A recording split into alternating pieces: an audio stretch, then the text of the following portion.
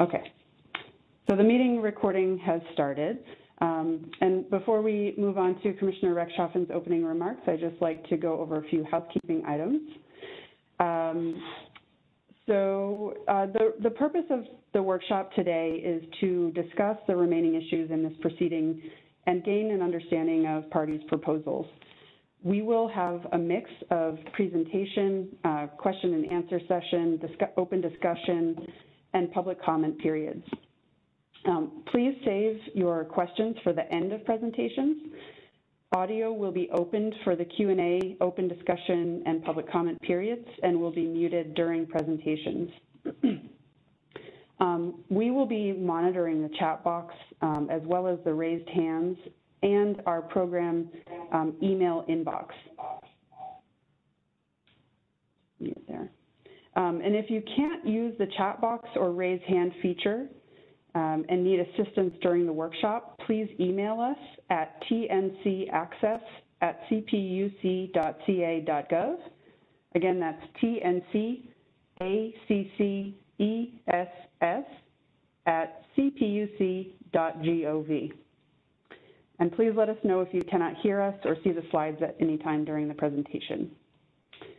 This WebEx meeting is being recorded. All the presentations and the recording will be posted on the CPUC website after the workshop at cpuc.ca.gov/tncaccess.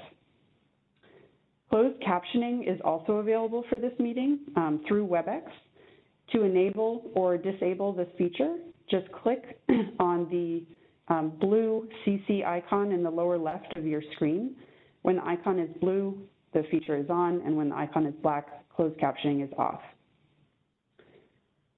If you have any additional questions after the workshop, please contact us at tncaccess@cpuc.ca.gov.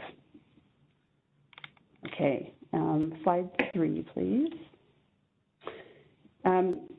So just a quick overview of our agenda for the day. It's just after 10 a.m. and we're working through our welcome and introductions. After opening remarks from Commissioner Rechtschaffen, CPUD staff will give an overview of our Track 4 proposals. This will be followed by parties' presentations and a question and answer session between 11:30 and 12:30. We'll break for lunch at 12:30 and return at 1 p.m. for a series of open discussion sessions focused on each topic within the Track 4 scoping memo. We'll take a brief break around 3 p.m. and have open public comment between 4 and 4:30 p.m. and then wrap up for the day. If at any point we wrap a session early, we'll take a break, so everything will start at the times you see listed on the agenda. Okay, and switch to the next slide. Okay, and now I'd like to invite Commissioner Rechtschaffen to make opening remarks, and Commissioner Shroma will be joining us a bit later. Commissioner Rechtschaffen.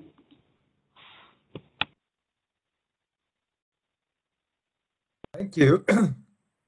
Thank you very much, Sarah. Pleasure to be here for this workshop today, and I'd like to welcome everybody.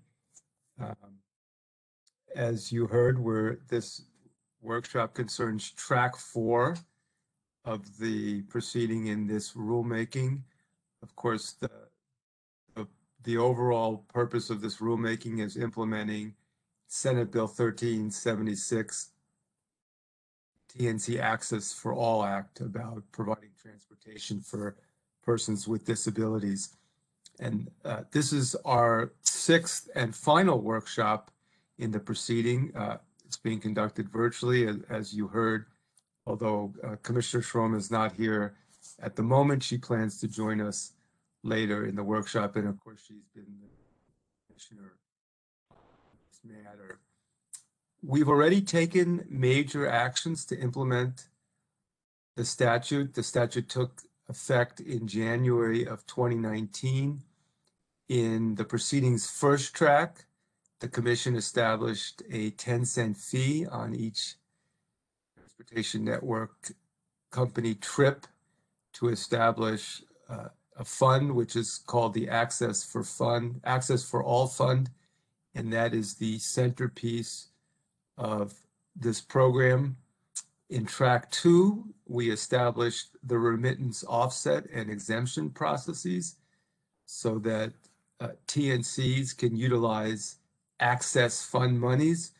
We also created a framework so that access fund monies can be received by transit planning agencies to develop local programs for on-demand access to wheelchair accessible vehicles. The track just before this, track 3, we defined on-demand, as it relates to wheelchair accessible vehicles, adjusted metrics for TNC's offset eligibility, set requirements for various providers and administrators, and addressed other accessibility issues. Now, in this fourth and final track, we have remaining issues to address about the offset process and how to administer the access fund to deal with, including how to address non-regulated entities. We very much appreciate everyone's participation. We look forward to hearing your views. It'll be very helpful for us to hear from the parties as well as the public during today's workshop. We, of course, are looking forward to working together to craft the most effective program possible that meets the statutory objectives and serves our disabled community. So thank you very much for joining us today. I'll now turn it back to Commission staff who will guide us through the agenda and help lead our discussions.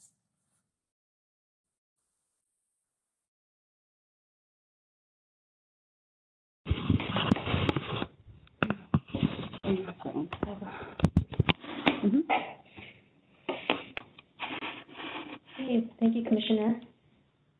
Good morning, everyone. My name is Anna Ju, and I will be presenting on CPD staff proposal. Next slide. Anna, could you talk a little closer to your mic? This is Commissioner Recchop. You were a little faint. Okay. I'll speak a little louder. Is that better? It's a little better. If you can get as close to the mic as possible, that'd be great. Maybe use this one. Okay. What about the both? Okay, is that better? Yes. Okay. All right, thank you.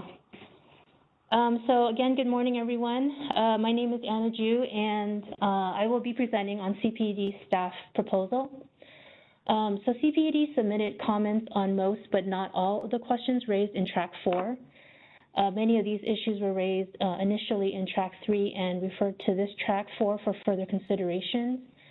Specifically, we addressed the topics listed on this slide, which are offset time standard, trip completion standard, approaching 100% completion rate, or offset time standard, clarification on passenger fares, non-regulated carriers, exception for smaller TNCs, TNC as access providers, additionally, accessibility issues and community wave demand.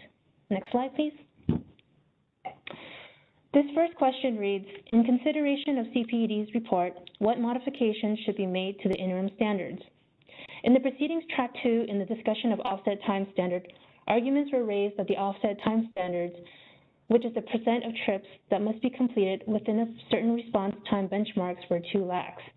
The Commission adopted interim response time benchmarks and an offset time standard acknowledging that the interim wave response time should be more conservative until wave data could be reviewed.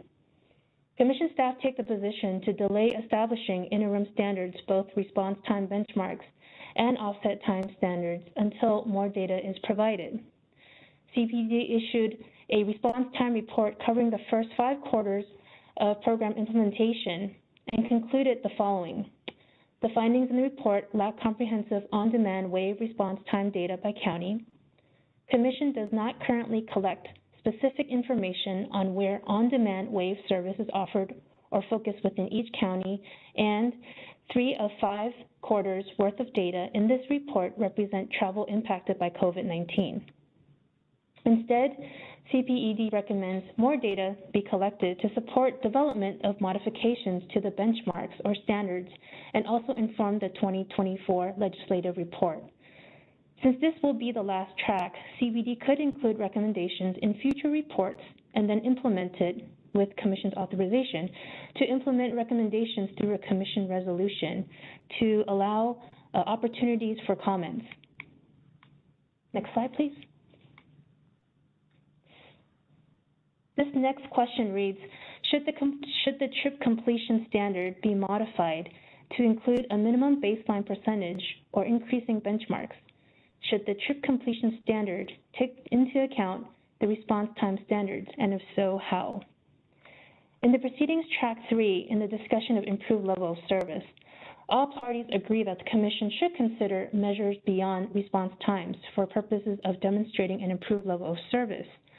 Arguments were raised that the Commission should consider specific measures of the increase, such as measuring the increase against static benchmarks based on its own performance, or setting a minimum completion percentage with gradual increasing benchmarks. Commission staff agree that the Commission should modify the trip completion standard by setting a framework. By 1, establish trip completion rate goals for 2026 and set increasing benchmarks over time to achieve those goals.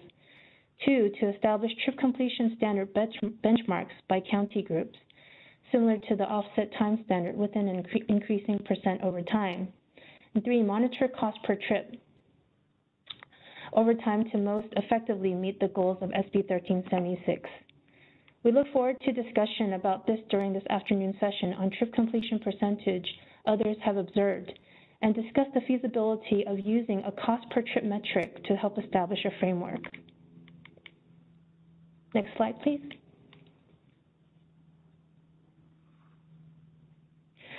Continuing the discussion of improved level of service, arguments were raised in track 3 regarding demonstrating improvement if a TNC achieves 100% ride completion. This next question reads, how should the Commission evaluate these requirements if a TNC approaches or reaches 100% completion rate?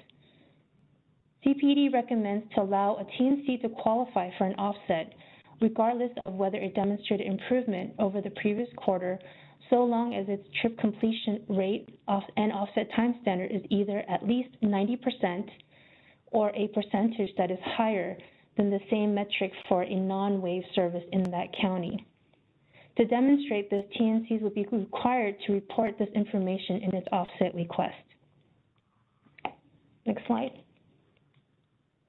This next question reads, what clarifications, if any, should be made with respect to the exclusion of passenger fares from eligible offset expenses?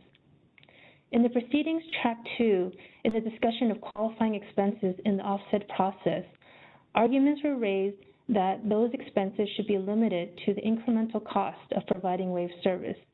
Ultimately, track 3 decision adopted the track 2 decision. However, arguments that fares paid by passengers should be excluded from the eligible expenses. Commission staff take the position that fares continue to be excluded from eligible offset costs. However, CPD acknowledged that fares are composed of multiple elements, such as, but are not limited to, the following: base fare, premium charges, marketing fees, taxes and local fees, to name a few. CPD recommends the Commission define specifically which elements of the fare should be excluded. We look forward to the discussion about this at today's afternoon session to understand these different elements of TNC fares. Next slide, please. Slide 11, on the issue of non-regulated carrier. The scoping question reads, how can the Commission ensure that non-commissioned jurisdiction transportation carriers demonstrate compliance with safety requirements akin to the requirements for a charter party permit? In the proceedings track 3, in the discussion of disbursement of access fund monies to non-regulated entities, arguments were made that non-regulated carriers should be eligible if they can function as access providers, and that taxi cabs, for example, have more stringent requirements than TNC requirements.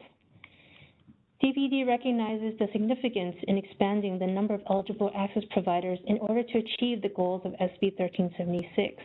At the same time, the Commission should ensure compliance with safety protocols, and therefore CPD recommends to adjust the access provider eligibility requirements to allow 1, transportation carriers that hold a Commission-issued permit, and 2, transportation carriers that do not hold a Commission-issued permit, as long as they demonstrate they would be operating within the Access for All program with comparable requirements to the Commission-issued permitting requirements to serve as an access provider.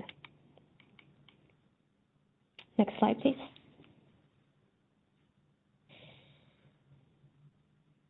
This question on slide 12 reads, should an access provider exception be made for smaller TNCs that provide wave services in a geographic area but do not meet the requirements for an offset or an exemption? If so, how should a smaller TNC be defined? How should a TNC demonstrate eligibility? In response to this question, Commission staff recommends that all TNCs should meet the same set of requirements, and no exception should be made for smaller TNCs. Therefore, if a smaller TNC does not meet an offset or exemption, they will not be eligible to apply as an access provider.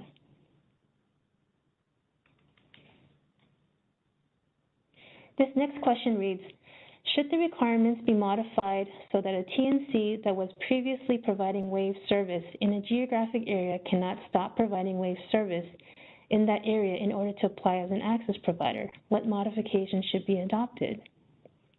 In the proceedings, Track 3, parties objected allowing TNCs to apply as access providers in counties where they do not provide wave service, stating that it is inconsistent with SB 1376 that TNCs did not attempt to provide wave service in the first place. Commission staff recommends no change to the current rules due to the lack of evidence that a TNC would abuse this requirement. Next slide. This next question reads, what issues, if any, should be addressed related to the accessibility needs of people with disabilities who do not require waves, including but not limited to the needs of persons with hearing or vision impairments, persons who require the assistance of service animals and/or ambulatory persons with disabilities. In the proceedings, Track 3, TNC suggests this proceeding should be focused on wave-related issues, while others propose various topics and issues that should be addressed in this proceeding, however, lack detail and therefore is addressed here in Track 4. Commission staff takes the position that this proceeding should be focused on wave-related issues and that the topic of accessibility intersects with all types of transportation regulated by the CPUC. Therefore, CPUC staff recommends that the Commission consider additional accessibility issues in a separate proceeding. Next slide.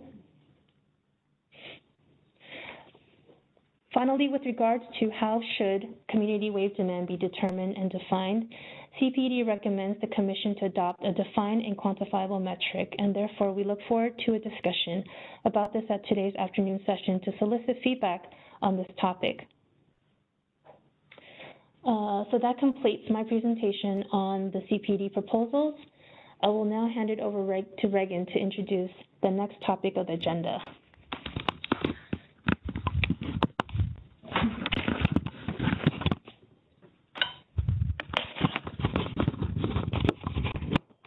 Thank you, Anna. Good morning, everyone. My name is Reagan Raxford. I'm the other analyst working with Anna Drew on this program. And so moving on to the next agenda item are the presentations from parties in response to the amended Track 4 scoping memo.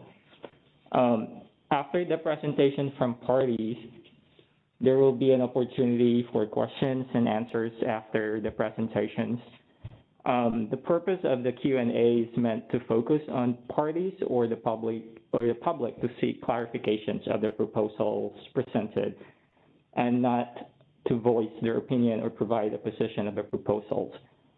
We ask that you limit your presentations between 5 to 7 minutes. We will monitor the time. If it's the last minute, we will try to provide a last minute warning and to give everyone an opportunity to present. So we would start the presentation with the Disability Rights California with their speaker, Autumn Elliott. Autumn, are you ready?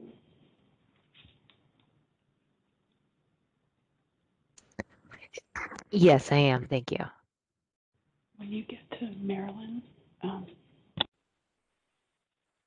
please go ahead, Autumn. Okay. pull up the slides too.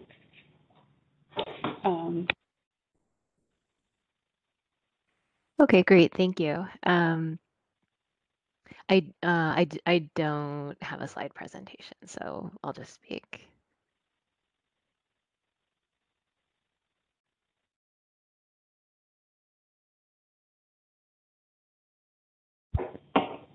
Go ahead. Go ahead, Autumn.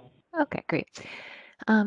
Thank you. So I wanted to focus my presentation on the principle that currently guides and has been guiding all of the disability advocates' proposals before the commission throughout this proceeding, which is that the transportation network companies need to provide service for people with disabilities that is equivalent to the service that people without disabilities get, that people with disabilities should have service that is comparable. That's something that the TNCs are required under the law to do. Under federal law, the Americans with Disabilities Act, as well as state law. And it's always been super clear that state law requires this equivalence. And, increasingly the TNCs are facing these questions in courts across the country, and the courts are also holding them to the standards of the ADA. In California, the legislature passed the TNC Access for All Act because the TNCs weren't providing equivalent service. In fact, for the most part across the board, they weren't providing service at all to entire populations of people with disabilities, such as people who use wheelchairs. And so the TNC Access for All Act sets up a system for collecting funds. TNCs can use those funds if they're making significant progress towards equivalent service, and otherwise there's a system for other providers to use that money to provide service to people with disabilities. And the Act also requires the Commission to set progressive benchmarks to get to equivalent service at the end of the day for people with disabilities. And at the March 4th Commission meeting, Commissioner Shiroma expressed her hope that that was what the Track 3 decision would do, but it doesn't. As this proceeding has gone on, the commission has shied away from requiring equivalent service, saying, well, let's get more information first about what level of service people with disabilities are getting. But the real question isn't what's being provided to people with disabilities now. The real question is, what's the level of service that everybody else gets? And then the work for the commission is to set benchmarks relative to that level of service. And Track 4 offers a final chance for the commission to do that, to set benchmarks that over time will achieve equality, will achieve comparable service for people with and without disabilities. So, for instance, in Track 4, there's an opportunity for the Commission to modify the interim response time standards to reflect the benchmarks that were originally proposed by CPED in Track 2 of this proceeding. As the Commission's Track 2 decision recognized, the beauty of that proposal was that it was a clear data-supported methodology that used standard trip response times as the basis for calculating wave response times. As opposed to, well, let's look at what's being offered to people with disabilities today. Track 4 is also an opportunity for the Commission to adopt the same methodology with respect to ride completion benchmarks and make those increase over time until they reach comparability to the service offered to everyone else. And it's a chance to make measurements of both response times and ride availability meaningful. So, for example, response time measurements can't exclude rides that were never completed.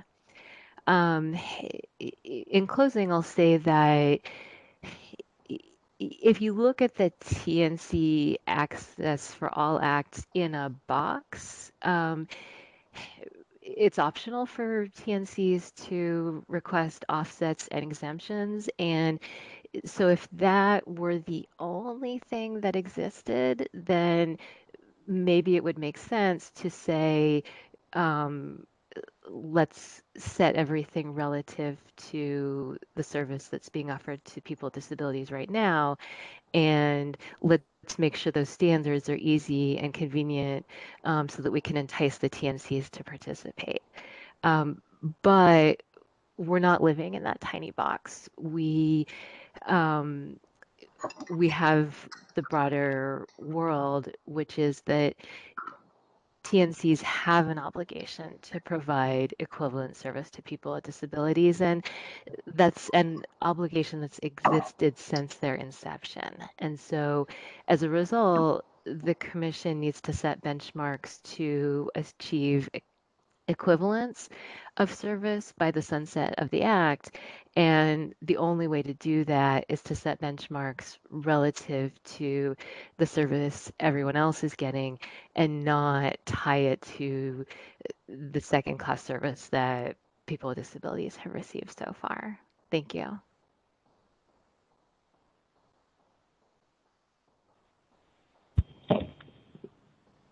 Thanks, Autumn. Our next presenter is Disability Rights Education and Defense Fund, or DREDF. Unfortunately, Marilyn Golden isn't able to join us, but I believe Autumn Elliott will present on her behalf. Autumn?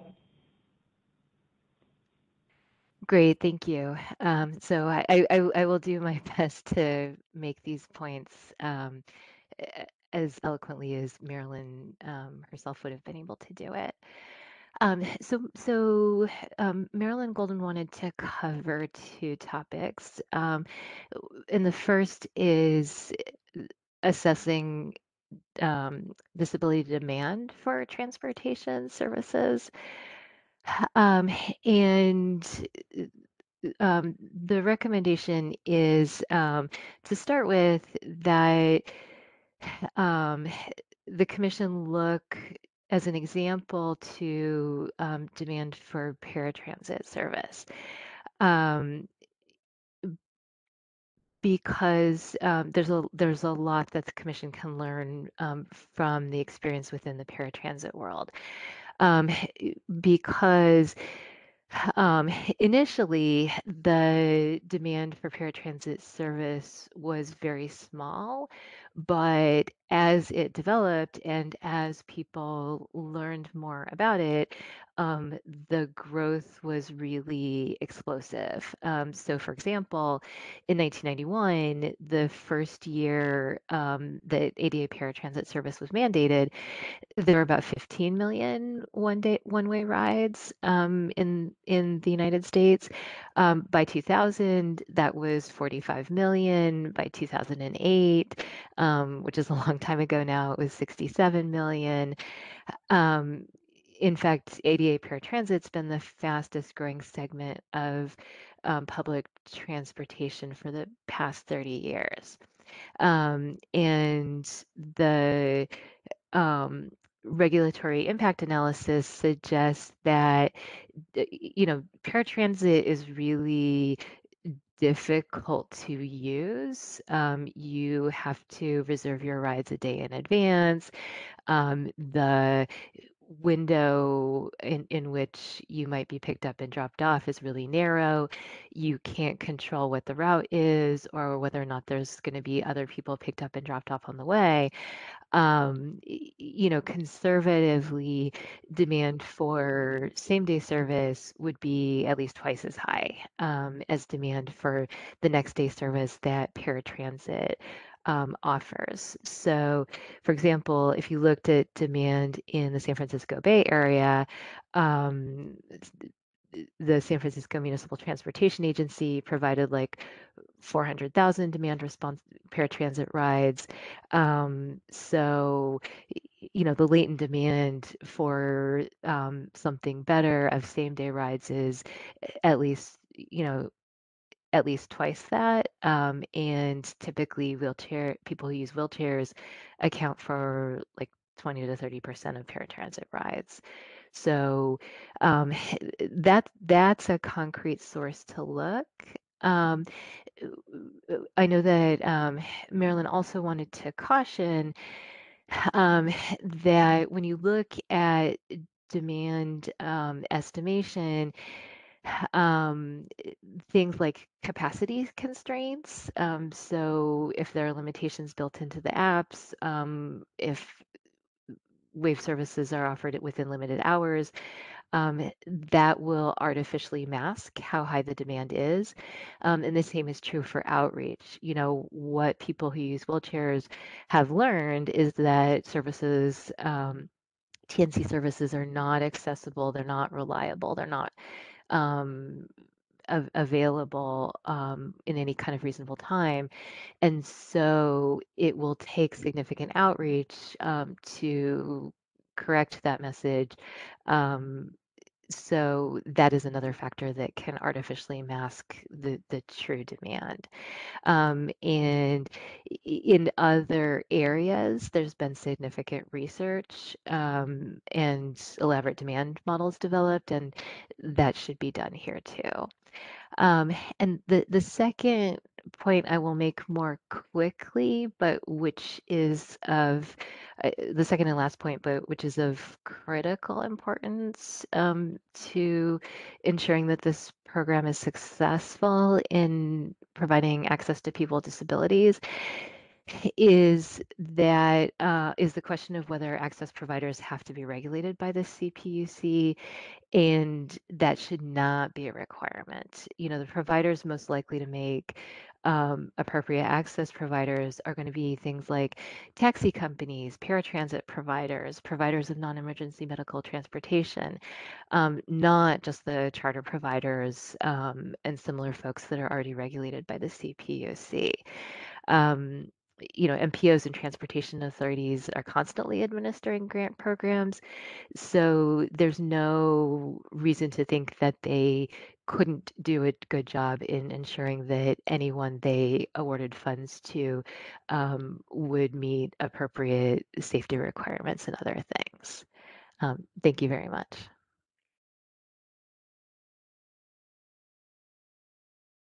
Okay.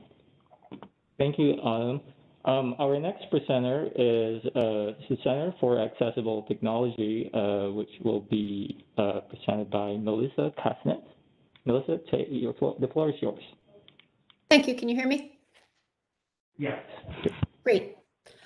I'm speaking on the issue of accessibility needs for TNCs in addition to wave access. This is an issue that's been identified back in the first TNC proceeding before the Commission, R.19-02-012. And since that time, there have been three broad categories of access issues that have repeatedly been identified and still need to be addressed. These three main categories include assurances that people who rely on service animals will be able to have access to TNCs. It includes the issue of the accessibility of the apps themselves and the websites run by the TNC entities.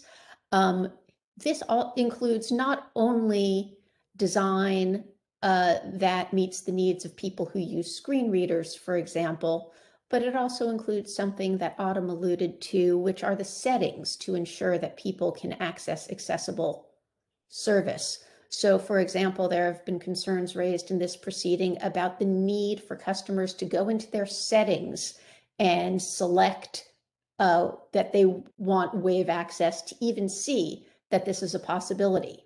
So if customers don't know that that setting change exists or don't know how to access it, they will not be able to perceive even that any wave service is available. So these issues on web accessibility and app accessibility are an important factor in providing service. And then the final category can broadly be lumped under issues of assistance in driver training, although they cover a broad array of issues.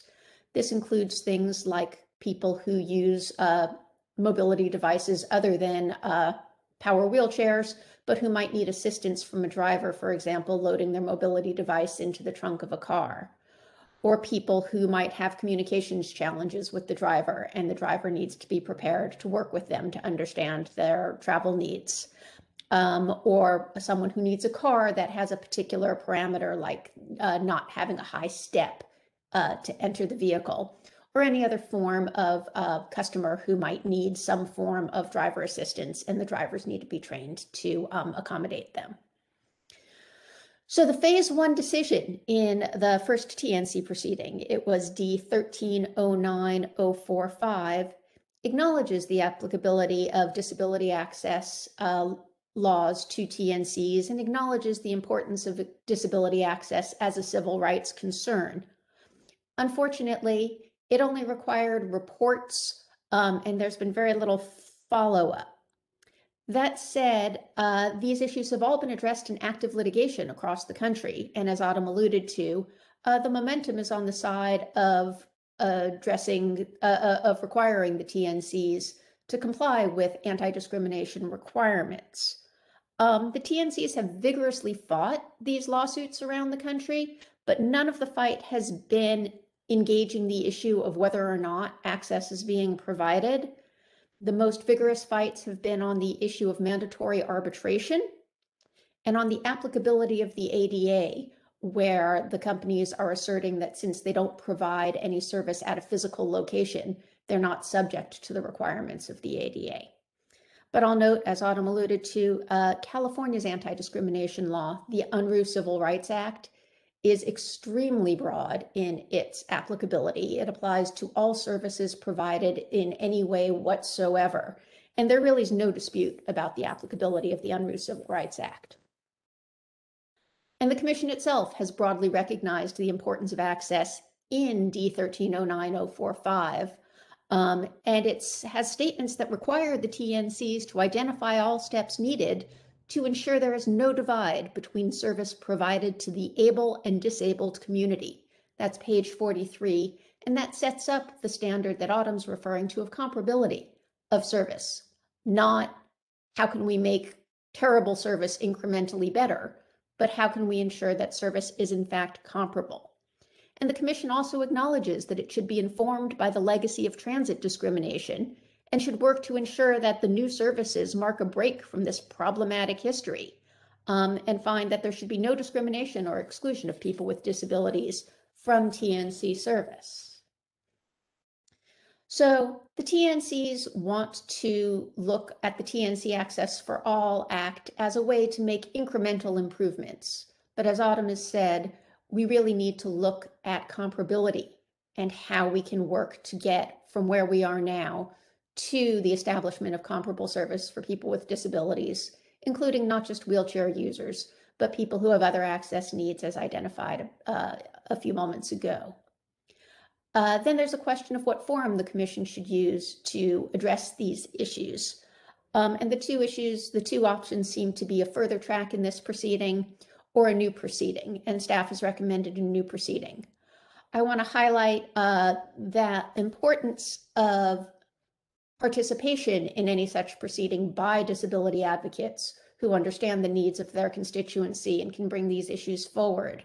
And frankly, that pushes in favor of doing the work as a further track to this proceeding, because this proceeding specifically provides for compensation for interveners, including disability advocates, to be able to do this work. Unfortunately, the availability of compensation is not, or I should say compensation is not available in transit proceedings other than this specific proceeding under the Transit for All Act. And that's been a problem in enforcing disability access requirements previously. The Center for Accessible Technology was an active party in phase 1 of the other proceeding where these standards were established, but because of the determination that compensation wasn't available, we weren't able to provide follow-up to it, and the work has trailed off. So if there's going to be a successor proceeding, there needs to be a way to allow the disability advocates to participate fully, and that requires compensation. Thank you. Thank you, Melissa.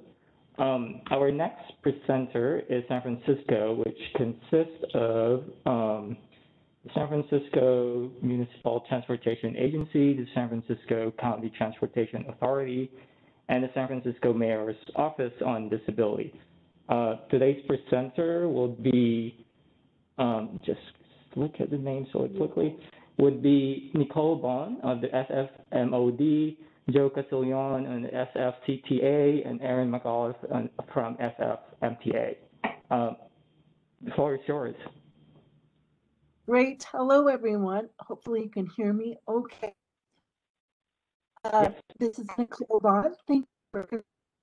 I'm the director of the San Francisco Mayor's Office on Disability. Although I've been part of this proceeding this entire time, this is the first time I've been able to be here today. So I'm very glad to be here representing the office and the city, and also my fellow wheelchair users. I also am a wheelchair user. Our presentation today is going to be focused on offset requirements and who qualifies as qualified access fund provider, and also a recommendation to establish an ADA coordination office within the CPUC. But before we get to that, I just want to say that we align with Melissa's comments around the proceeding and maintaining funding for the disability community to be involved if we do separate into a separate track, which I would not recommend, but if we do that, we need to maintain funding. We agree with that. I also want to emphasize how important it is to keep our proceedings moving forward because every day that we do not have equitable wheelchair access is another day where people with disabilities don't have options. So with that, I'd like to pass it along to our colleague, my colleague Joe, to begin on offset requirements. Thanks, Nicole, and thanks everyone, the Commission and staff for organizing today's discussion. I'd like to first talk to you about our responses to some of the questions that you all posed, specifically with respect to standards and data and metrics, and then hand the discussion off to my colleague, Aaron, to talk about some of the additional questions. For those of you who don't know me, I'm very involved in data in work in San Francisco County Transportation Authority. And so, we've been very keenly following this because we do think it's really important to make sure that we have good metrics so that we are proceeding towards achieving equivalent service in a meaningful and substantive way. And, there's been a few things that we have been troubled with that some of the prior speakers have alluded to. And one of them, and I think this is something that obviously Commission and staff are dialed into, is this question of trip completion.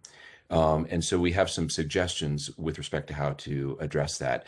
What you see here in this upper table, and in our proposal, we actually propose a new, what we call adjusted interim wave response time metric that seeks to account for this trip completion issues. So for those of you who maybe aren't as quite familiar with what we've been seeing in the data, and the data you see here in the top of the table is from an actual offset request submittal.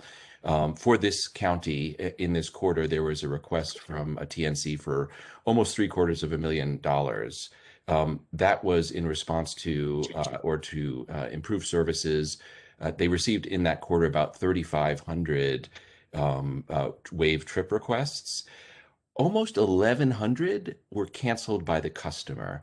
And you might say, well, that doesn't really, that's not the TNC's fault. That's not the company's fault. But I think it does suggest that there is an issue. If over 1,100 people are simply canceling the trips, that suggests there's something going on. In the end, of those 3,500 trip requests, only about 1,400 were fulfilled. And completed. So even if we net out the ones that the customer canceled, that means that only like 58% of the trips will be completed. If we don't net those out, it drops to something like 35 or 40%. That's really significant. And as one of the prior speakers mentioned, this is not reflected in the response times, which are only for the trips that actually are completed. And yet, if there's a significant number of trips that aren't completed, that really suggests there's a problem with the metric. So what we've simply suggested is that we have a new metric in which we take that response time and divide it by the percent complete, the 50th percentile complete, which again means half we're better, half we're worse. And what that does is gives us an adjusted response time. And this is actually really would have significant effects on, just whether we feel like, and the commission feels like service is improving. So for example, and this is all again using the data from this one submission, the level 1 standard in this county is 25 minutes, the level 2 is 50. With the current response time and the fact that it's an either or, they didn't actually meet it for the level 1, but they met it for level 2, and so therefore they were approved this offset. With our adjusted response time, which basically says, yeah, the response time is good, but you have to account for these, high percentage of trips that simply aren't being completed, they would not pass muster with either of these, and that offset request would have been completed, would have been rejected, which would allow then the local access fund administrator to use those funds to implement, a program in a very kind of cost-effective way. You can actually just see, looking at these numbers, that for, $700,000 to only deliver, 1,300 trips, that suggests that there's something like $500 to $600 to complete a single trip. And we believe local access providers could be much more effective. If I could have the next slide, please. I think we also want to kind of laud the commission for the recent report that came out on the TNC Access for All response times, which we thought were really helpful. One of the observations that the commission staff noted in that report was that everybody was easily matching the level 2 response time. So we suggested that we should do away with level 2 and only use level 1. We also suggest that the either or is just really not effective. It gives too big of a kind of a loophole for people to kind of partially respond. And then again, these results are biased, and I see my time is limited. So if we could move to the next slide. What we would like to do is ensure that benchmarks are incentivizing achieving equivalent levels of service. For the trip completion standard, we really think it's important that it has to be the percentage, not the percentage or, and that's in the statute. That should be a no-brainer. When it's just a single trip, that really doesn't mean to meaningful improvement, let alone getting to equivalent service. So we really think improvements are necessary. We don't think additional metrics, but refinements. And with that, I'd like to hand it off to Erin, and I apologize if I've gone a little bit long, Erin. No worries. Thank you, Joe. Digging into the data has been a really big part of this rulemaking, and so much attention to detail is required. So all the time for that. Can you please go to the next slide, Anna? Thank you. So I'll just talk quickly about the section of the scoping memo about access fund disbursements. First, the Track 4 scoping memo addresses this decision that was made in Track 3. That didn't receive a lot of support from most parties, including San Francisco, and that was to limit access providers to only those that are permitted by the CPUC.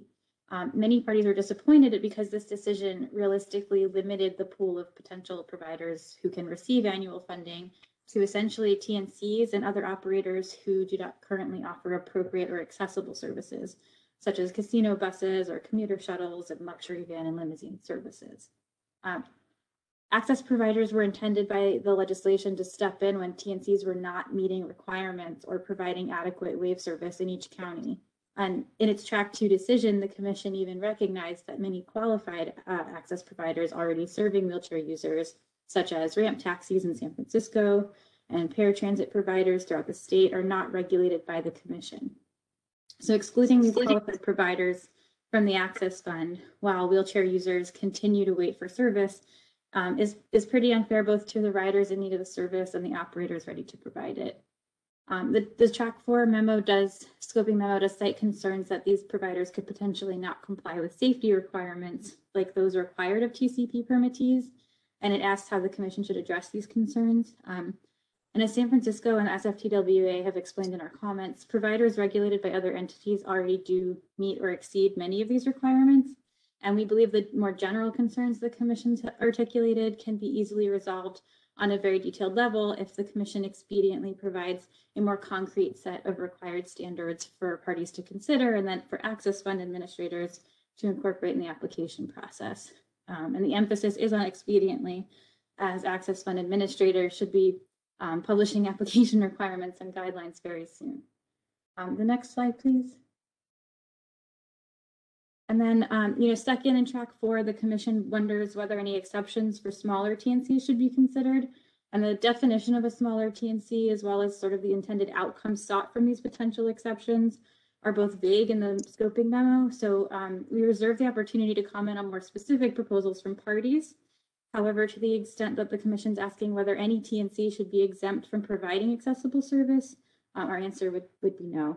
And finally, before I turn back to Nicole to take us out, the Commission authorized a TNC to apply as an access provider in a county where it does not offer wave service in the Track 3 decision. And this essentially excuses TNCs from participating in the offset and exemption process in almost any county. This decision is really concerning because the whole point of providing funding to access providers was not to give TNCs a different bite at the apple, but to instead leverage existing community resources to provide more service while TNCs got up to speed. So allowing TNCs to receive this funding through the Access Provider Fund rather through the offset and exemption process essentially excuses them from meeting service level requirements that Joe is just going into very deep detail on that are being established specifically for them in this rulemaking to ensure that they eventually provide equivalent service to wheelchair users. So that not only undermines the intent of the Act, but also the considerable work that has gone into the rulemaking so far. Since we don't see how that decision in any way supports the improvement of wave service to riders, we'd ask the Commission to rescind that eligibility before Access Fund administrators are required to publish access provider applications and guidelines. So I'll now turn it back to Director Bond to wrap up with San Francisco's proposal for additional accessibility. So I recognize that our time is up. So I will just say briefly that we strongly feel that the CPUC should establish an ADA coordination office.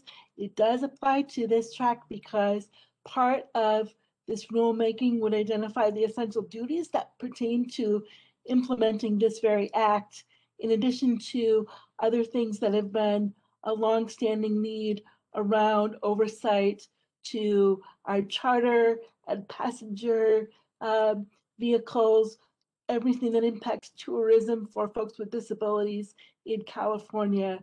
It's really important to establish an office so that we can oversee and maintain our obligation under the Americans with Disabilities Act.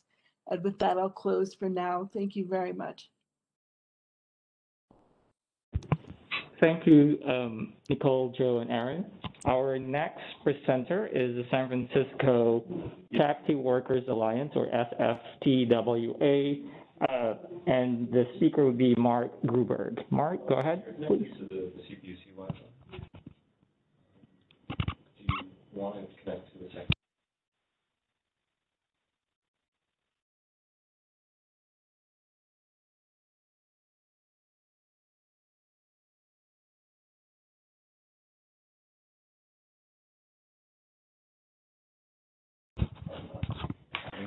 Issue. Mark, are you there? It would be the Wi-Fi. Yeah.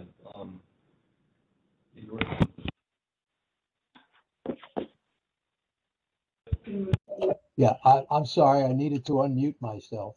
I'm Mark Gruberg. I'm a San Francisco taxi driver. working for Green Cab. I'm a member of the board of the San Francisco Taxi Workers Alliance. And although there are a number of important issues that are in discussion here today, I'm only going to focus on one, which is access to funding for wave providers that are not regulated by the CPUC. And we maintain that it would be a disservice to wheelchair users to arbitrarily deny funding to highly qualified, long experienced providers of wave service like San Francisco Taxis. We believe the Commission's concerns over safety can be easily addressed. I'm going to be talking mainly about San Francisco wave taxis, which we call ramp taxis, but the standards I'll be outlining would apply equally to all wave transportation providers. First, I'd like to go over what the law says about access providers.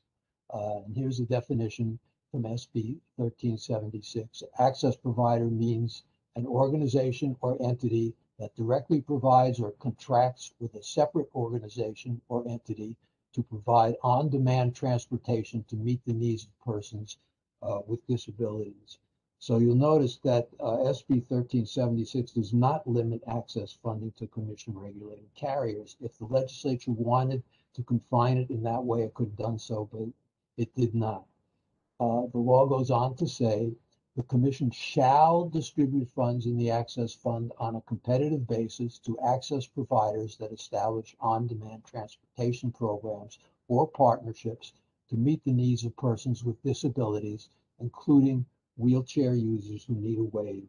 So note the use of the word shall. This is not discretionary. Of course, the Commission can establish reasonable rules to protect the safety of the public, but it cannot simply slam the door on carriers it does not regulate. So next slide, please. So even if there were no legislative mandate, refusing to allow taxis, San Francisco taxis, and others access to funding would be a bad public policy. San Francisco ramp taxis are highly qualified to provide wave service. They've been doing so for 27 years. Last year, they gave close to 10,000 rides to wheelchair users and almost 80,000 over the past 7 years. They're insured for $1 million for all paratransit trips, including ramp taxi trips. They're subject to rigorous annual or semi-annual inspections by San Francisco Airport's Ground Transportation Unit. Drivers are trained, committed professionals. They're permitted by and accountable to the SFMTA. Drivers are subject to mandatory drug and alcohol testing. They undergo fingerprint background checks, considered the gold standard by law enforcement. Next slide, please. Now, what of wave providers that may not have the same credentials as San Francisco taxis? The Commission must ensure that all carriers seeking access funding meet the same high standards. And the Consumer Protection and Enforcement Division has proposed appropriate safety standards for access providers. The main points are background checks, insurance minimums, driver training, drug and alcohol testing, vehicle inspections. San Francisco taxis meet all of these standards and then some. Other wave service providers that can meet these standards should also be eligible for access funding. Next slide, please.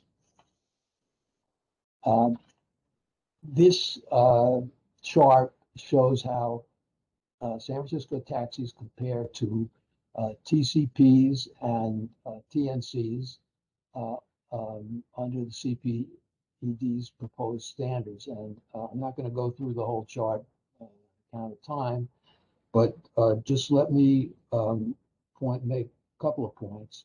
On criminal background checks, San Francisco taxis have live scan background checks, which access the California Department of Justice database of databases, which also includes the FBI's database. TCPs do not have required background checks unless they are primarily engaged in transporting children under 18, and TNCs have private background checks, which only have access to public records. On liability insurance, San Francisco taxis have $1 million for all paratransit ride, including all wheelchair rides.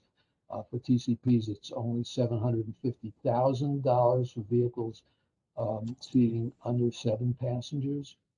And TNCs have $1 million when they are matched with or transporting passengers. On drug and alcohol testing, the requirements, the mandatory requirements for SF taxis and TCPs are similar. TNCs have no mandatory testing. There's a zero tolerance policy, but no mandatory testing. So let's go on to the next slide, please. This is ensuring compliance with access provider safety standards. And this is the way we think it should be done. The Commission should establish safety standards for access providers to meet the certification. The Access Fund Administrator should be charged with determining compliance with the standards established by the Commission as they review the funding application. Access providers should be contractually obligated to adhere to these standards, and the Access Fund Administrator should have the authorization to conduct audits if necessary to verify compliance. And next slide, please. So to conclude, SB 1376 seeks to ensure the widest access to wage services. Here's a quote from the law. It is the intent of the legislature that California be a national leader in the deployment and adoption of on-demand transportation options for persons with disability. So note the word transportation options. Options means greater choices, not fewer choices. Opening access funding to all qualified wage service providers is essential to achieving the goals of the statute. Thank you. That concludes. Thank you, Mark. Next up is Lyft, and the speakers are, please correct me if I mispronounce your names, Izzy Girondio and Richard Zhu. The floor is yours. Absolutely. Hey, everyone, and good morning. My name is Rich Zhao, and I'm a senior analyst on the wheelchair accessible vehicles team here at Lyft. And presenting with me today is Izzy, who is the program manager. Okay. Next slide, please. We will cover 3 topics today. First is the alternative to quarter-to-quarter improvement, what we'll call reimagining the improved level of service requirements. A plan B, which is called improving existing requirements if our main proposal is not adopted. And lastly, we'll share some thoughts on TNCs as access providers in general. Next slide, please. So we'll start with reimagining the current system. So in the current system, we believe quarter-to-quarter improvement creates an unrealistic standard. And just a reminder, quarter-to-quarter improvement requires that TNCs must exceed their prior performance each quarter. And while we acknowledge that the intent of this is to ensure that TNCs show improvement over time, we believe measuring strictly against prior performance creates an unrealistic standard because it penalizes rapid improvement. On the chart to the right here, I'm showing you San Francisco response times for 4 quarters in 2020. You can see here the jump from Q2 to Q3, 60% of rides under 15 minutes to 75%.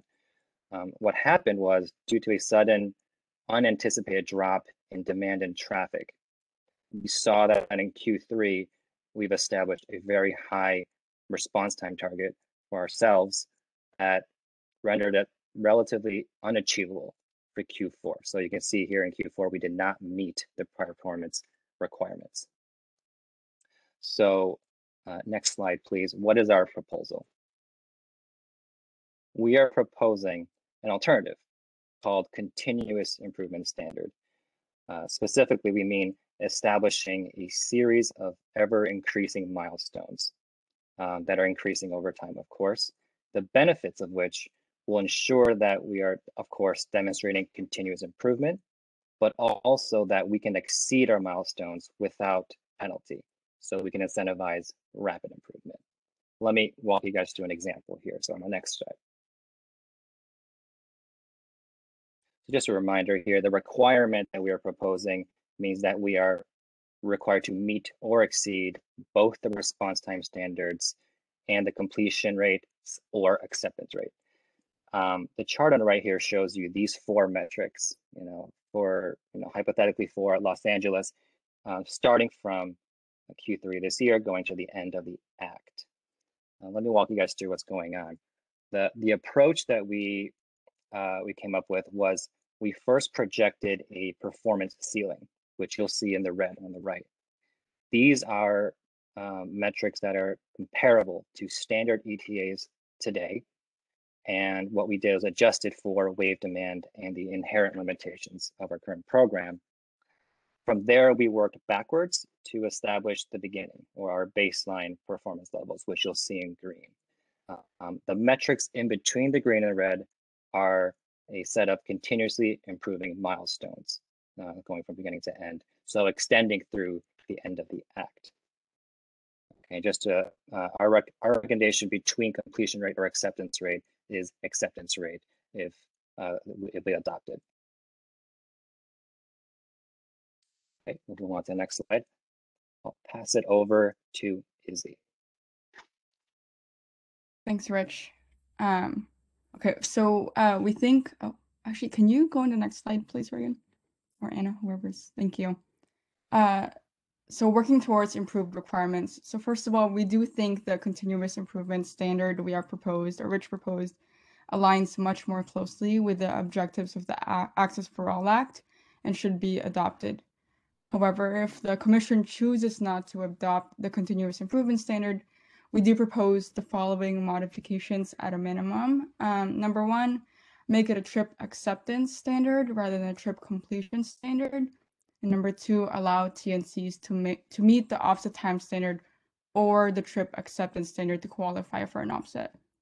I'm going to walk you through why we think of those.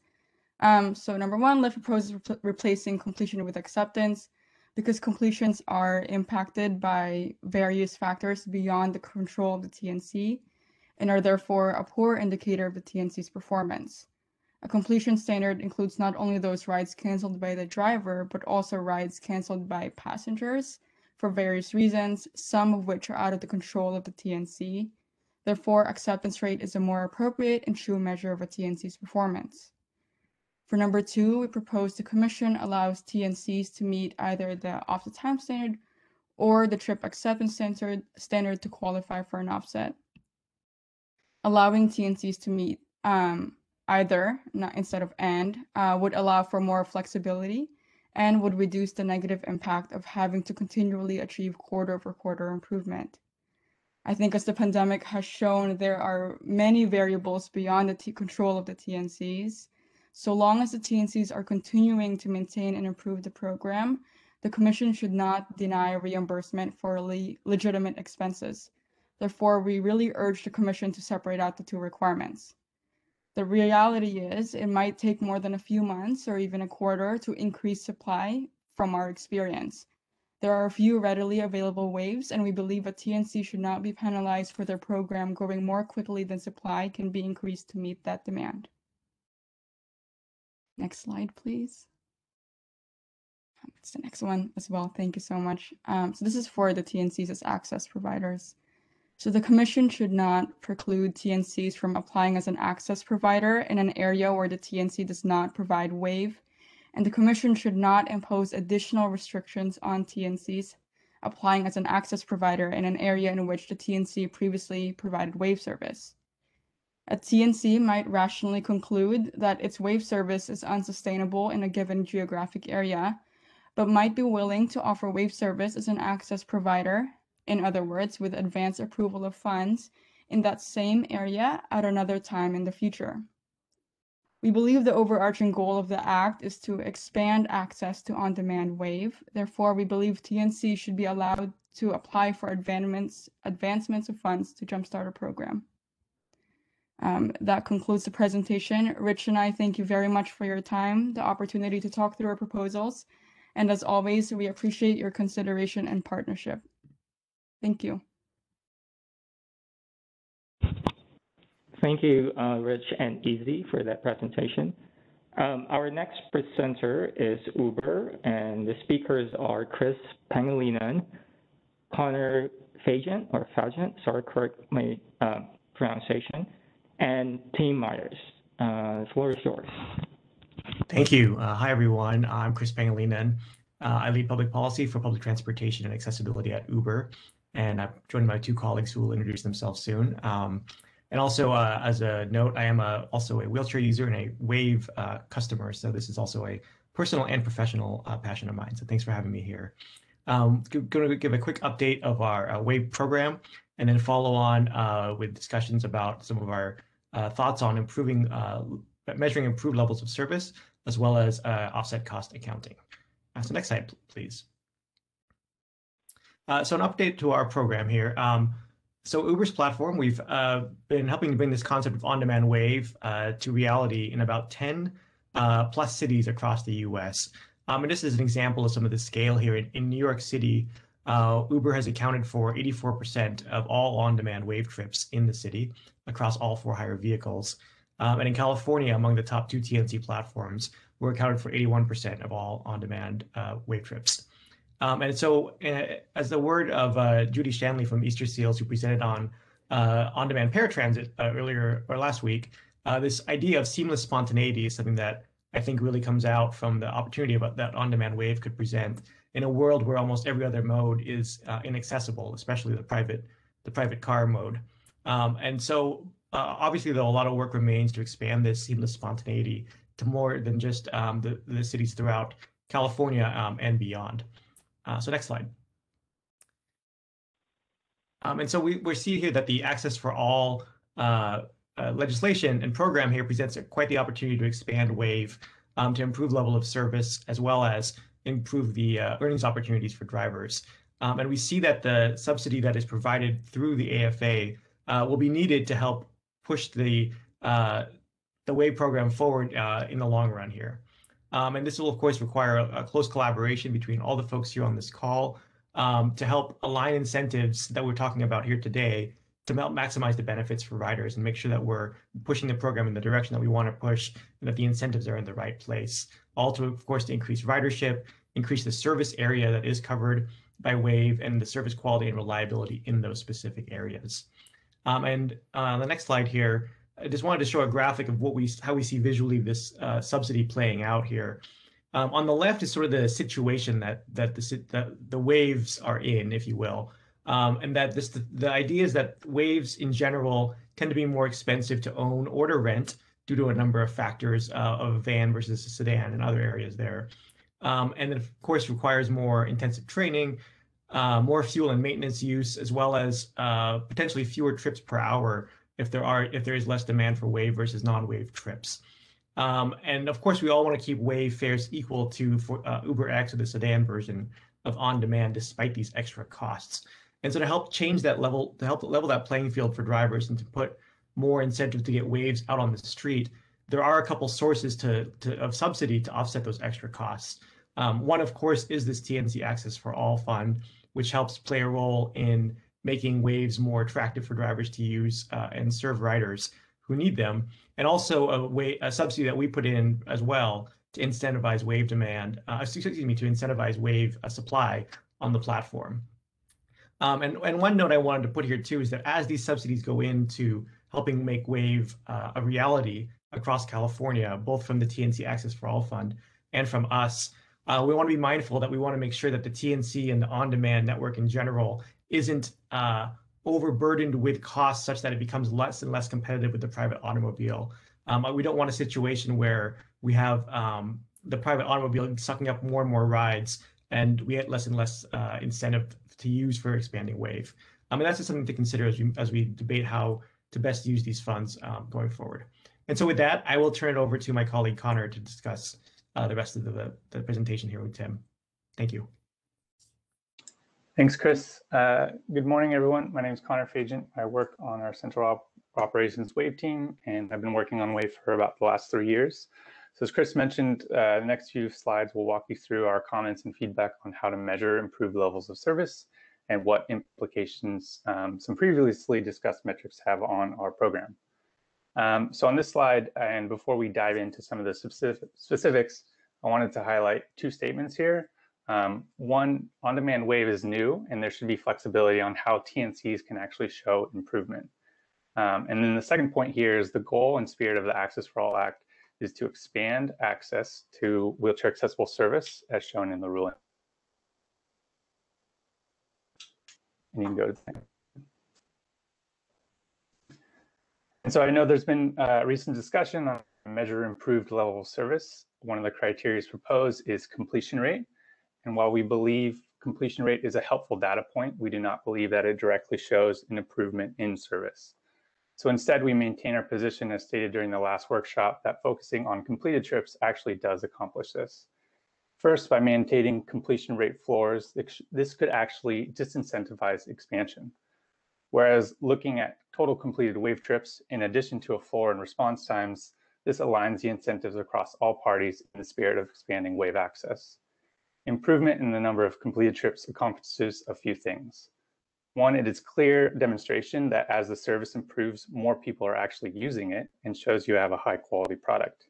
And then secondly, it also increases the wave cost per trip efficiency, which we'll address in a few more details in the next section. Next section, excuse me. Next slide. So digging in a bit more on the completion rate metric and why we disagree that it should be used to measure improved level of service. One, it is not fully within our control.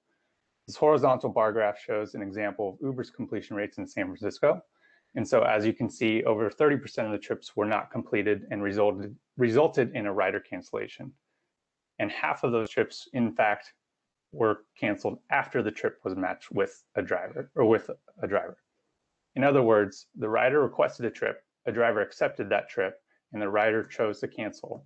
And that's represented through the darker shades of blue in the graph. Some of those reasons could be the rider changed their plans or the driver was closer or further away than they initially thought. Secondly, 20% of the trips were canceled before matching with a driver or not accepted. And we view these as areas of improvement, shown by the two categories on the far right in dark blue and orange. However, given the inherent structure of the completion rate formula, we could actually reduce those categories by potentially consolidating our service area and increasing the density of our supply. Next slide. So given the operational complexities and lead time required to increase supply, and to build off my last point in the last slide, one of the ways we could approach our completion rate strategy is to consolidate our supply in smaller geographic areas and reducing our service area. Currently, UberWave's service area in fact encompasses the entire state of California. What the proposed measurement of improving completion rate would require us to do is to consolidate our current supply into counties like the small green area representing San Francisco County and shown in the map. This could also result in requests being unfulfilled in other counties or far-reaching areas. So as Chris mentioned earlier, we complete about 81% of trips in the state. So there's ultimately a trade-off between aiming to achieve a higher completion rate versus how we strategize behind our service area and times. This map also shows where we know we can do better, but the policy has to encourage that type of action, which in using total completed trips as a measurement would accomplish. And now I'll pass it off to Tim to discuss in more detail about our cost structure. Thanks, Connor. You can go to the next slide. So I wanted to address a little bit about cost accounting and how the economics of the WAVE program work by sharing a little bit of data with everyone. But first, a level set on how the Tnc business works. From a financial standpoint, Uber or TNCs for that matter don't actually collect or retain trip fares, the fares that are charged to passengers. Those fares go to drivers who could be either independent operators or work as part of a larger fleet. And the amount that Uber actually collects and retains is just a service fee percentage or a portion of the total trip fare itself. And we'll talk about in a second, those service fees are actually relatively small compared to the total cost of running a WAVE program. So on the right side, we have a chart illustrating in Los Angeles as of Q1 2021, what our per trip economics look like in the WAVE program. On average, a rider paid $18.20 for a WAVE trip. And again, those rates are matched to be the same as the UberX product.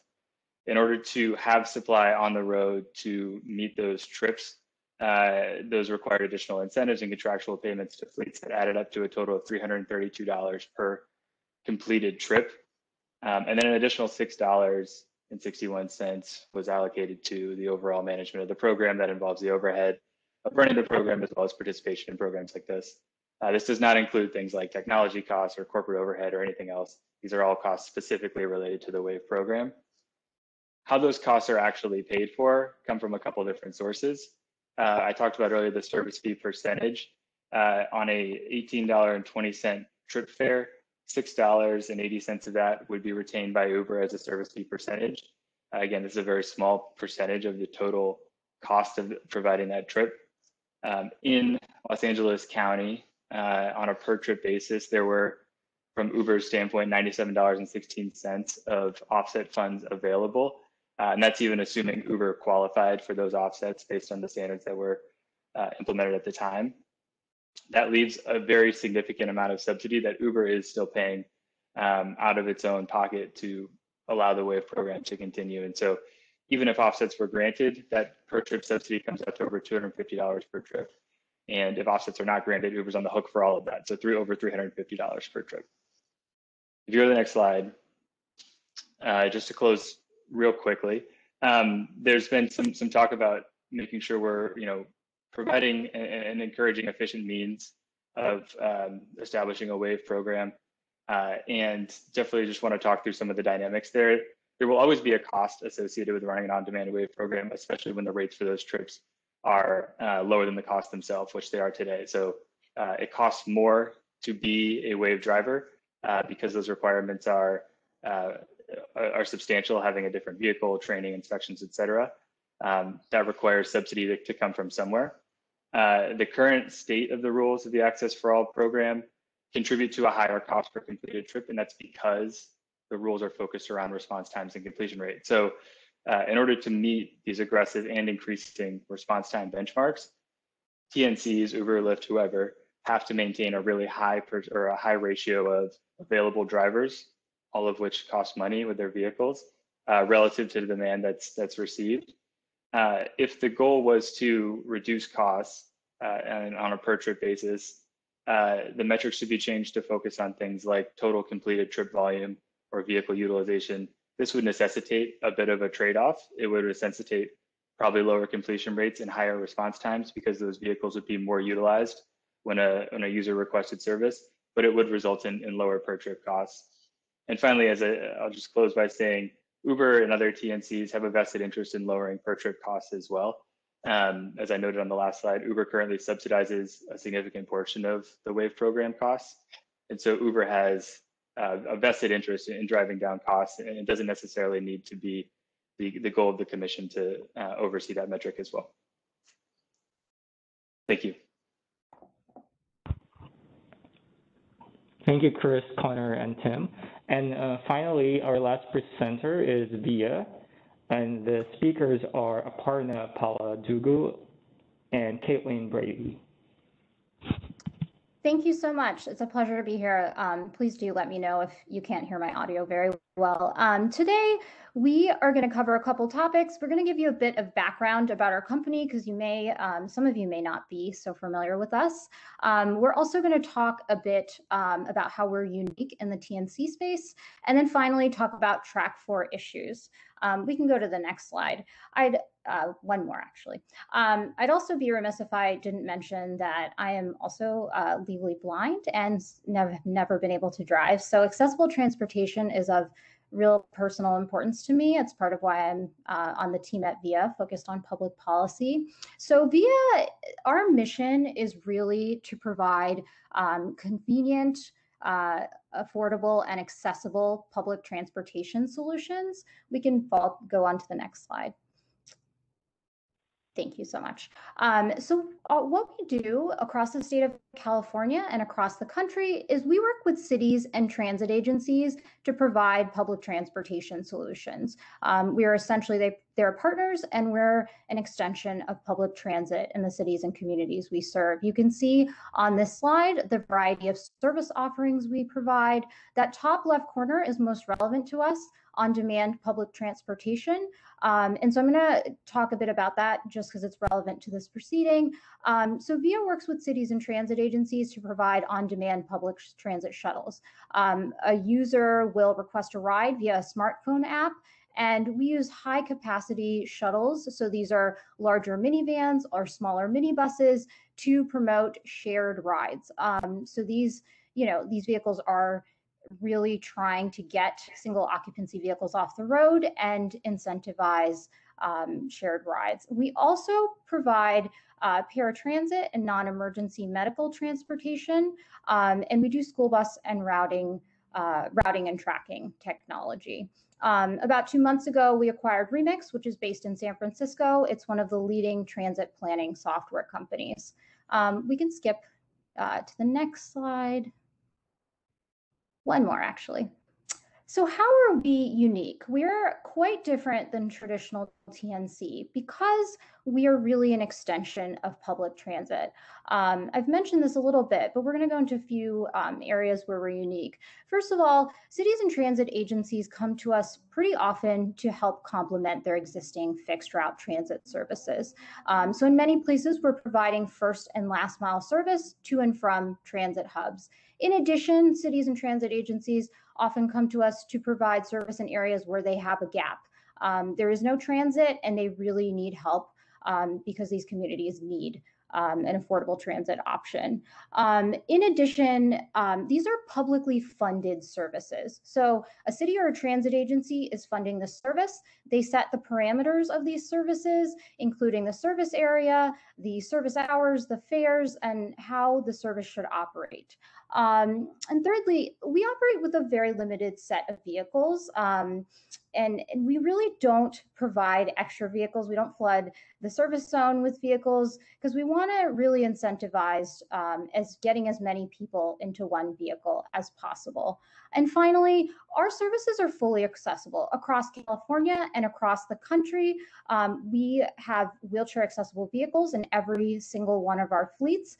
We have an accessible app, and we encourage riders to bring service animals on board.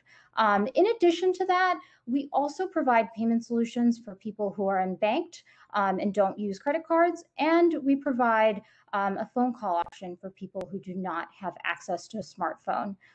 We can skip to the next slide. Next slide. Thank you so much. So we wanted to take just a moment before we dive into track 4 issues to kind of give you an example of how one of our services operates, just so you have a sense. In West Sacramento in 2018, the mayor worked with us to set up a city-wide on-demand service. You can see the vehicle in the top right. So the vehicle is branded VIA, but it's also branded the City of West Sacramento, an extension of public transit. We offer reduced fares for people who are seniors and those with disabilities.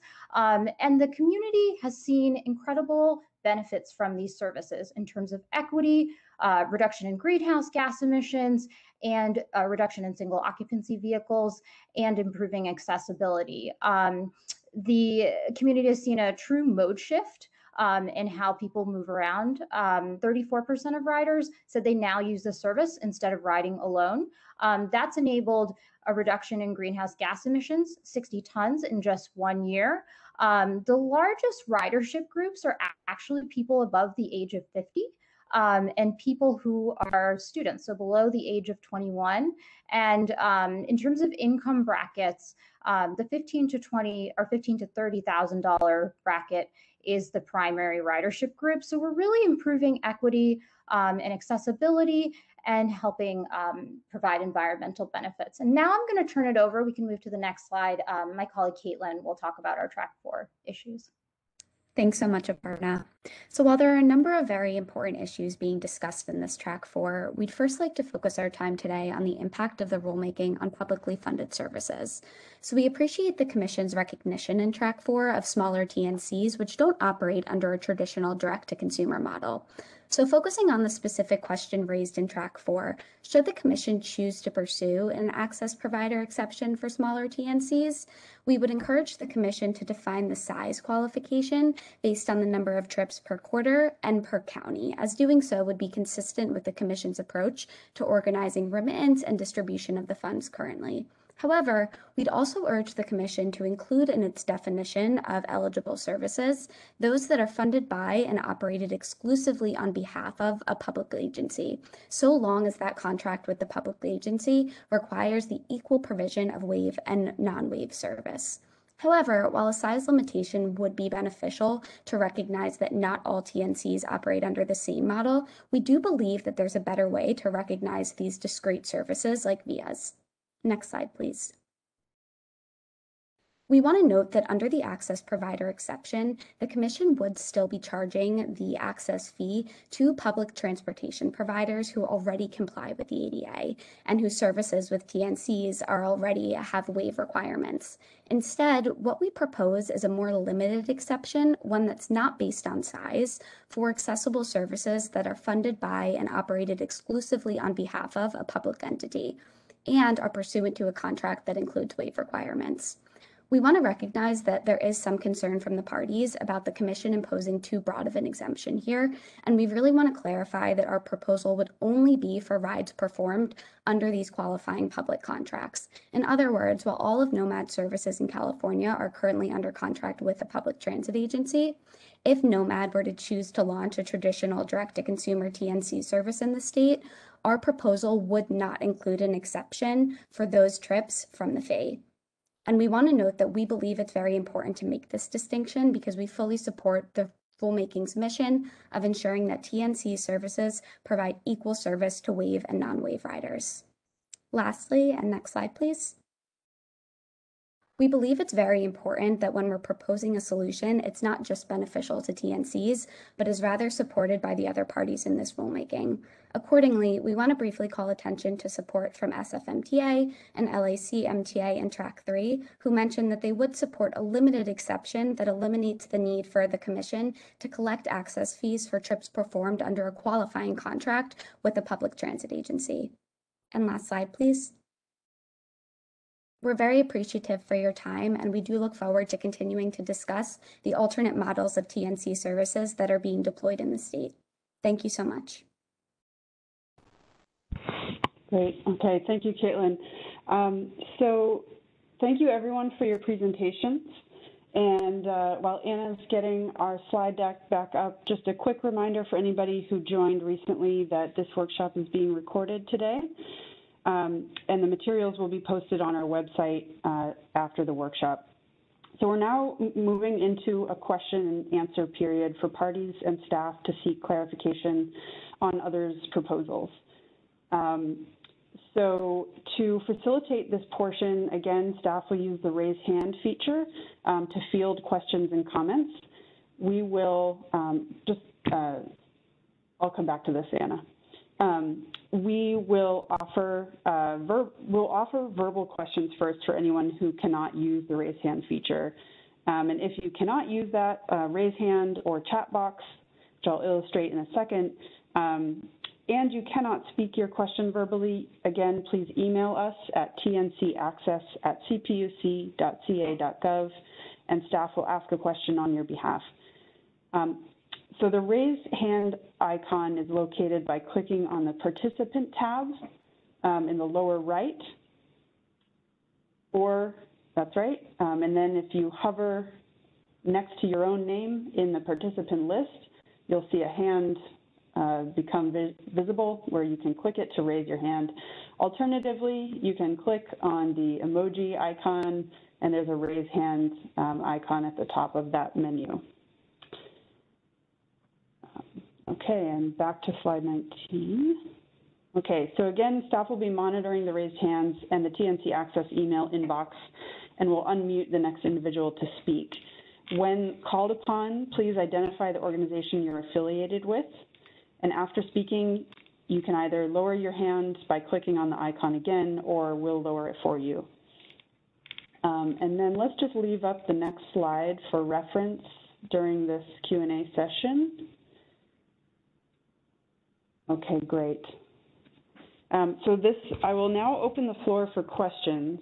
So we'll be looking for raised hands, but before I call on anyone with a raised hand, if anyone is unable to use that feature, please unmute yourself and voice your question now.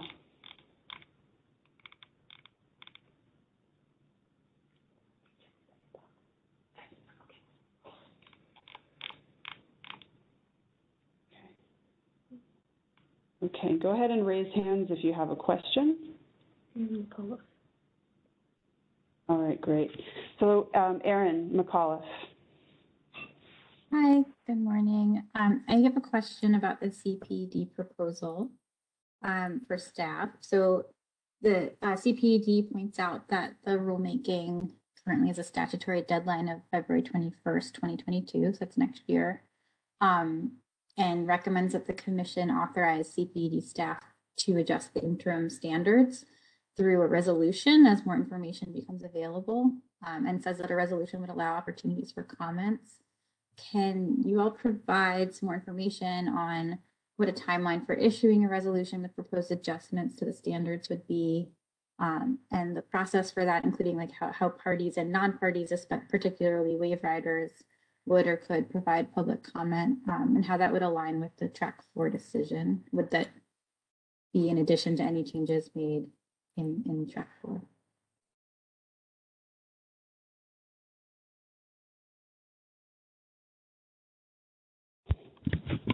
Okay, Erin, I'll take your question to start, and then Anna will provide some further clarification.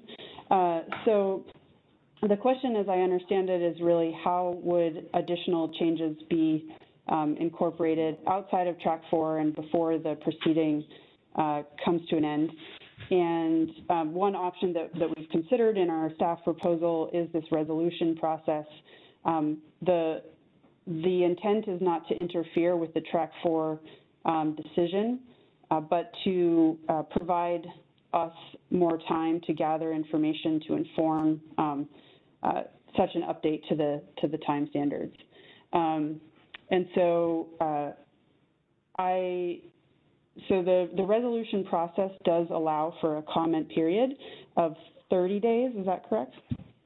20 days. 20 days, sorry about that, 20 days. And that's similar to the process that you go through for, responding to proposed decisions or to the proposals, for example. Anna, did you have anything to add to that? So on your question about whether or not, oh, sorry, I forgot. Thank you. So your question on whether or not the public can comment on the resolutions, the answer is yes, they could. It'll be, there's a period where, as Tara mentioned, there's a 20-day comment period. How do they, do you know how?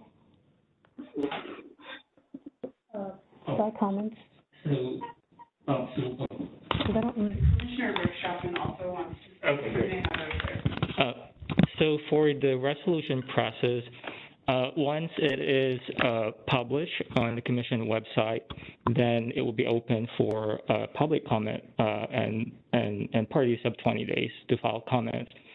And then once the comments are received, and then we would incorporate that any suggestions or changes to the resolution, and then that would be republished in the Commission website, and that final resolution will be the one that will be voted on by the Commission in a full voting meeting. So to clarify, you would have to be a party to the proceeding to comment on the resolution and the changes to the resolution? No, you would not have to be. So I believe what would the process be then if it's, I understand 20 days, is it filing something to the service list? Is it, where do you comment? Is there like a portal on the CPUC website? How does that work for someone who's not intimately familiar with the party process and currently involved now? Yeah, so once we publish it on the website, we will mail it to the service list, to the R.19-02-012 service list. And so you will get a notification that the resolution is available for public comment. And that way, and you will just submit your comment via the same process through our docket office.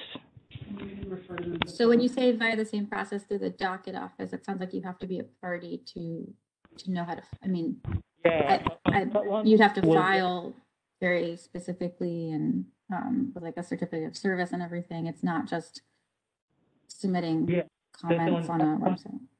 Aaron, on that one, we'll have to verify if you have to be a party to the commission comment resolution. And so we'll clarify that and then send an email. Okay, I just want to emphasize the importance of public participation in this process. Thank you.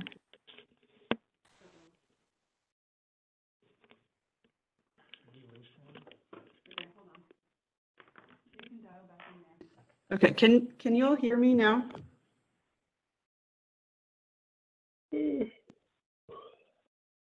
Okay.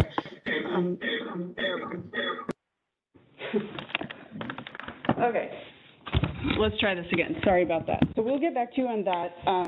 The other thing I did want to mention, just in terms of procedure, if there are folks that want to contribute to the proceeding that are having trouble navigating the process, another resource available to anyone is the Public Advisor's Office, and we can send you information on how to contact them, but their role is to support engagement with our proceedings. And so quickly, I did want to recognize Commissioner Rechtschaffen wanted to chime in, and perhaps, Commissioner, you're able to clarify some of this as well. Commissioner? No, I can't clarify that. So if you want to finish answering the question, please go ahead. I was going to ask another unrelated question.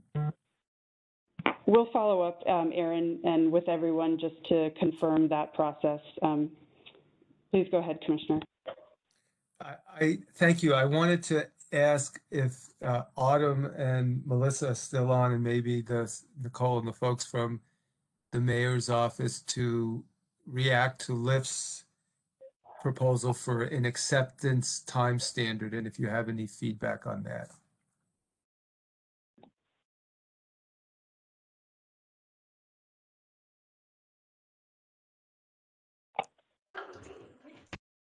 This is Melissa. Autumn, do you want to go ahead, or do you want me to take a?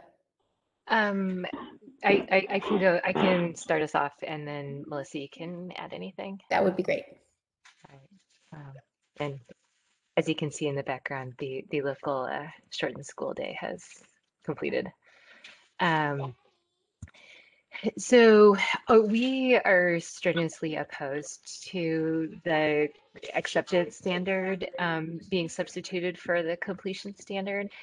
And I think the data that you saw from San Francisco's presentation is a clear illustration of why. You know, if you have a third or more of users canceling, then there's a problem.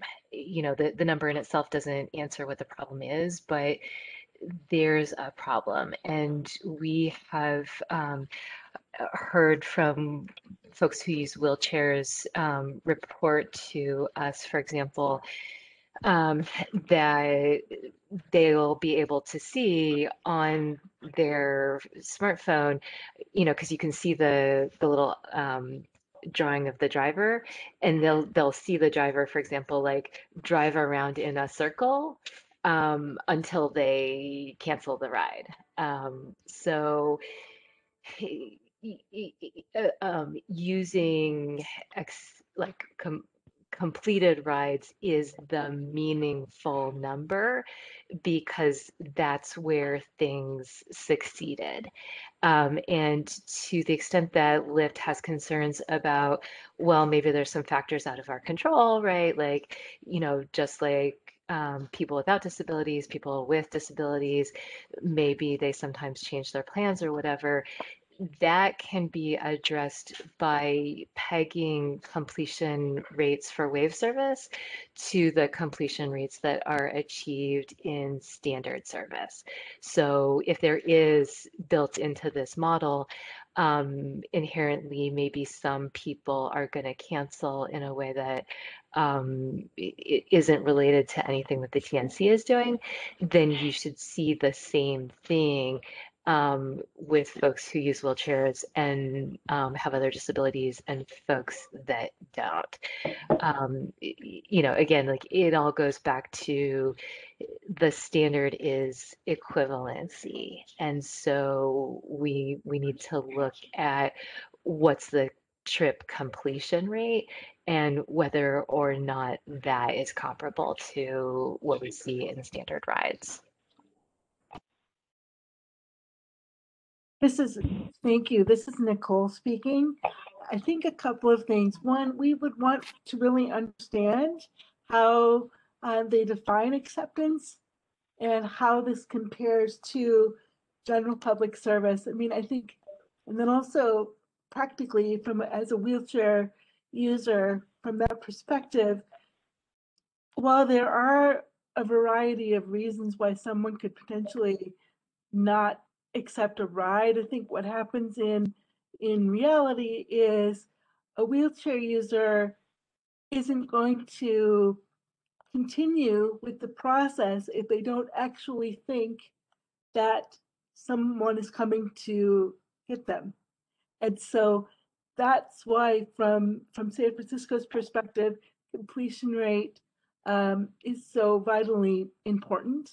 And I know that's a tricky conversation, but really when we're thinking about real people here who are really trying to get places, and we really need to remember that there are people kind of at the center of this that will try to get somewhere, but there's only so long that folks are going to be able to have the capacity to wait. And so it's really important to focus on that completion rate, and especially compared to the general population completion rate. Melissa? Thanks. I don't have much to add, just to reemphasize this notion of comparability as really being central to the entire conversation, which my colleagues, I think, have also pointed out. The one other point I would like to raise, and I'm sorry, my notes aren't clear on whether this was Lyft or Uber, but any threats to reduce areas of service or hours of service, or to say that a TNC is somehow going to do less in order to jockey their statistics, also is fundamentally inconsistent with the notion of comparability of service and the broad requirements of the laws that prohibit discrimination on the basis of disability.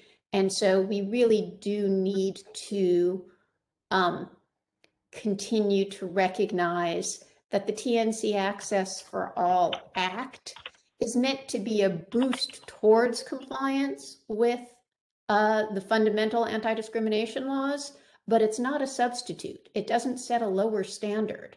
The fundamental requirement still is full and equal access as required by the ADA and the Unruh Civil Rights Act in California.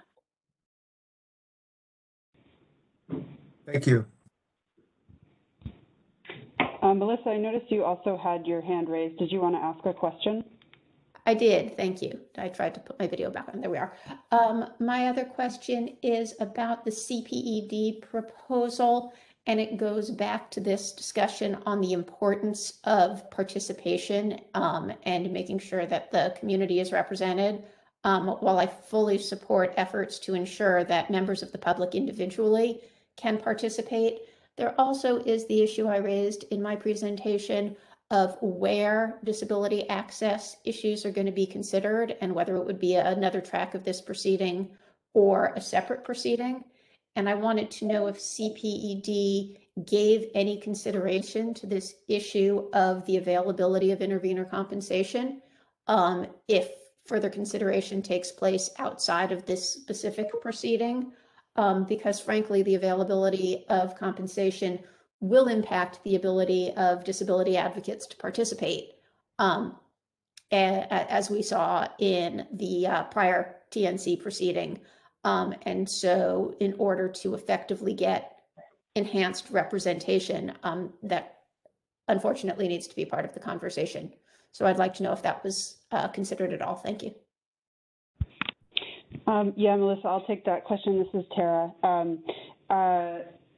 I appreciate that acknowledgement, and it is something that we have to consider, and we acknowledge that in general, transportation proceedings do not have intervenor compensation available. In general, that's been a discussion within CPED, and we will take your point into consideration for the next phase of the proposals. Thank you. Okay, and I will, actually let me, I've noticed there's been a question in the chat box before I go to the next raised hands. Joe Castiglione from SFCTA, would you like to speak your question? It wasn't so much of a question as it was an observation with respect to VIA's proposal about the small TNCs, if I didn't mishear it, as being up to 200,000 trips per county per quarter. And under such a standard, both of the, well, called the big two TNCs, Uber and Lyft, would have easily met that standard. And I just wanted to note that over the almost first 2 years of this program across the entire state, only 50,000 trips have been completed. So, you know, I think that in our comments, we did weigh in on the small TNCs. I don't think we weighed in on a number, but or a trip-based number, but I just want to note that a standard such as was proposed would be essentially meaningless. Okay, Caitlin, I noticed your hand is raised. Would you like to respond to that comment and then ask your question? Sure. I had actually raised my hand just to respond to that comment, so I'll keep it very brief. Joe, we appreciate you raising that concern. I think, first of all, it's probably worth a clarification on our part, and I do apologize for any confusion. When we had proposed 200,000 trips per county per quarter, we had actually proposed that with regard to both wave and non-wave trips. So the entirety of trips completed by a given TNC in any quarter, in a given count, in a given quarter and in a given county. With that said, we are very happy to continue discussing the appropriate benchmark for those trips. This number was largely informed by some other locations nearby that had adopted a similar level. And I think we also recognize that the specific number of trips per quarter should and will need to vary based on the size of that county and the demand for TNC trips. But yes, largely do want to clarify that 200,000 was with regard to overall trips and not just wave. Thank you. That makes sense. And I appreciate your further, refinement of, varying according to the county sizes, because as everyone on this call probably knows, we range in size from, hundreds of thousands to, over 10 million people in some of the counties statewide. Okay, great. The next hand I see is Chris Panglinen. Thanks, Tara. Yeah, I just want to chime in a bit about the completion rate. And I think one of the prior speakers, and forgive me, I forget who said it, but it was something about pulling back our service area or time. And so I just wanted to clarify that we don't want to, our goal is to expand service, absolutely, and to push and to increase the, as much as we can, availability of Wave and ridership on Wave and completed trips on Wave. And so what the point was on that map that we were showing there was that we don't want to set up a situation where there's an inadvertent incentive to do something else. And so what we want to do is we want to meet the all of the performance metrics, of course, that is in the AFA, and we don't want it to have performance metrics that incentivize quote unquote bad behavior or behavior we don't want to see from the Wave program.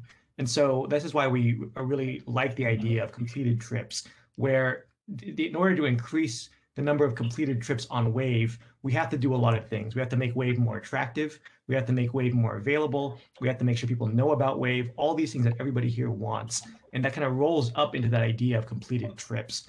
When we talk about completed rate of trips, that tends to box people into saying, okay, if we want to increase the completed rate, we have to do X, Y, Z to get there. When really what we're after is getting more people onto Wave and using Wave. So I think we just want to offer that as a perspective out there in the continuing conversation of how best to push this program in the direction that everybody wants it to go. So just happy to just drop that in there. So thank you very much. Great. Thank you, Chris. I did see one more hand that's come and gone a couple of times. Daniel Rocky, did you have a question to ask? Sure, yeah, thank you. This is Dan Rocky. I'm counsel for LIFT. Just for clarification, I thought I'd circle back to the commissioner's question about LIFT's proposal because there seems to be a bit of misunderstanding about it. So the proposal in developing the milestones, and I apologize, my camera's not working, so you can't see me. I just have to hear my voice. But in developing the series of milestones, LIFT did actually look at what those equivalent metrics were for its standard non-wave service. It looked at what it thought was realistic in light of some of the limitations of wave. And one of the things I think that keeps getting lost in this discussion is that there really are differences between wave and non-wave. So the standard service it benefits from economies of scale, right? They're just there's greater demand and there's a much higher number of vehicles on the road, which makes it much easier to cover a large geographic area, right? So there are certain inherent limitations that we think makes a direct comparison between wave and non-wave an apples and oranges comparison. But nevertheless, we've looked at what are the non-wave metrics, similar metrics, and what are the limitations, and come up with what we think is a reasonable ceiling, a reasonable final objective for the wave program. And I know there were some comments about eliminating the completion component of it. And to be clear, under our proposal, the TNC would have to meet both the time standard and either a completion or an acceptance standard. And we think acceptance is a more accurate measure because, as we pointed out in our briefing, there are a number of reasons why individuals cancel. So we've seen on our system where a wave might actually arrive too early before the individual is ready to leave, and so they will cancel. Sometimes they will summon both a Lyft and an Uber, and whichever one comes first, they will cancel the other. So there are real-life examples of where there's simply situations beyond our control. But nevertheless, whether you use an acceptance or a completion, our proposal would have you meet both. So if there's any concern about gaming the system or emphasizing one of the metrics over the other, this approach would take that into account. And we think it's more closely aligned with the objectives of the Act because it actually requires every single period the TNC to meet higher and higher levels of performance, but it doesn't penalize them for improving early. And so our main concern all along with the current framework is that if a TNC improves dramatically in one quarter, it just runs out of runway. It simply cannot realistically achieve reimbursement in the next period. And so that creates a strong disincentive to try to improve as quickly as you can. So that's the basic framework that we've laid out. And obviously, we're happy to tinker with the numbers or have alternative proposals for the milestones. But we think the ones that we've selected are reasonable. They tend to tap out where the crossover goes for an exemption rather than an offset. So for example, 80% for completion percentage. We think that's a reasonable approach. So again, we're happy to discuss the specifics, but we think the general framework actually works and is very closely aligned with the TNC Access for All Act.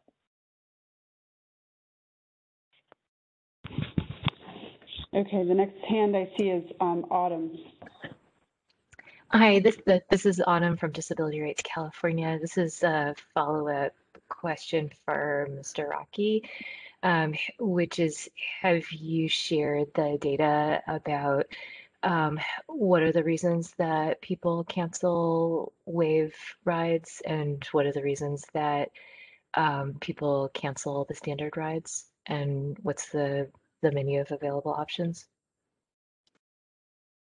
Well, so I'm not sure exactly what you're asking if we've shared the data. We've certainly Sure, given some examples. I can clarify the question.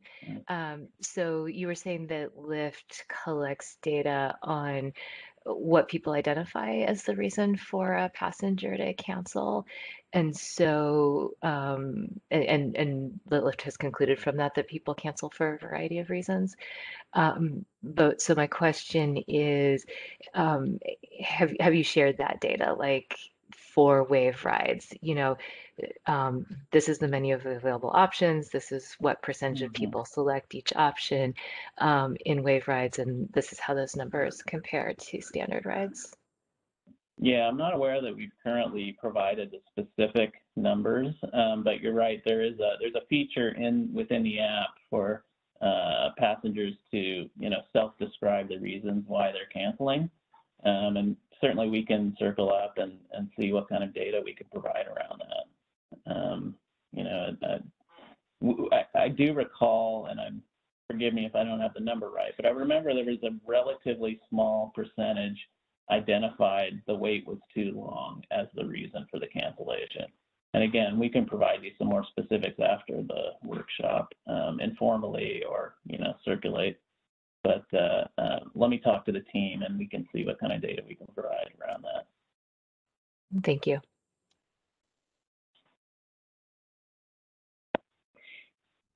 Okay. I noticed a question in the chat. This is from San Francisco Mayor's Office on Disability. Have the access fund amounts been shared? It seems that there may be an implication that there is not enough funding. San Francisco would like to understand the amounts available. The funding balance by county has been posted to our website, and I'll ask Reagan to put a link in the chat to where those are located. So in every single county, the remaining funds available for the local access fund administrators by county are posted. Thank you. Sorry, Nicole, go ahead. Are these the fees collected or just available? Just to clarify a little bit further. Thanks. What's posted is what's available. Is there a way to get more information about what's actually collected?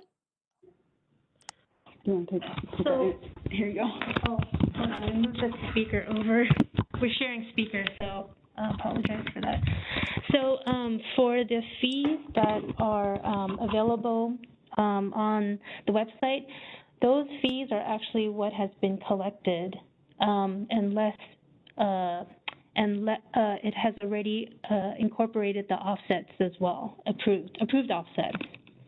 She's asking if, sorry, Nicole, if I understand you correctly, you're asking what is the total amount collected by county, is that correct? Yes, please. Okay, so.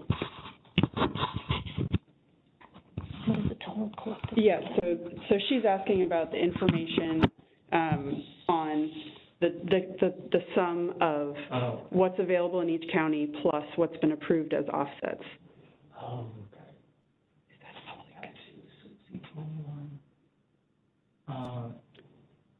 Between 30 to 31 million. What's available is 21 million. We approved about 10 million. Okay, Reagan, let me give you the speaker. But I think she wants to know where she can find. Okay, great. Yeah, just a quick back on that. So we've collected so far about between, and I'll come back with you with the actual numbers, but just a range between 30 to 31 million in total access fund collection. And then the total requested offset for the first 4 quarters is about 10 to 11 million. And so we have remaining balance of about 21 million available for access fund administrators.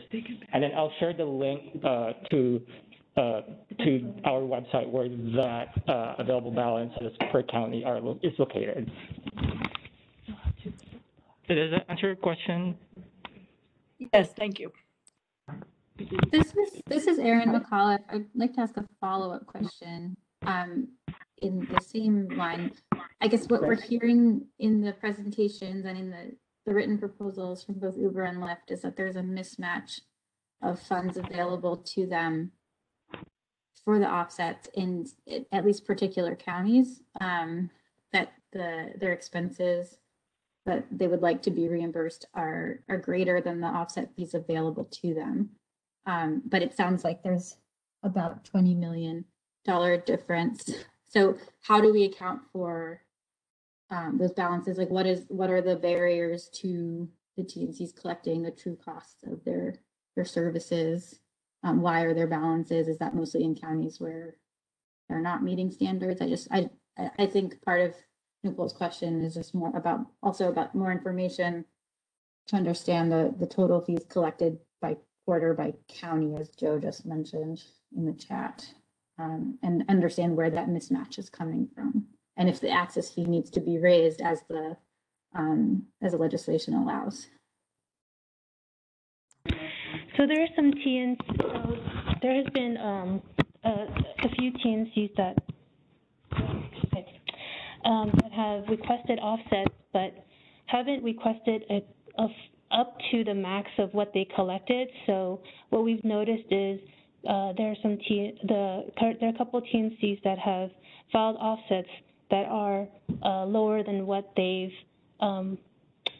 actually collected. So there's a balance for that remains in the pocket for the local access fund administrators to disperse that to their local access providers, and that's so that's one piece of it. Another piece of it is we, as you mentioned, we only approve offsets up to the max of what they collected for each county. They cannot go over.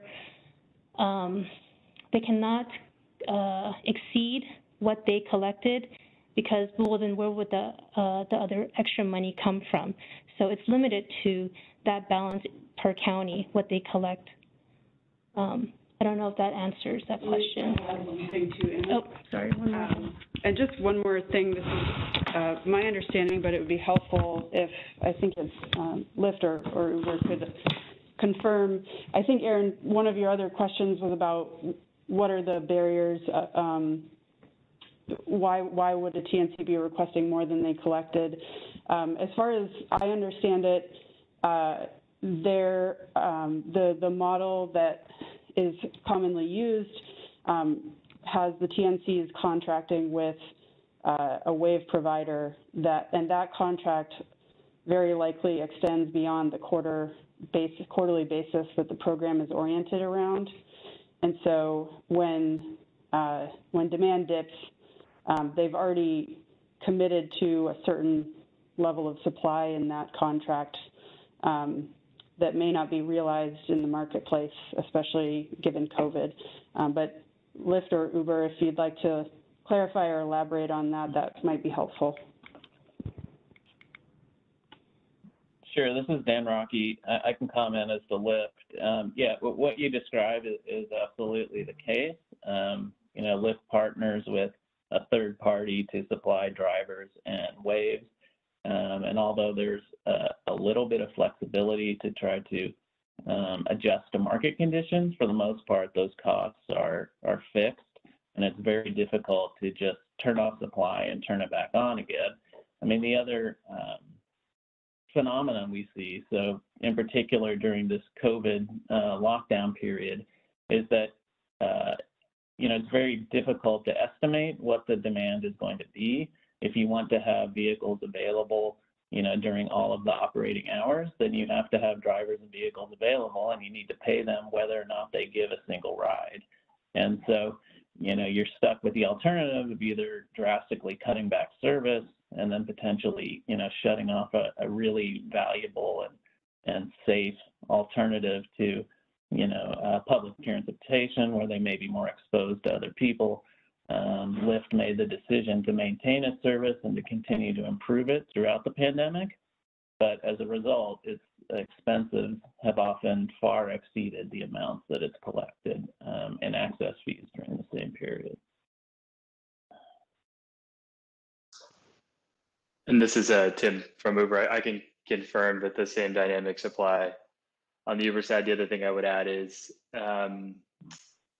TNCs can only apply for offsets to expenses incurred in the county, in each county individually. So if there's a mismatch in some counties where expenses are lower than funds collected, that amount can't be used to pay for expenses that may be higher in other counties where expenses exceed funds collected. Okay. Thank you both for that clarification. I think I apologize if there's been a little more of a miscommunication than intended. I guess on a really simple level, like take San Francisco, for example, my understanding is Lyft and Uber have both received every offset they've requested in the county, and there's still money left over. And I'm just like, where does that extra balance come from if it's not from Uber and Lyft? And how frequently is that happening? And does it, I guess my follow-up question to that, to be considered by commission and staff, is how do we right size the access fees collected in different counties? As Uber staff just mentioned, in some counties maybe costs are less versus in other counties they're higher. That it doesn't have to be 10 cents across the board. So what can we do to look at this more transparently, so that we all have the same information, and B, to make sure it makes sense financially? Erin, I can take the second part of your question, and then if somebody from one of the TNCs wanted to chime in on the first part, I'll direct it to your way. The second part of your question about the fees, I would just suggest that because that's not explicitly scoped into this track 4, there is one kind of catch-all category. I think it was scoping memo item number 5. If that's something that San Francisco wants to raise at this point in the proceeding, there's an opportunity to do so through that scoping memo item 5 in the revised proposals. Did anyone from Uber, Lyft, or Via wish to comment on the first part of Erin's question?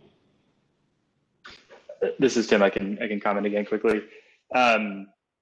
So it is in fact not the case that Uber, and I'm speaking for Uber here, has received offsets in every quarter since the program has been in effect in San Francisco. So that would contribute to the balance. On the point of cost, it's certainly, from the Uber perspective, a goal of ours to find a way to make the program work in a way that is financially stable, such that it doesn't require huge subsidies from any source.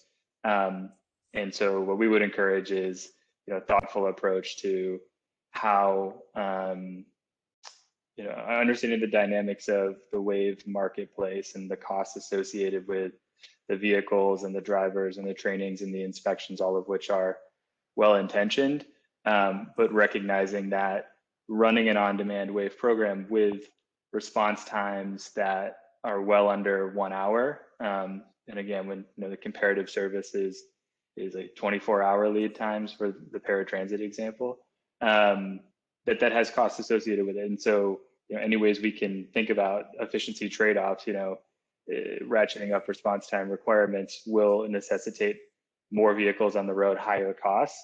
And then there may need to be a discussion about cost-benefit trade-offs that go to overall program sustainability. That would be Uber's position. This is Melissa Kasnitz, Center for Accessible Technology. I just want to highlight this, I think, maybe fundamental disconnect where the TNCs are asserting that the standard that they're being compared to is paratransit. And I think the disability advocates have been very clear that we believe the appropriate standard is the availability and comparability of service for non-disabled TNC customers. And so I think that's a fundamental place where perhaps parties are speaking past each other when they're talking about what the standard of comparison should be.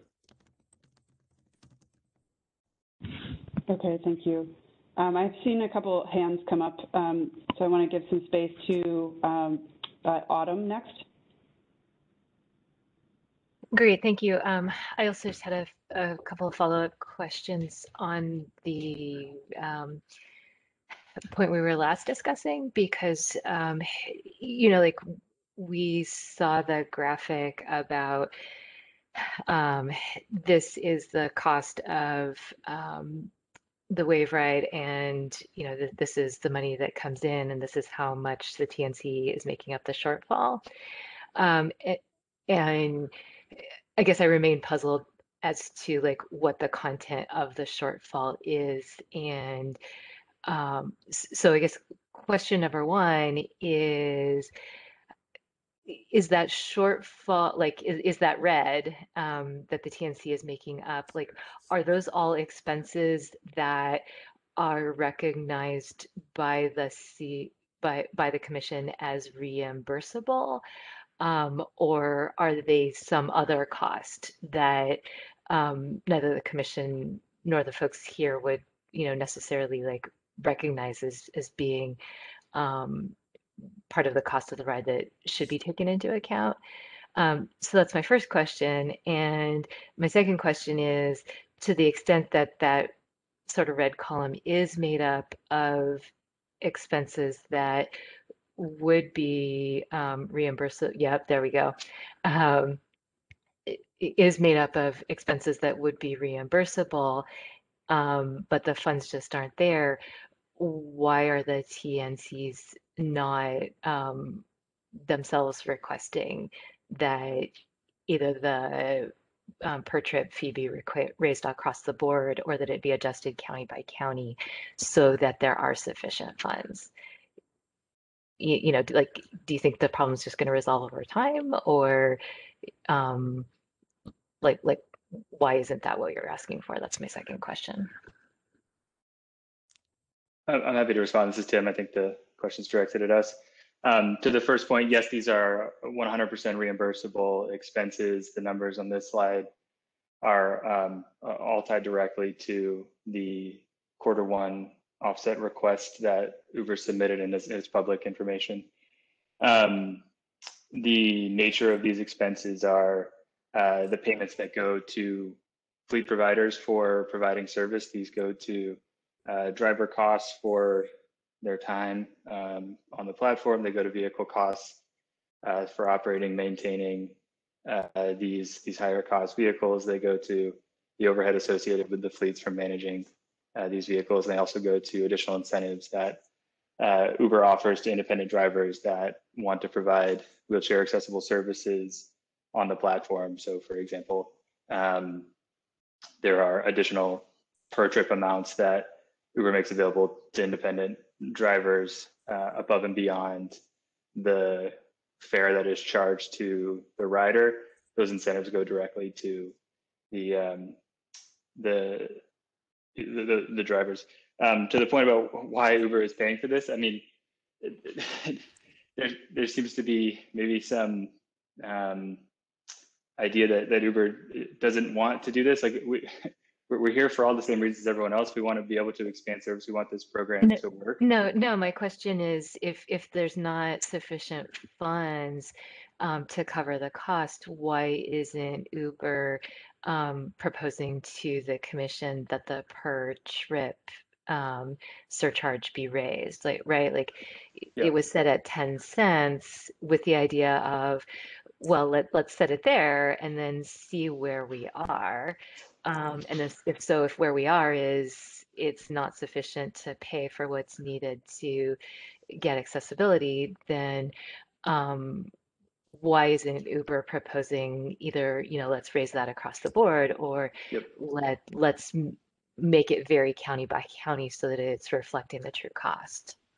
No, it's a great point. So a couple of things. One, it's worth noting that the full cost of this program is borne by TNC users themselves and comes out of the trip fares that are charged on TNC trips. So there's a little bit of a supply and demand perspective, right? If it reality costs an additional $5 on every TNC trip to pay for the Wave service, that would reduce the demand of overall TNC trips and probably result in fewer funds being collected overall. And so, if we overburden the TNC system to cover the shortfall, then we may end up having adverse consequences. The second point is we're still sort of figuring out this program, right? We're in track 4 now. We're still trying to figure out what the offset requirements are, how they work, what the guardrails are, and so before we go and change the fee, it's probably worthwhile to resolve those issues. And then finally, I would say, we're in a bit of a point of demand uncertainty too. So, we saw demand drop precipitously during 2020. It's growing now, but no one really knows where it will land, and so it's very, very difficult to project, total revenues from these AFA fees based on trip volumes when the marketplace is as volatile as it is. Okay. I'd like to go to the next hand, and we've got 6 or 7 minutes remaining before we take a break for lunch. Joe. Thanks so much. And I'll try and make my comments brief. I'm just picking up on this thread that many have been talking about. I think we all appreciate that the costs are, can be significant, both for providing these services as well as for in the context of starting up a new program. And I think, when you referred, I think to the earlier, Tara, number 5 about cost effectiveness, I think that is a great concern for us because there are lots of dollars, as Reagan described, going around. But what we have observed in our analysis of the data is that there is, we question, and I appreciate the need to be pragmatic and real about the kinds of arrangements that are possible for TNCs to establish to provide this service. But I want to provide a couple kind of illustrative examples of why perhaps that money isn't being spent as effectively or as cost effectively and efficiently as it could be. So just as a for instance, and I also actually would like to say that in our own analysis of the data, we have seen very different postures between Uber and Lyft with respect to providing these services statewide. And I'll just leave it there. But at least in San Francisco County, we've seen the lowest per completed trip offset request that we've ever seen was about $400 per completed trip. The highest was $1,900 per completed trip. So that is like almost of a different order of magnitude than the graph that showed here. And so it's, it's curious to us, and I think we'd like to better understand why we would be seeing these types of, costs per completed trip. It doesn't seem like it's a wise use of what are ultimately public funds. These are public fees, right? This is not a fare. This is a public fee that is levied upon passengers. And so that just does not seem like a good stewardship of public funds. Furthermore, I think I would observe that there are other things that we've seen in the data as well. And I don't know whether it was Tim's point or someone earlier, but about needing to provide the service. Well, as we went, there was an example county where presumably the TNC paid for over 3,400 hours of service to serve a single trip. And while I recognize that they're particularly with the establishment of a new program, it can take some time to figure out how to do business.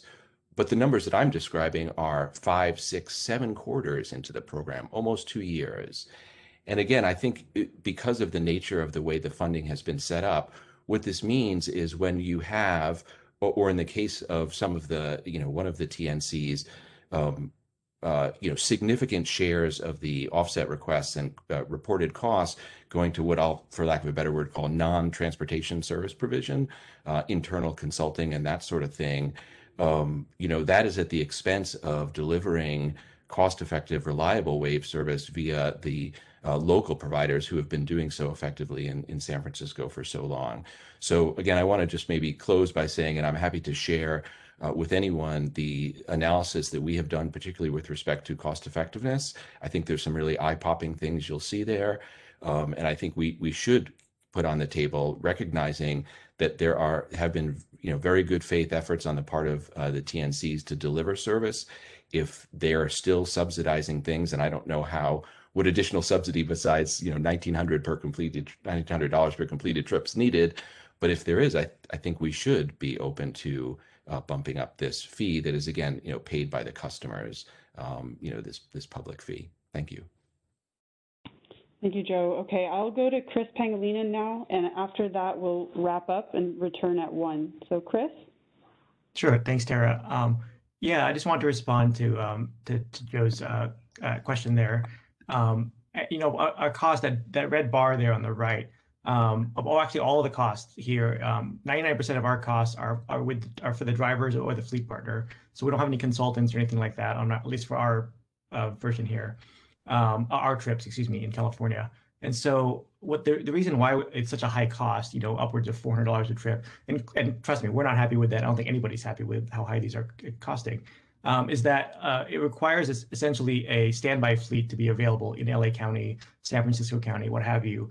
And whether that be at midnight, 2 in the morning, or 5 p.m., there's going to be a number of drivers that are available in order to make sure that our wait times are going to be reasonable, and that we can strive for the highest completion rate that we can get, and so on. If we were trying to optimize our vehicle utilization, so there's very little downtime and maximum productivity per vehicle, that would be more like an advanced reservation system where you'd be reserving 6 hours ahead of time or something like that, which is, again, we don't want that. We want on-demand here. And so it's just an inherent cost of on-demand is having that fleet be available for people to request it when they want it, get those trips to be completed, have a vehicle in position to respond to your request within 10, 15 minutes, whatever it might be. It's just going to be expensive. Clearly, with COVID happening, the supply is likely higher than the demand was, so it's probably going to be increasing that cost per trip figure. As ridership comes back, hopefully those costs per trips will come down, but it's still not going to be, a number that's going to satisfy anybody here of how low that's going to be. So agree 100%. Our incentives are fully aligned to reduce the cost per trip, but there is going to be an inherent floor as we want to increase reliability or increase availability of on-demand, half hour or less, or even less than that wait times and a high completion rate. Yeah, that totally makes sense, Chris. Thank you so much. And actually, in looking at the data, it's clear that Uber has really been striving, particularly in counties like LA, to really bring that cost down, and it shows up in the numbers. Okay, thank you, everyone. That concludes the Q&A session. We'll take a break, a 30-minute break now, and reconvene at 1 p.m. We're going to keep the WebEx open, and we'll just mute and turn off videos. But we'll come back at 1 p.m. To have an open discussion session covering each scoping memo item in turn. And so there'll be time to go deeper on each of the issues in the Track 4 scoping memo at 1 o'clock. We will see you then.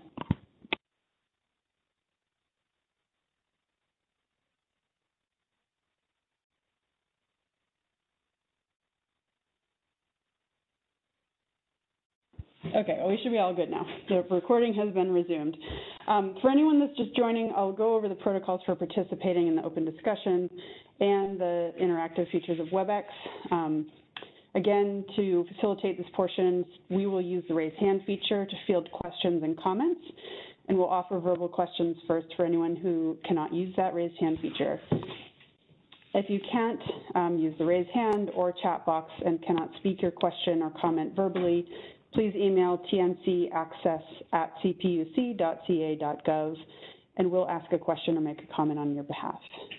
The raised hand icon, if you could go to the next slide to remind everyone, is in the participant menu as well as in the emoji menu here as displayed on the screen.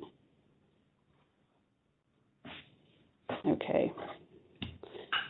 So we'll be monitoring the raised hands again, as well as the TNC Access email inbox. And given the way that the morning went, it looks like everybody knows how to unmute themselves, so that was very helpful. We can also unmute you if you need help. Again, please identify the organization you're affiliated with when you speak, and we'll lower your hand for you after you speak. Okay, can you go to slide 25, please? Okay, so this afternoon's session is oriented in order following the items in the scoping memo, and the first discussion area covers TNC offset requirements. We have until 2 o'clock for these 5 questions on the screen now. So I'm going to read from the scoping memo. And this is question 1A on the TNC offset requirements. Question 1A reads, in D-20-03-007, the Commission adopted interim wheelchair accessible vehicle response times and an interim offset time standard. The decision stated, quote, the Commission will evaluate WAVE response times in 1 year after at least 3/4 of response time data have been submitted by TNCs and will issue a subsequent decision establishing the offset time standards for future years. The decision authorized the Consumer Protection and Enforcement Division to provide a report evaluating at least 3/4 of WAVE response times and percentage standards, including the number of TNCs that have qualified for an offset, the qualifying offset time standard, and recommendations on modifications to the WAVE response times and offset time standard. The question we have to discuss now is, in consideration of CPD's report, which was published at the end of March this year, what modifications should be made to the interim standards? And I'm going to look for any raised hands.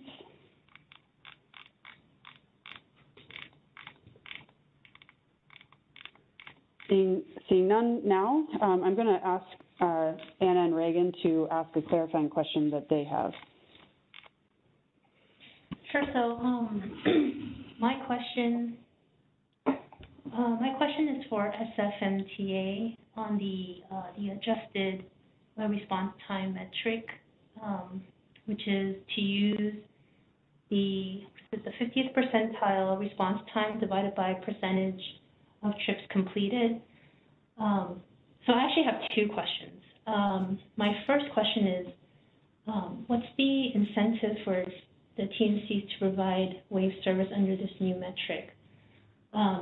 So with this new metric, it's my understanding, I don't know if my understanding is correct, but that the TNCs will have the option of choosing faster response time but less trips completed, or more trips completed but slower response time. Am I understanding the logic correctly? And then the second, well, I'll move on to the second question after the response. Well, why don't you pose the second part of the question, and then I'll try and answer collectively or holistically. Sure. So the second question is, how would the TNCs demonstrate quarter-over-quarter improvement applying this new metric? Okay, sure. Well, so what I want to, maybe I'll just start with what the motivation for the metric was. You know, as we, and I think a number of other folks who presented or discussed today, you know, there is this issue with, you know, trips not being completed. And if you look at the statistics, you know, it can vary really significantly. And, you know, there are two ways that we have looked at this metric. In some cases, we have looked at the number that are simply, you know, not being fulfilled at all. And in other cases, we've actually looked where we've kind of netted out those that were not, you know, that were canceled by the folks, the customers rather. Because those, you know, there may very well be reasons, as folks have articulated earlier today, that, you know, maybe they had requested 2 trips, I don't know. But the fact of the matter is that when you look at both of whether you give a more permissive or a more strict version of the number of trips that are being kind of unfulfilled or that are incomplete, you know, it could be in some counties, in some quarters, well, it could be 100%. But even in some of the big counties, like Los Angeles and San Francisco, you could have 80+% of the trips never being completed. And of course, because the response times, which has really been so central, certainly in the early quarters of implementation of this program, the fact that they were essentially, there is no response time, almost, you know, de facto, for an uncompleted or incomplete trip, meant that you could actually get what appear to be, you know, is it appropriate to have it in a given county, something like even in the example that I had up in that slide, but there are countless other examples where, you know, even the most charitable view of it would be that something like 42% of the trips or something like that are not being completed, and yet the response times are being met, right? So that just seems like, if it is, you could think of it as like not responding at all is like an infinite response time. The person never gets that ride. And also, as I would add, a lot of times these, if there were trips that were not being completed and it was a pretty small number in total or a relatively small share by the customers, it would not maybe suggest that there might be something else going on. And I would be super keen if the companies themselves would be willing to share it to help us understand exactly, the situations and why customers may be canceling trips. But if a third of the trip requests are being canceled and the response times are then, don't even have to consider that at all, it seems like there's a bit of a gap there. What we came up with this measure because we really didn't want to add any additional burden, and this was it's a very kind of basic measure. And in our in that example I illustrated, I think we give a more even simple numerical example in our comments, but it just says like, let's say the response time in San Francisco is 15 minutes or in LA 25 minutes or something like that. And your report, that's the standard, the benchmark, and you're reporting a response time of 20 minutes. Sounds like you're doing good. But if you take and divide that by the 50th percentile, which is again data that's already, all these data are already being reported, so there's no additional burden, and you say, okay, well, if we divide it, let's say 100% of those trips were completed, then you would simply be dividing by 1, and that would still be 20 minutes. You'd still be within that standard. But let's just say the half trips are not being fulfilled. And when I say half trips not being completed, that's actually, in many cases, that's not a bad estimate of like how many trips. It varies obviously by county and by quarter.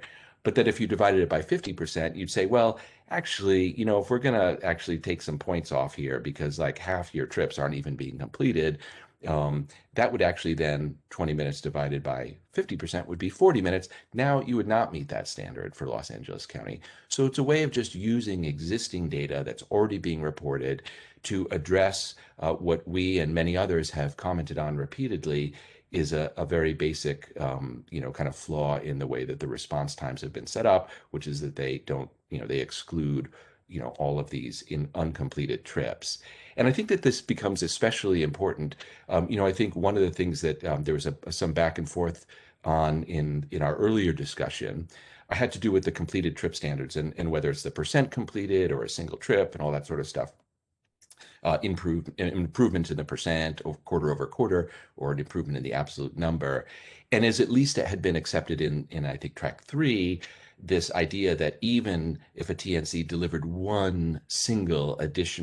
completed one single additional trip in a county, that would pass muster, meant that, we felt that meant that the trip completion standard was not really bringing that much kind of teeth to this issue of incomplete trips.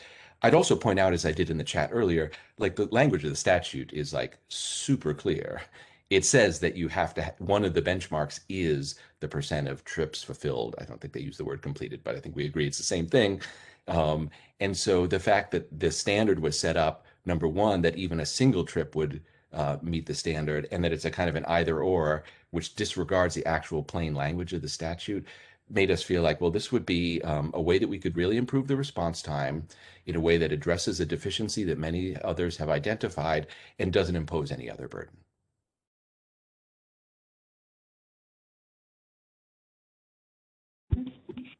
Thank you, Joe. So with regards to the second question of how the TNCs can demonstrate quarter-over-quarter improvement applying this new metric, how would they go about doing that?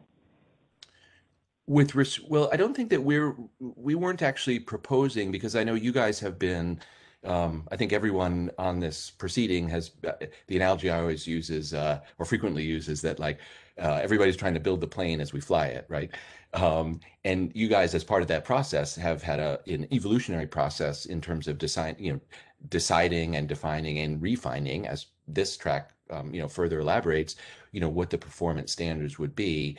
Rather than, and I also want to commend, commission staff for the report that you guys put out that looked at all of this response time stuff, rather than, and one of my takeaways from, and I think this is also manifest in the questions that you all are asking, is like, we propose these metrics. Now, six quarters in, or it might have been 5 quarters at the time the report came out, 5 or 6 quarters in, now we can assess, are these metrics, working? Are they helping us? Are they demonstrating improvement and helping us achieve the outcomes that's intended by the law? And I think that's exactly the right, approach. In your work previously, as we mentioned earlier, that suggested to us that, using the level 2 benchmark was perhaps too permissive. But rather than try and change 2 things at once, we simply proposed, why don't we change the metric so it captures some of the incomplete trips, and then see how that plays out at the county level. And then if at some point there's a need to come back and revise those benchmarks or look at quarter-over-quarter improvement or those sorts of things, it would be appropriate to do that after having implemented this new metric and seeing what it tells us. Great, thank you, Joe. Just following up with your question of the TNC's data on why they haven't, or if they can explain why there are a high number of percent of trips not being completed, that's actually a question that we're going to be posing when we get to 1C on the trip completion standard. Got it. Thank you. Okay. I neglected to offer for anyone who can't use the raise hand feature at the opening. Are there any questions from those folks? Please verbalize your question now.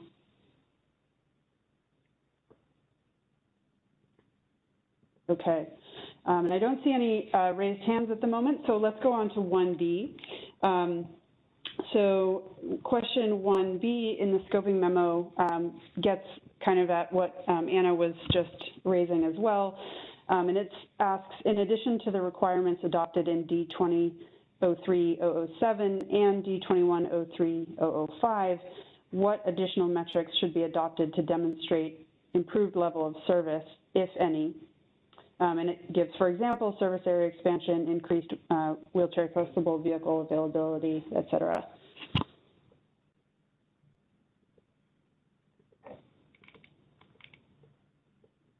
Now we'll wait for any raised hands before offering staff to follow up.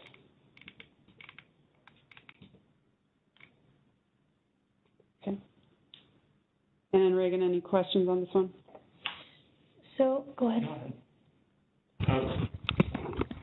Hello, everyone. This is Reagan.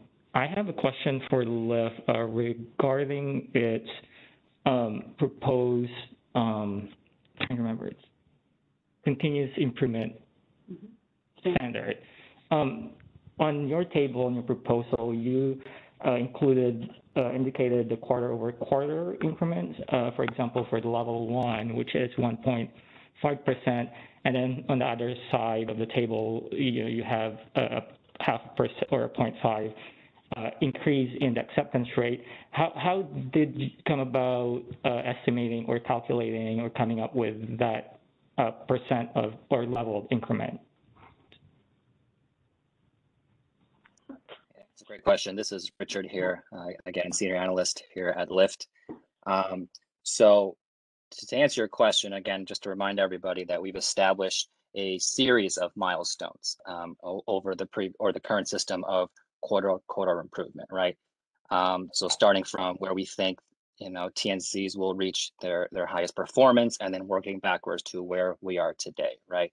So then your question is, how did you get to this, 1.5% improvement quarter over quarter, right?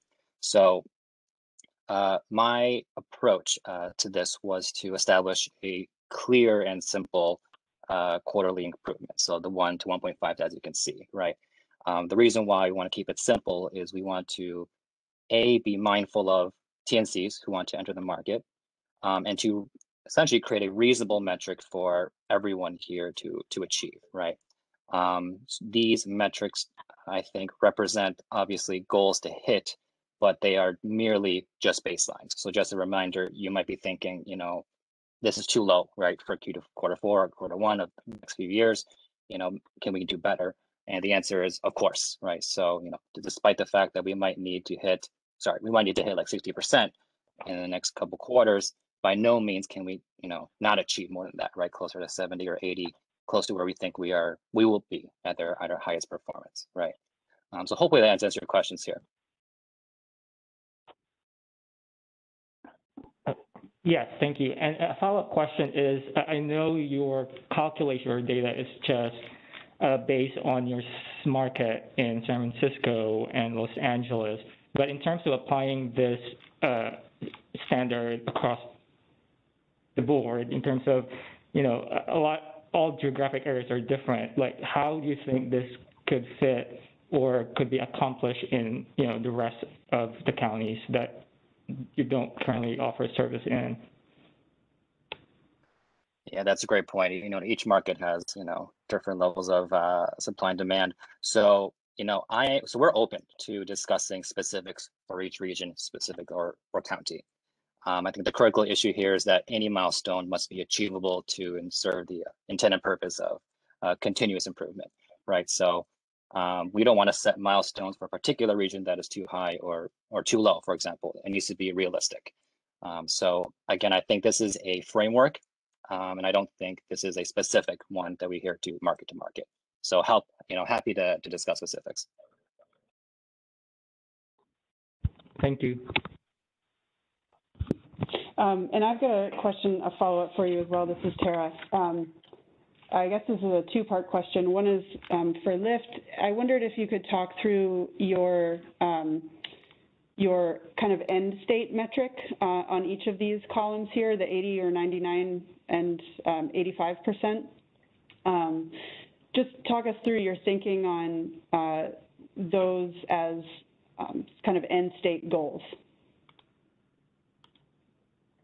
Right. So the 80%, 99% you see below, how do we get to there, right? So the first North Star that we use is our standard mode performance, right? So how are they performing at level 1, level 2, completion rate, et cetera. And from there, we realize that because of economies of scale, we can't reasonably assume that we will perform just as good or better in the near future, at least. So what we did was apply some massaging, right? So accounting for the differences in standard versus wave, but also keeping in mind that we want to be close to, equivalent of service, is how we came to the percentage you see below, right? I don't have the precise figures in front of me, but I think one thing that I can share is that, our 80% level 1 standard is exactly what standard is being held to, right? So I hope that gives you some clarity into why we got to those specifics.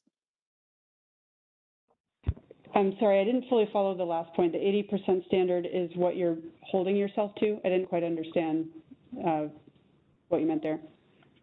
Sure, 80% is the standard for exemption, sorry. So let me clarify. For the exemption standard, 80% for level 1 is the target for standard mode. I see.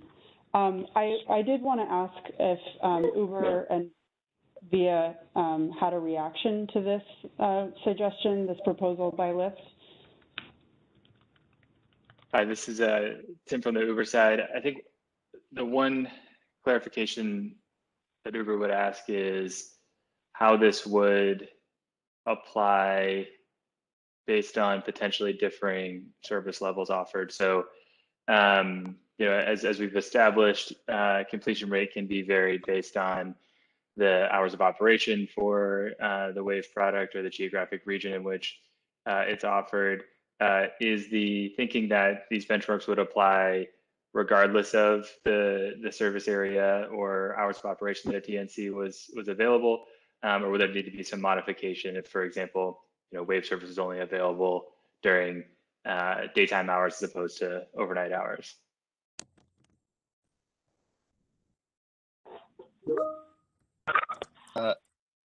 I think the answer I would say is we don't really look at the distinction maybe between daytime and nighttime, but merely the entire quarterly performance, right? So for Q1, for example, so I do recognize that these middle of night situations do have a lot less demand. ETAs might be a little bit higher. That would impact, right, the overall supply, right, or overall ETAs, right? So maybe for the point of establishing something simple for now, looking at it at a quarterly perspective and not breaking it down into time of day, for example, would be beneficial to account for, everyone's individual situations.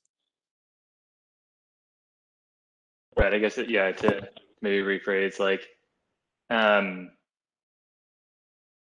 these metrics, completion rate, for example, or any completion rate metric, seem like they are able to be manipulated, for example, by focusing,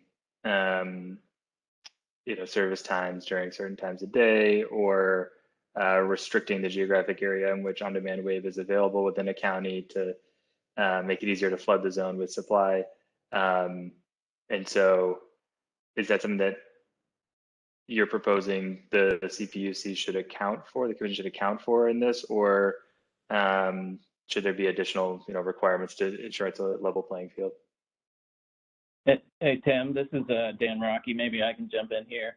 I mean, LIFT's position has been in agreement with the commission so far and with staff, and that we should look at response times and completion percentages during the hours in which the service is operated. I know there are some differences between Lyft and Uber in terms of how they've approached that. Lyft has looked at the very minimal demand and determined that it doesn't make a lot of sense to offer the service during the middle of the night when we're seeing really no demand at all. So this approach would be in line with at least what the commission has determined so far, which is that the metrics should be measured for those hours of operation for the particular TNC service. So the pushback I have there, right, is this proposal specifically sets a floor and a benchmark that consistently raises over time. And so if the Lyft experience is that these benchmarks are achievable based on the operating hours that you have, that may not be the same for what Uber or Via or any other TNC is operating. And so we would just want to make sure that if a benchmark were established, that it accounts for those differences, because as of, to date, the measurement has been quarter over quarter improvement, regardless of the starting point. And this sets a pretty, firm starting point that ratchets up over time. Yeah, no, I understand what you're saying. I guess I have a question there. So are you saying because Uber offers a service 24 hours that impacts which metric in particular, completion percentage or response time percentage? I would argue it impacts all of them, with the exception of acceptance rate, perhaps. So, completion rate is a function of available supply relative to demand, and the more hours that you're accepting requests for demand, the more time you have to need to put drivers on the road. If you're trying to maximize cost effectiveness, as we've been talking about today, that can cause challenges to supply an overnight time period as opposed to daytime. And so there's definitely differences in service. Yeah, no, I understand what you're saying, and I think there are different ways to look at it. And obviously, the goal here was to come up with a standard that works for all of the TNCs. And like Richard said, I mean, we're certainly open to examining the specifics of the framework to make sure that it works for everybody. So maybe we can work on that going forward. Yeah, that's all we would ask is consideration there. Okay. One quick clarification related to this discussion from the chat box from Aaron McAuliffe asking if staff can clarify the statement about hours of service. In track 3, the commission required the TNCs to report the hours of service, but there weren't other limitations associated with that. I did want to offer the floor to Caitlin Brady to respond to the hand raised. Sure. Thank you so much. Yeah, I think further to the conversation, I think, the proposal by Lyft is very interesting here, and is certainly one that we would, be interested in considering and reviewing further. I think what we would just note is Similar to Tim's comment about some of the different ways that Uber and Lyft might be situated, the same holds true for Via. And I think most notably in this case, as we've mentioned in our prior presentations and comments, Via's business model is not necessarily aligned to the shortest possible wait times. And by that, I mean is not, at all aligned to the shortest possible wait times. So it's certainly conceivable that we may be operating a service under contract with a public transit agency where, our goal response time for all rides, wave and non-wave, is well over 30 minutes. And what we're really looking to do is increase efficiency and sharing in our rides. So what we would ask is that, if the commission considers this position, that we consider how to do so in a manner that balances a TNC's wave and non-wave service, going back to the true focus of this rulemaking on equivalent levels of service, so that a TNC, is not expected to, let's say serve, 80% of trips in under, 25 minutes when its goal for non-wave trips is to serve, 80% of trips in under an hour. So that's just something that, we would be interested in considering and working with the parties to analyze in a manner that ensures that we're focusing on equivalent levels of service for all riders. Got it. Thank you, Caitlin. Joe Castiglione, I see a raised hand. Yes, thank you so much. I think I wanted to, I appreciate this proposal and certainly, the quarter over quarter introduces complications. In, kind of my initial response to this or reaction to this is, and I think, Tara, you may have alluded to this a little bit, or explicitly, was kind of where for lack of a better word, the kind of floor is set, the starting point, and where the target is. And, obviously the North Star on that target should be equivalent service. And I think those are, how those are defined would be key to whether such an approach could be helpful. I do wonder if, and I'm recalling, I don't remember the gentleman who was presenting earlier, was expressing some concerns. And I think it was twofold. One about both rooted in kind of volatility, that you could have an extremely performant quarter and then perhaps a quarter that was not as performant. And it may be due to completely exogenous factors. And I wonder if there might be some ways to mitigate that, or mitigate against that. So, for example, establishing standards that are maybe rather than quarter by quarter, yearly, or perhaps like a rolling average of the prior 4 quarters, which would mean that basically for any quarter, as long as you were performing, that the trend was upward over that longer period, still be quarter to quarter. But the trend would upward, that might still be a useful measure. These are some kind of visceral reactions. I would note that, even with this type of regime, it will be not possible to fully mitigate against volatility. And some of that volatility, again, is maybe due to exogenous factors. Some of it may not be due to, may be due to endogenous factors, in terms of like, the partners that the companies may be working with, et cetera. But there could still be volatility even with these kinds of more gradual benchmarks. And so I don't think that actually solves that problem. But perhaps it does represent some sort of, it mitigates against some of the downsides.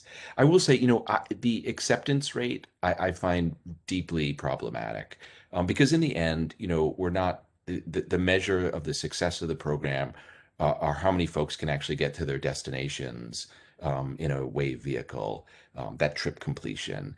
And because of, we don't have insights into the acceptances, we haven't gotten any data on that, other than, the cancellations by customers or by drivers. It's really hard to tell why that's happening. I think people have some legitimate questions of, while there may be, quite benign explanations, like people requesting rides on 2 apps, maybe that's what's happening, but there are probably lots of other, maybe more plausible explanations as to why people may be canceling. So, I think we would probably be of the opinion that, you know, any kind of acceptance rate performance indicators are not going to be helpful to ensuring the program's a success. Okay, thanks, Joe. Anna, could you move us back to our slides on the list of questions? I'll move us to Scoping Memo Question 1C, and I will read that aloud from the Scoping Memo. This is on modifications to the trip completion standard. In D21-03-005, the Commission adopted the trip completion standard as an additional metric to demonstrate improved level of service. The Commission found insufficient record to adopt a minimum percentage or increasing benchmarks and stated the Commission believes that before adopting a minimum standard, it is prudent to first evaluate actual wave trip completion rates by geographic area and over a longer period of time than currently available data to better understand an appropriate minimum requirement. The decision directed CPD to submit a report in December 2021 that analyzes the trip completion standard by geographic area based on data submitted by TNCs. Should the trip completion standard be modified to include a minimum baseline percentage or increasing benchmarks? And should the trip completion standard take into account the response time standards, and if so, how? And I recognize that the prior discussion overlapped greatly into this topic. I did want to offer Anna to talk through a piece of the response time report and some follow-up questions that we had before we open up further dialogue on this question. Anna? Thanks, Sarah. So based on the offset data submitted in the advice letters by the TNCs, the data showed the low numbers of completed wave trips as a percentage of total requested trips per county as shown in this slide. LA, for example, shows only 25% completion rate, while Alameda and SF shows 44% and 35%. So the questions are for the TNCs. So why are the percentage of completed trips requested so low? What happened to the other non-completed trips?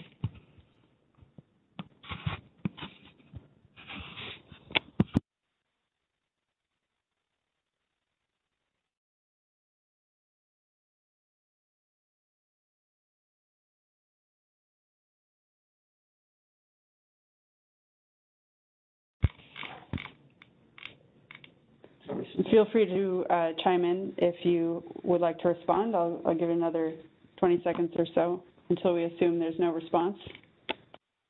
Hi, this is Connor from Uber, and just kind of reiterating some of the points that Tim was making earlier. Some of the reasons why these trips completed percentages are lower than what we would achieve for are because of those reasons that we alluded to in our presentation. Sometimes riders do match with drivers, but then ultimately cancel. And I know we've kind of discussed some anecdotal points, but sometimes that's the reason because they requested on both apps and one was closer than the other. Sometimes they request and cancel within a couple seconds just to test out and see if the product's available. So there's a bit of an unknown there, and that's why some of that percentage points are a little bit outside of our control, which is why we've kind of contested that the completion rate percentage isn't a good kind of measurement of improvement of service. I'll also add one. This is Tim on the Uber side as well. Just add one more thing.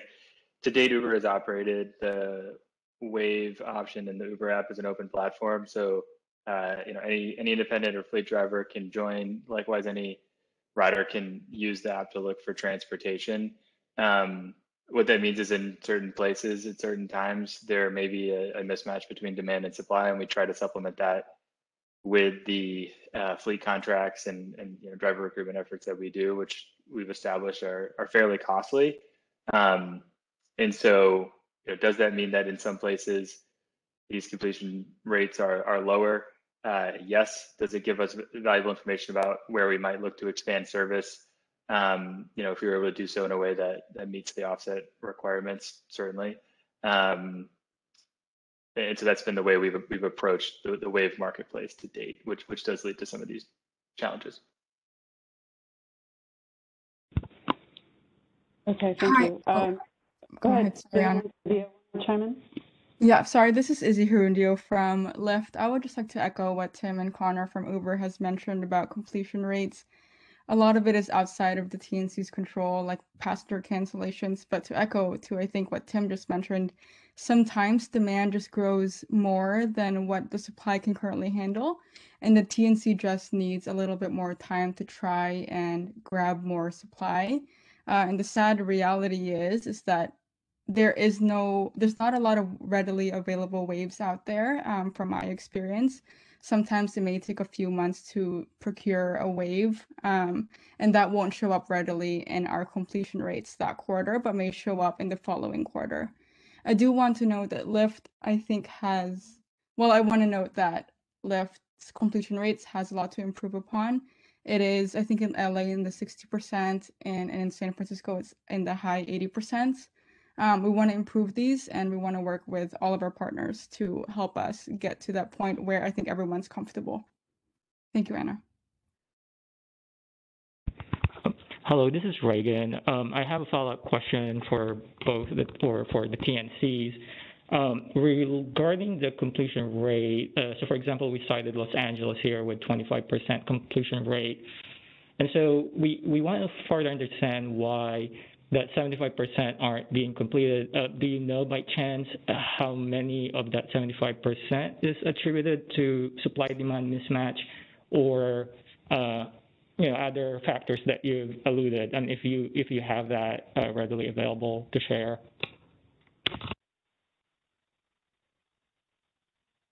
So I can speak for Lyft. We don't have that ready available to share, Reagan. I do want to say the whole argument of the rider's too far. The thing is, a lot of those is hypotheticals, and we don't know what the rider is experiencing. Too far to them can be 30 minutes. Too far for them can be 5 minutes. So I feel like my concern is we are chasing a goal that we don't know what the goal is. Is it 5 minutes? Is it 30 minutes, or something like that? Which I want to reemphasize why our goal is acceptance rate. Or even Tim and Connor's argument of even just completed numbers is, I think, reasonable. I'll also add that these numbers shown here are a bit dated. So, the most recent ones are 6 months old now, and while our completion rates are not perfect to date, they have changed. And so the majority of the numbers here, or a good chunk of them, are shown during the peak of COVID. Which did create challenges on both sides of the marketplace in terms of demand and supply. I would add that I think the data that we do provide in the quarterly submissions does have further breakdowns in terms of the trips that are canceled versus accepted. So that's about the level of data that Uber collects in terms of reasons why a trip isn't completed. The only other one that we have is which we showed earlier, which is a sample of the trips that are canceled by a rider that are accepted by a driver versus the ones that are not accepted by a driver. And in Uber's experience, the split is about 50-50. So 50% of rider cancels happen when a driver has already been assigned, and 50% when that driver has not been assigned.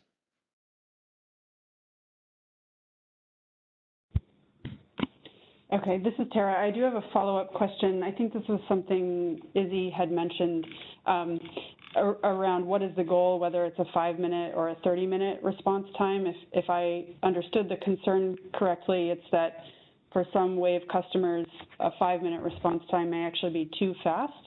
So please correct me if my understanding was wrong. If my understanding is correct, I would like to hear from the disability advocates on that point, and whether that's something that you hear from your constituents.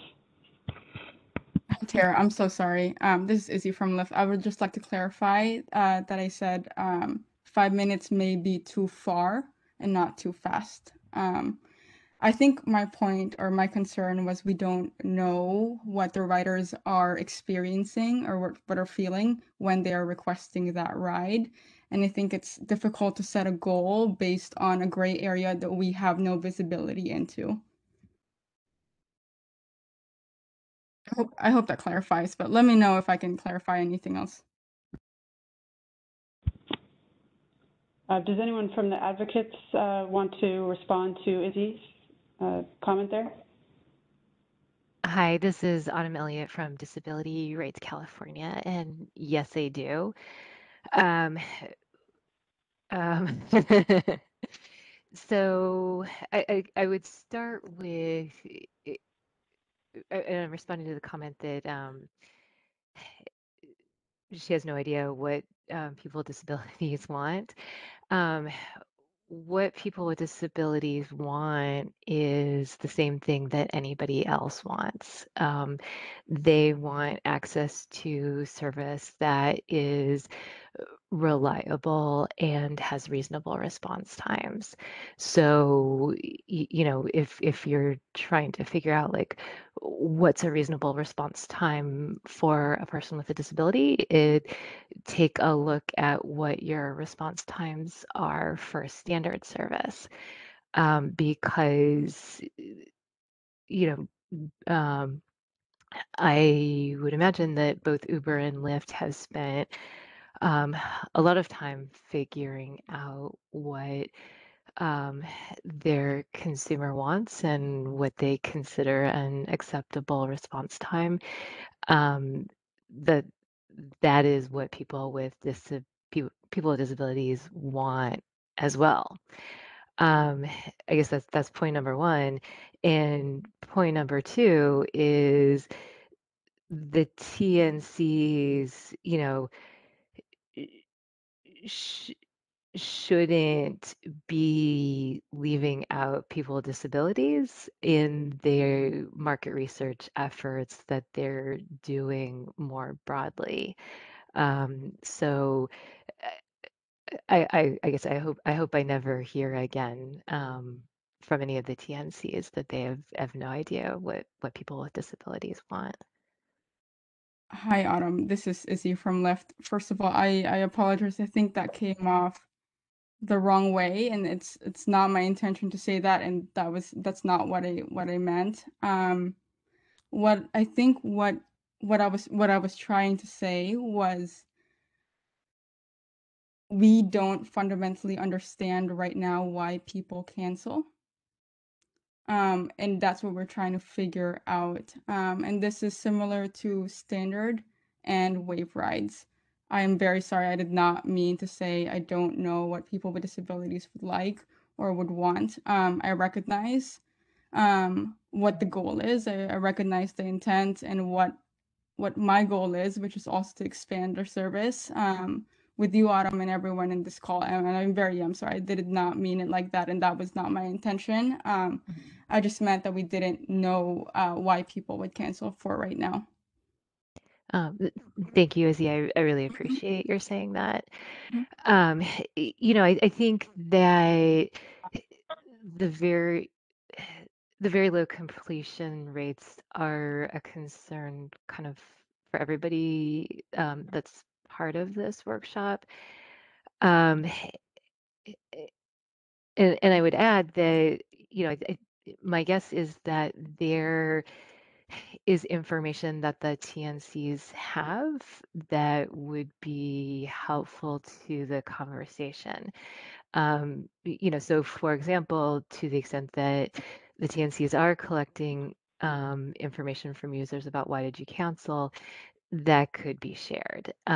If there's data about, you know, how what's the time delay between when people make the request and do the cancellation, that could be shared. You know, like, and those are kind of, none of them may be complete, but they might help point us all towards identifying those problems and then figuring out the best ways to solve them. Thanks, Autumn. I do really apologize. I feel terrible. And again, that was not my intention. But thank you for clarifying. And I hope I made it very clear that we are going to look at this, and it's a very high priority for our team to take a look at completion rates and acceptance rate and completed rides and try to get it to the point where everyone is happy. That is my job and that's my goal. Thank you. We very much appreciate that. Okay, I see two more hands raised. I'm going to go to Mark Gruberg. Yes, thank you, Mark.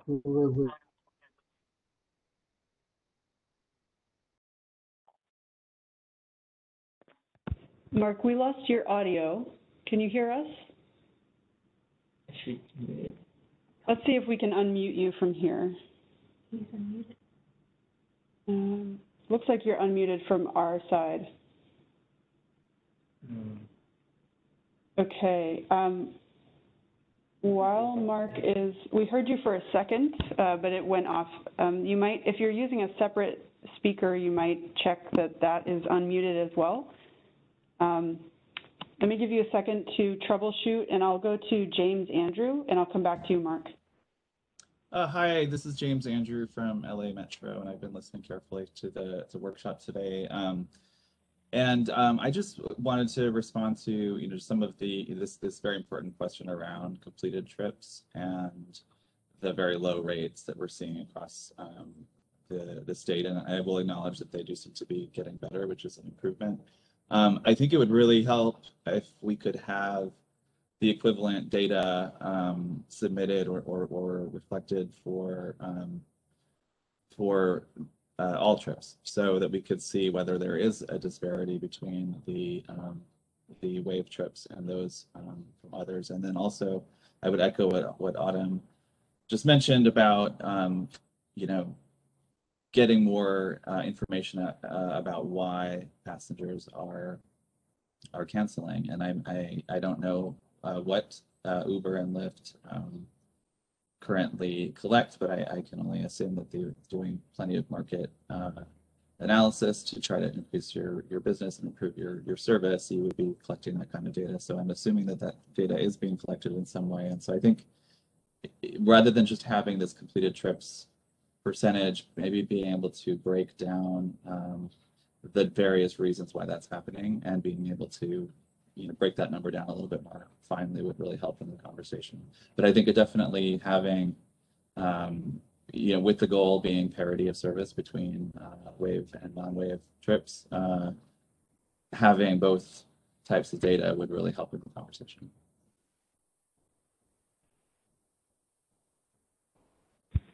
Okay, thank you, James. Mark, can you try to speak again, see if we can hear you?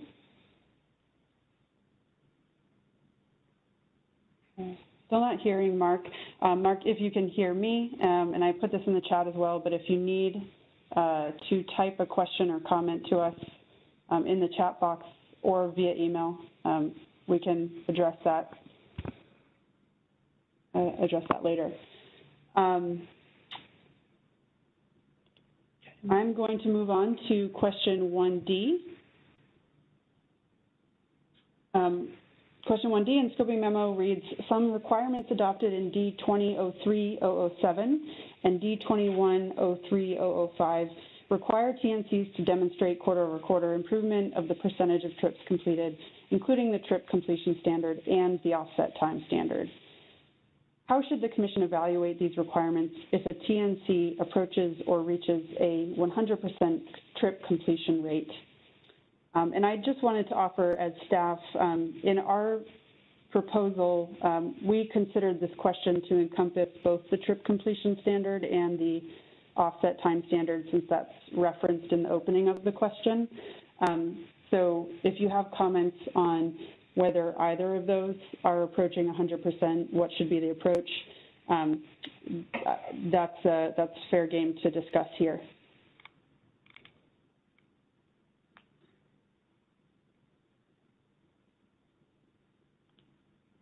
Okay. Waiting for hands. Okay, Joe Castiglione. Sure. I think, our comments on this were essentially that this is a problem that, we can essentially cross this bridge when we come to it. In the data that we've seen so far, not quite, but almost 2 years into the program, we're not really getting to the point where I think, we have to worry about 100% kind of trip completion rate. And it doesn't seem unreasonable to say if that's met, that's great. But again, when you actually just look at the numbers, it just this does not feel yet like it's a problem. And it sounded like that even if there are no subsequent tracks, that through the commission resolution process, there may be ways to continue to refine and amend things as necessary. And, in keeping with some of our earlier comments, I think our general take is, well, again, let's cross this bridge when we come to it.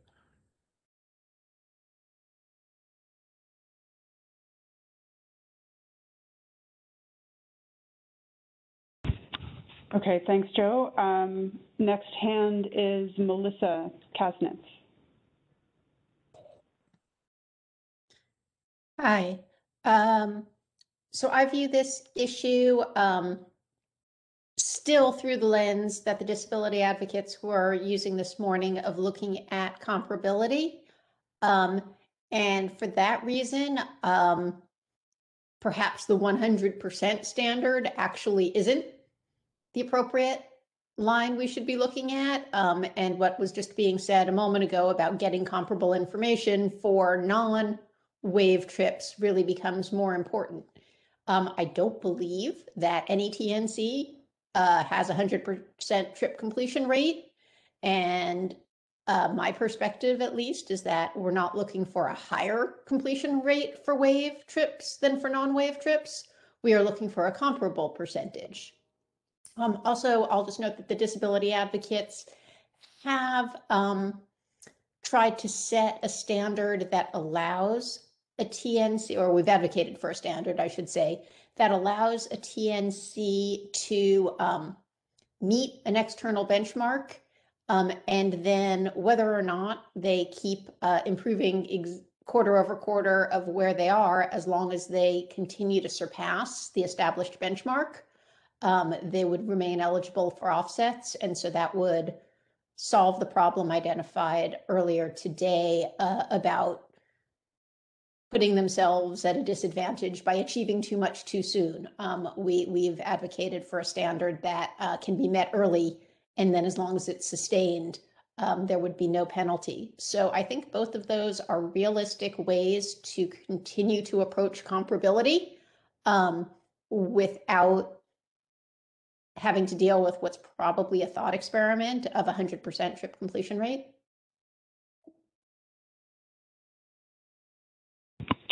Okay, thank you. I'll take Caitlin Brady first, and then Daniel Rocky, and then Adam Bierman. And after those three, I think we'll move to the final scoping memo question on this section. So Caitlin? Sure. Thanks so much, Anna. I did want to just contribute. I think Nomad has seen in a couple quarters, meeting the offset time standard at both levels.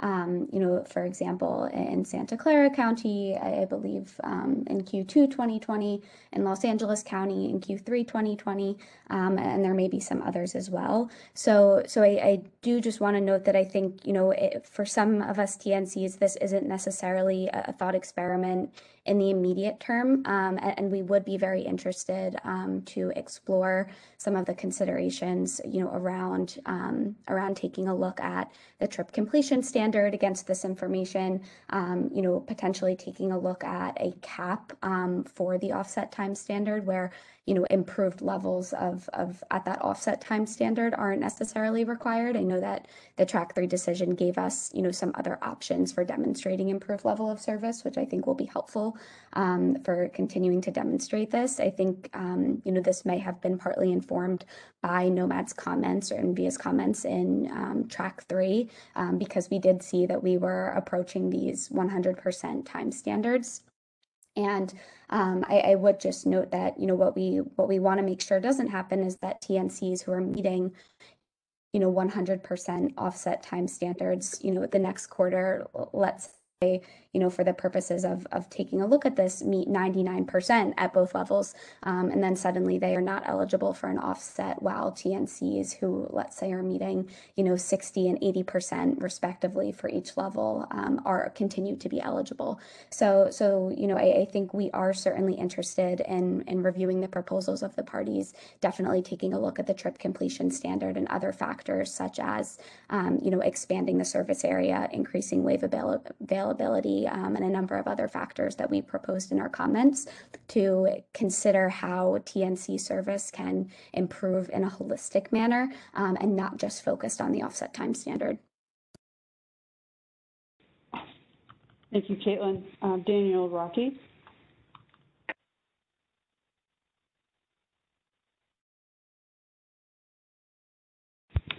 Okay, thank you.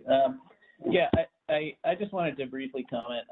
The 100% completion rate example is really helpful for illustration purposes to show sort of the point that Lyft has been raising all along, that if a TNC improves too quickly, it runs out of runway. But I think we need to recognize that it doesn't only happen at 100%, right? It can happen at a significantly lower level, as Richard indicated during the COVID period, in which Lyft improved from 60 to 75% one quarter, but that was due to factors that were entirely unanticipated and were not expected to continue the next quarter. So, I don't think we should focus too much on whether it's 100% and whether that's a realistic issue that we're going to face. I think the real issue is the problem with quarter-over-quarter improvement and the disincentives that creates to improve too quickly.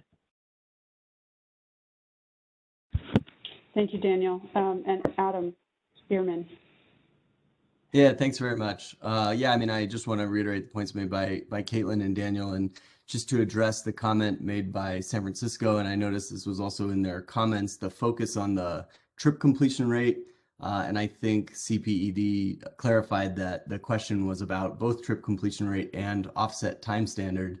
And offset time standard, it's certainly not a thought experiment at this time for us. We've had, I think we've become ineligible or are likely to become ineligible in several counties simply because, we're going from 95% of our trips above response time threshold to 94% of our trips above a response time threshold. So it is a very real problem. And, echoing Daniel's point, the focus on quarter over quarter results in outcomes that aren't particularly helpful for the program.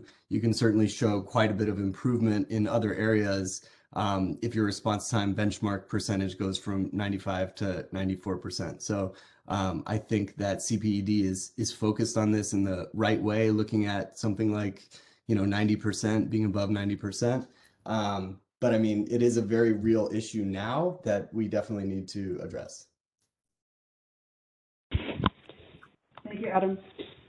I'm going to move us now to the last sub-question in this section, 1E of the scoping memo, which we did cover significantly in the morning's discussion, but I'll put it out there and see if there's further clarification or discussion needed. It reads, in D21-03-005, the Commission stated that, quote, fares paid by passengers are not included on the list of eligible offset expenses attached as Appendix A to D20-03-007. What clarifications, if any, should be made with respect to the exclusion of passenger fares from eligible offset expenses?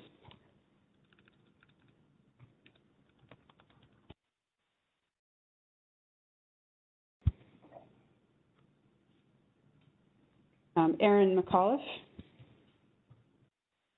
Thank you. I think just first off, this question left us a little confused. And I think a few other parties expressed similar confusion. Fares are revenues and therefore not expenses. So if the Commission staff could provide maybe a little more clarity on their thinking around this question. I think concerns came up that TNCs are collecting revenues that are then not offset against the expenses. And I don't think that this question gets to that concern. I think Uber provided a slide today that tried to help explain it a little bit more and get into more details. But this question, as it's phrased, is quite confusing as revenues are not expenses.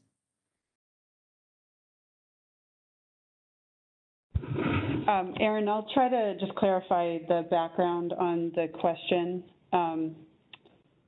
which was, I believe prior to my coming on board into this proceeding, there was some discussion in the record that asked about making this explicit, that fares, as you note, are revenue, they're not costs, and therefore are not eligible expenses to be offset. So from my perspective, this question was meant to sort of finally put a pin in that any remaining uncertainty about that question. But we also recognized that we aren't the experts in understanding the way each TNC constructs its fares. Further, that the fares would include things like the TNC access fee. And so we wanted to gather further information, especially from the TNCs, on how those fares are constructed in order to make a clarified statement about what is or is not eligible as an offset expense. I hope that helps clarify. Somewhat. So to clarify, it sounds like the commission concurs that TNCs should only be permitted to recover their net costs. I think we don't quite understand how you are soliciting information to support that approach in terms of understanding both the revenues and the expenses. Does that make sense? Yeah, it does. In track 3, the commission did state fares paid by passengers are not included in the list of eligible offset expenses. And there's an appendix to that track 2 decision that outlines all of those expenses. So this was really meant to respond to what appeared, I believe this was meant to respond to what appeared in the record as a lack of clarity. And so it's offering the opportunity for parties to suggest clarification that's needed. But you're right that the commission has already stated that fares are not included on the list of eligible offset expenses. This is Autumn. May I add a clarifying comment? Yes, please, Autumn. And then I'll go to Adam, who's got his hand raised. Sure. So just to clarify, the concern that was raised wasn't that perhaps TNCs would be confused and try to report a revenue item like a fare as an expense. The concern was around the discussion of only the incremental cost being able to be offset. And so, you know, the position that at least a couple of the parties took was, at a minimum, the costs that we're seeking to be offset, revenues first needed to be subtracted from that, because otherwise the TNC would sort of be like being paid double for the expense. So, you know, if this is how much it costs to provide wave service, and that's partially offset by the fare itself, then the fare itself should be subtracted from the offset that was being sought. And so I think Aaron was saying, it sounds like staff concur that that is how it should work. But I think we're still unclear about what steps are being taken to ensure that that subtraction is actually happening, and the the fares are even being removed. You know, in a situation like appeared in the slide where the costs are so high that the fares plus the offset amount still don't cover it, then it's not an issue. But in situations where that's not the case, then it would be important to subtract out the fares. Got it. I'll just quickly clarify, CPD's proposal does recommend to maintain the Commission's statement in Track 3 that fares are not eligible offset expenses. And I lost my train of thought. I was going to add one further clarification. Maybe it'll come to me. Let me go to Adam Bierman. Was it regarding the question of what steps the staff are taking to ensure that that subtraction does happen when it's appropriate? Yeah, thank you, Adam. I just wanted to remind folks that we do have the ability to audit the records and the advice letter filings filed by the TNCs to confirm that is the case. It's my understanding that the TNCs in their most recent proposals and perhaps prior record have confirmed that their understanding is the same. If anyone, maybe when we go to Adam, he may be able to comment on that, or if any other TNC wants to comment on the exclusion of fares from the offset requests, now would be the time. Let me go to Adam. Yeah, thanks, Tara. I mean, we really tried to provide a little more visibility into both, you know, our fares and our costs with respect to this program and with respect to our wave service in our slide. And so I hope that was helpful for folks. But I think the additional point is that we have to certify that these are expenses that are qualifying expenses under the program. By definition, qualifying expenses are only incremental costs to providing wave service. So, you know, we have our business sign under penalty of perjury that these are expenses that we incurred that are incremental costs for providing the wave service. So like Tara mentioned, you know, we keep a ledger, it can be audited, but we're only submitting incremental costs for our wave service. And I think as our slide pointed out, there's still lots more that we are, you know, not submitting that aren't offset by the fares. So it really shouldn't be an issue for us, and we want to be as transparent as possible. But I think at the end of the day, you know, like everything else in the application, we're signing our name that, you know, this is meeting the requirements of the program. Okay, thank you, Adam. We are into the 2 o'clock hour now. I would like to shift us to the second set of scoping memo questions on access fund disbursement. And we're planning to take a break at 3 p.m. For 10 minutes, just to make you aware of that. This section has important questions as well, so let's jump right in. The first scoping memo question on access fund disbursement, I will read it from the scoping memo. This is 2A, and it deals with non-regulated carriers. In D-21-03-005, the Commission adopted an interim rule that access provider disbursement is limited to, quote, a transportation carrier that holds a Commission-issued permit prior to applying to become an access provider. The decision stated, quote, the Commission would like to consider the disbursement of access fund monies to non-regulated entities without requiring a TCP permit if the Commission can ensure compliance with safety protocols and other requirements.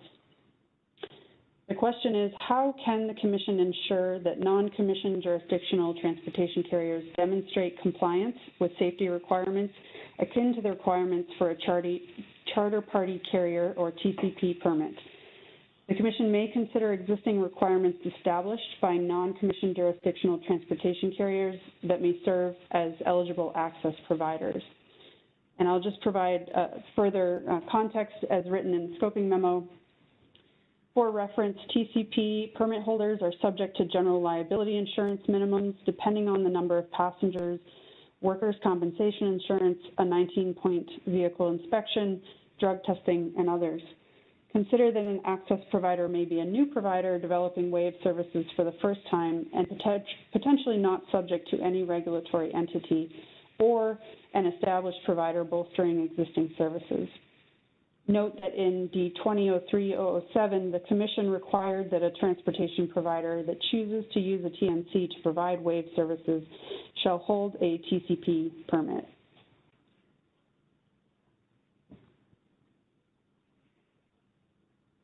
I'll take questions and comments now.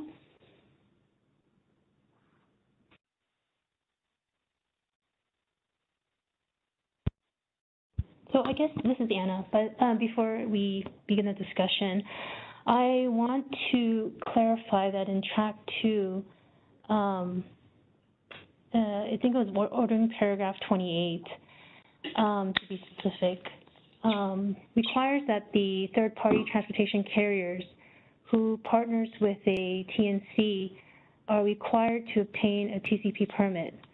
Because I believe there's some confusion that the Commission, that people are believing that, or parties are believing that the Commission is requiring the access providers additional permitting requirements when the third party is not required. So just want to make it clear that the third party transportation providers are required to obtain a TCP permit if they are partnering with a TNC.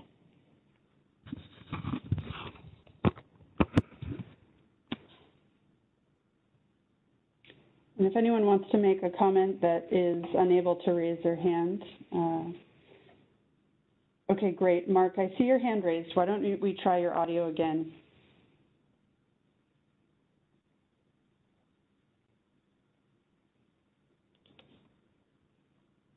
It looks like you're on mute on our end. Let's see. I'll unmute you from here. Can you unmute Mark? Trying.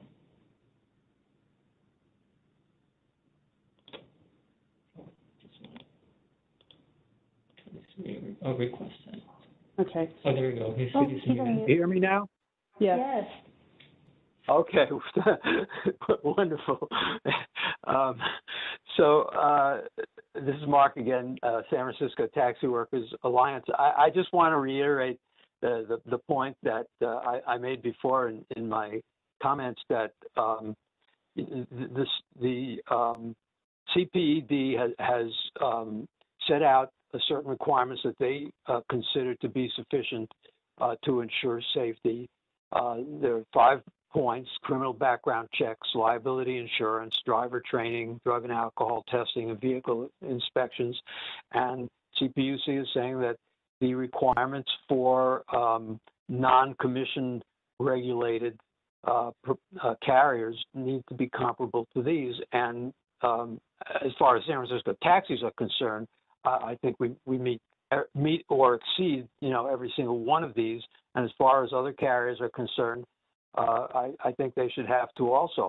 I don't think it should go, jurisdiction by jurisdiction and type of transportation by type of transportation, because that's going to vary widely across the state and depending on the type of transportation it is. I think there should be a uniform set of standards. I think the CPUC has set forth good ones, and I would just urge their adoption. And I also should say that, as was mentioned in the Track 2 decision, there are already a series of requirements for access providers that touch upon some of these issues. It touches upon training, touches upon inspections. There are reports that have to be submitted. So, the commission is capable, and the access fund administrators are capable of putting in place the kinds of requirements that will ensure that these standards are going to be adhered to.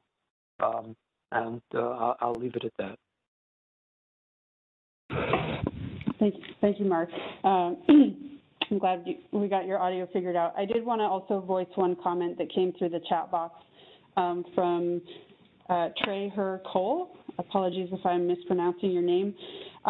Who says potential providers such as transit, paratransit, non-medical service, and CTSAs, designated providers, undergo rigorous inspection, driver training, and carry insurance levels that are either similar or greater than those required by TCP. Therefore, these entities should be eligible providers. And Trey is from Fresno Council of Governments.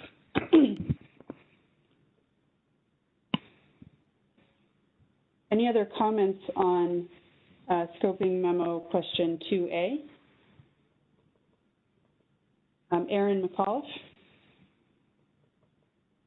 Thanks. I just wanted to support Mr. Gruber's comments and emphasize the sort of timeline that we're working with in terms of the Access Fund distributions. And I guess that would be a question for commission staff in terms of how do they see access providers being able to satisfy this. I really appreciate the much more clear list of requirements in your proposal. But so how do we see access providers being able to satisfy that within the timeline to actually apply for funds in this first round of funding? Yeah, thanks for your question, Erin. We anticipated this in the release of the guidelines for the Access Fund Administrator side of the program earlier this year. And in the guidelines, we allowed recipients of the Access Fund monies to incorporate the outcomes of Track 4 on this question into their procurement for access providers. So we didn't want to change the rules of the game midstream. We want you to be able to use the guidelines now and expect that's what the rules of the game are for this first funding year. But because the decision on the non-regulated carriers could impact how and who you procure access providers, there is opportunity to adjust your approach depending on the outcome of this Track 4 issue.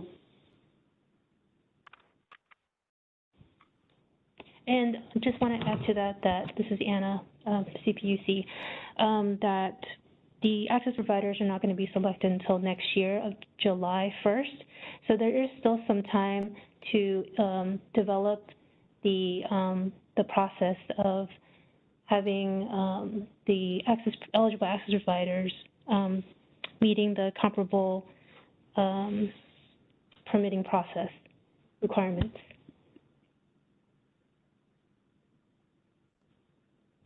Okay. Okay, seeing no other hands, let's go to question 2B.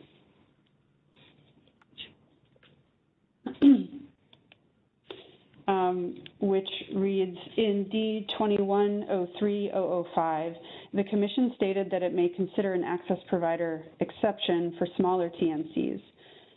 And it quotes, the Commission would consider whether a smaller TNC may apply as an access provider in a geographic area where it operates wave services and does not meet the offset or exemption requirements. The question is, should an access provider exception be made for smaller TNCs that provide wave services in a geographic area but do not meet the requirements for an offset or an exemption? If so, how should a smaller TNC be defined, and how should the TNC demonstrate eligibility?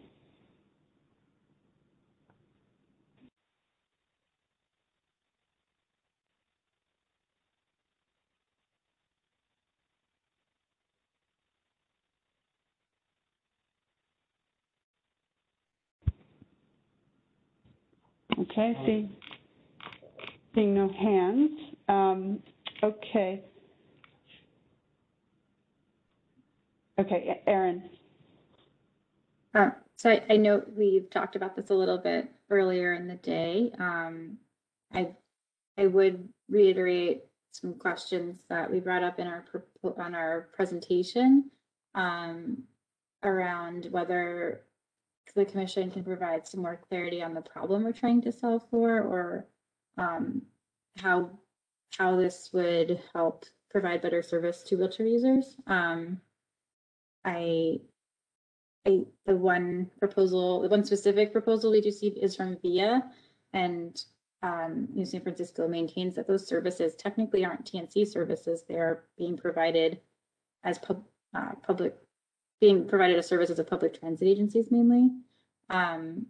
So again, just being able to narrow down what problem we're trying to solve for, because if it's just that VIA is misclassified as a TNC in those cases and shouldn't be under this program, it's entirely different than maybe something else.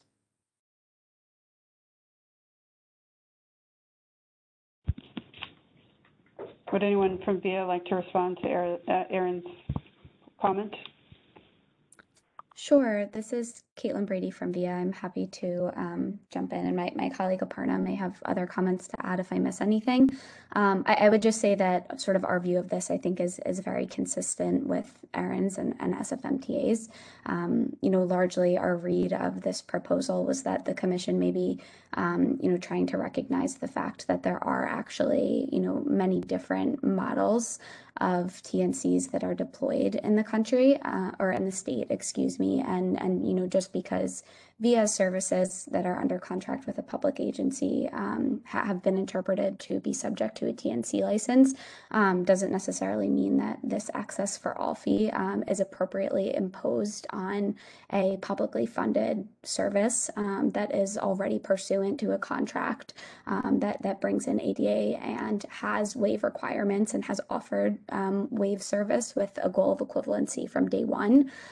So we did include in our preliminary proposal, a general comment if the commission were to adopt the smaller TNC exception, but we strongly believe that a more limited exception would be more appropriate, and that exception wouldn't be one that requires a smaller TNC or a TNC meeting this alternate definition to just be able to apply as an access provider, but rather recognizes the fact that the access for all fee is probably not, is not appropriately imposed on these publicly funded services. So I think that would actually address a number of the parties' concerns about still requiring TNCs provide equivalent level of service and participate in this access for all fee regardless of their size, but just sort of taking that smaller carve out for publicly funded services, as I said, that are pursuant to a contract that already requires waive services. Thank you. Any other comments or questions on 2B?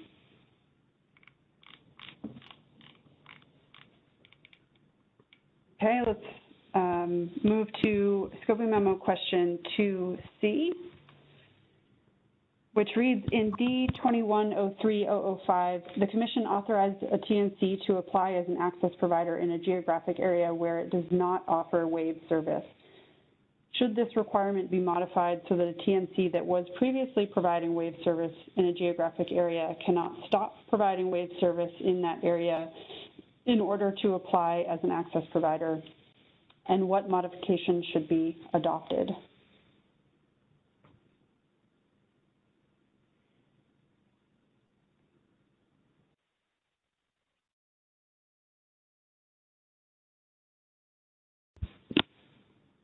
I'll give a moment to see if there's any comments or questions on 2C.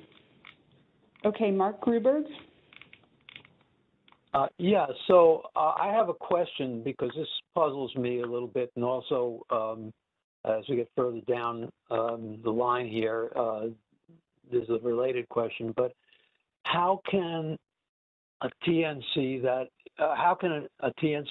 is applying as an access provider, how can they stop providing waive service to apply as an access provider when to be an access provider you have to provide waive service and document that?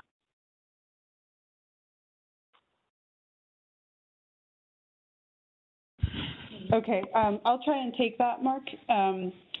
The question here is in the Track 3 decision, the Commission authorized TNCs to apply as access providers in geographic areas where they don't currently offer wave service.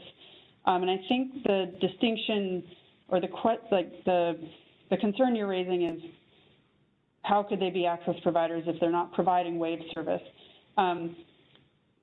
The access providers, they are transportation providers that must be able to provide wave service. They may not currently be providing it in that specific area.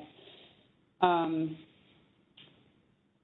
trying to fully understand your question. Does that clarify for you? No, I think I must have a fundamental misunderstanding here, because it's my understanding that to apply to be an access provider, you have to provide information on the previous quarter of your activities, providing access. So if you're a TNC and you're providing access, then you're a TNC an access provider. I must be missing something very, very basic here. Hi, Mark. This is Reagan from CPUC.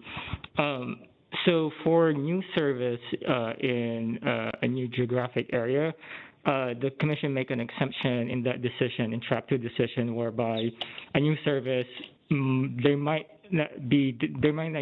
data might not be available to be reported under that requirement for that new service. And so the Commission made an exception in that rule, in that decision, that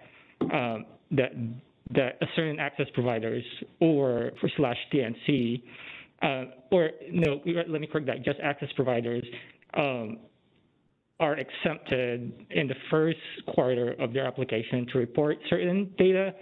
And so in that exemption, that's what you're referring to is that, that some of these requirements are inapplicable during the first quarter of providing the service, or the first quarter of application to provide the service.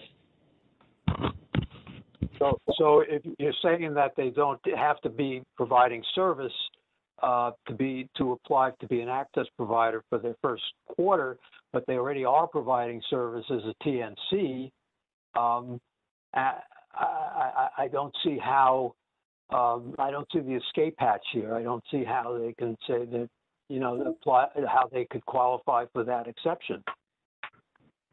So I think even Uber had proposed that what they're proposing is possibly stop service for maybe a given amount of time, like 2 quarters, and then that means that they'll stop the service, and then they will apply again as an access provider because they stop service. So with this new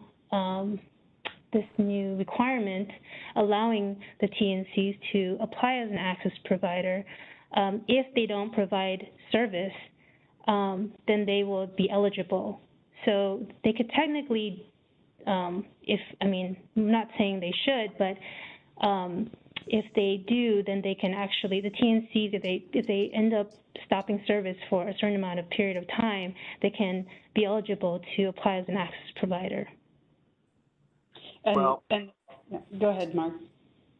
It just gets to the other question. If they are already a TNC, then shouldn't they be subject to the TNC rules and not access provider rules?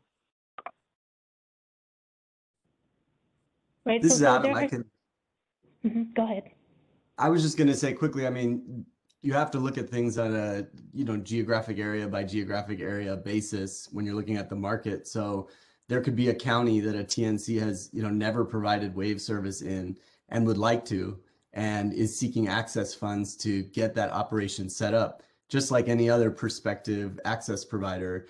And in that situation, it would competitively bid for access funds that it would use to build out a wave service. And so, just because a TNC may be providing wave service in some county, that doesn't mean that it's positioned to do so in a county that it applies as an access provider in.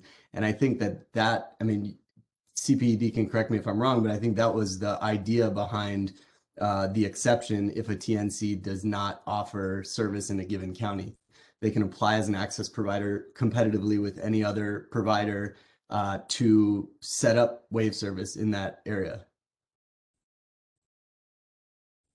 Okay, I guess I see the point, but I don't think I'm in agreement. Thank you. Right. So currently, there's only 3 TNCs that have been providing services, and that's via Lyft and Uber. And so what this requirement does is it opens up to the other TNCs as well to for them to expand and to offer wave service. So it just gives them the opportunity to do so. Okay, well, thank you. I get the point. Okay, I see a few other hands raised, which I want to get to. Adam, is your comment related to this conversation? Yes, I'll lower my hand. Okay, thanks. Let me go to Autumn.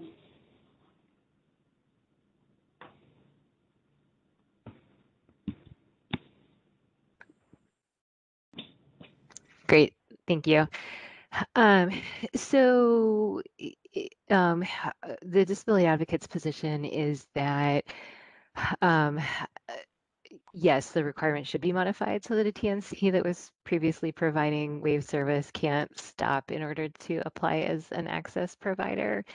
It's a basic principle of access that if you have a certain level of access, you don't take it away. So if you build a ramp, you don't take it out. If you have an accessible path of travel or an accessible bathroom, you don't stick a giant trash can in the middle of it that blocks people's access. So if a TNC is previously providing wave service, then they shouldn't be stopping it, and the system shouldn't be set up such that if they stop it, there is additional funds that they can receive. And the general principle here is that the TNCs should be providing wheelchair accessible vehicle service. That's their responsibility, and so they shouldn't need to be applying for the funds, the access funds in the first place, and shouldn't be allowed to sort of like do an end run by stopping the service and then applying for the access funds. And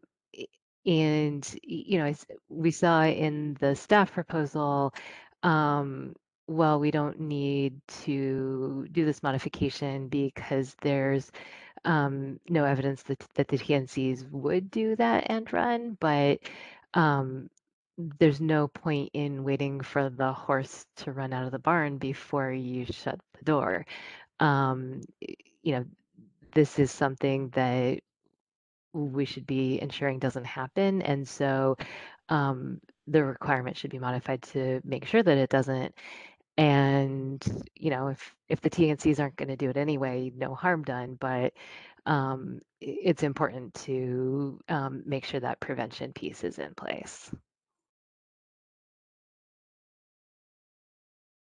Hi, Autumn. This is Anna. One follow-up question for you. So I understand your position on existing, at least TNCs who are already providing wave services, but what about the TNCs who are currently not seeking offsets and are not providing wave services? How should they be treated? The same as the TNCs who are currently offering the wave service, or just curious? So again, their obligation is to provide that service, and there is already set up. There's already a system in place set up by the TNC Access for All Act, and you know that over the course of this rulemaking has been developed that sets up a process for them to retain those funds to use it to you know, to provide accessible service.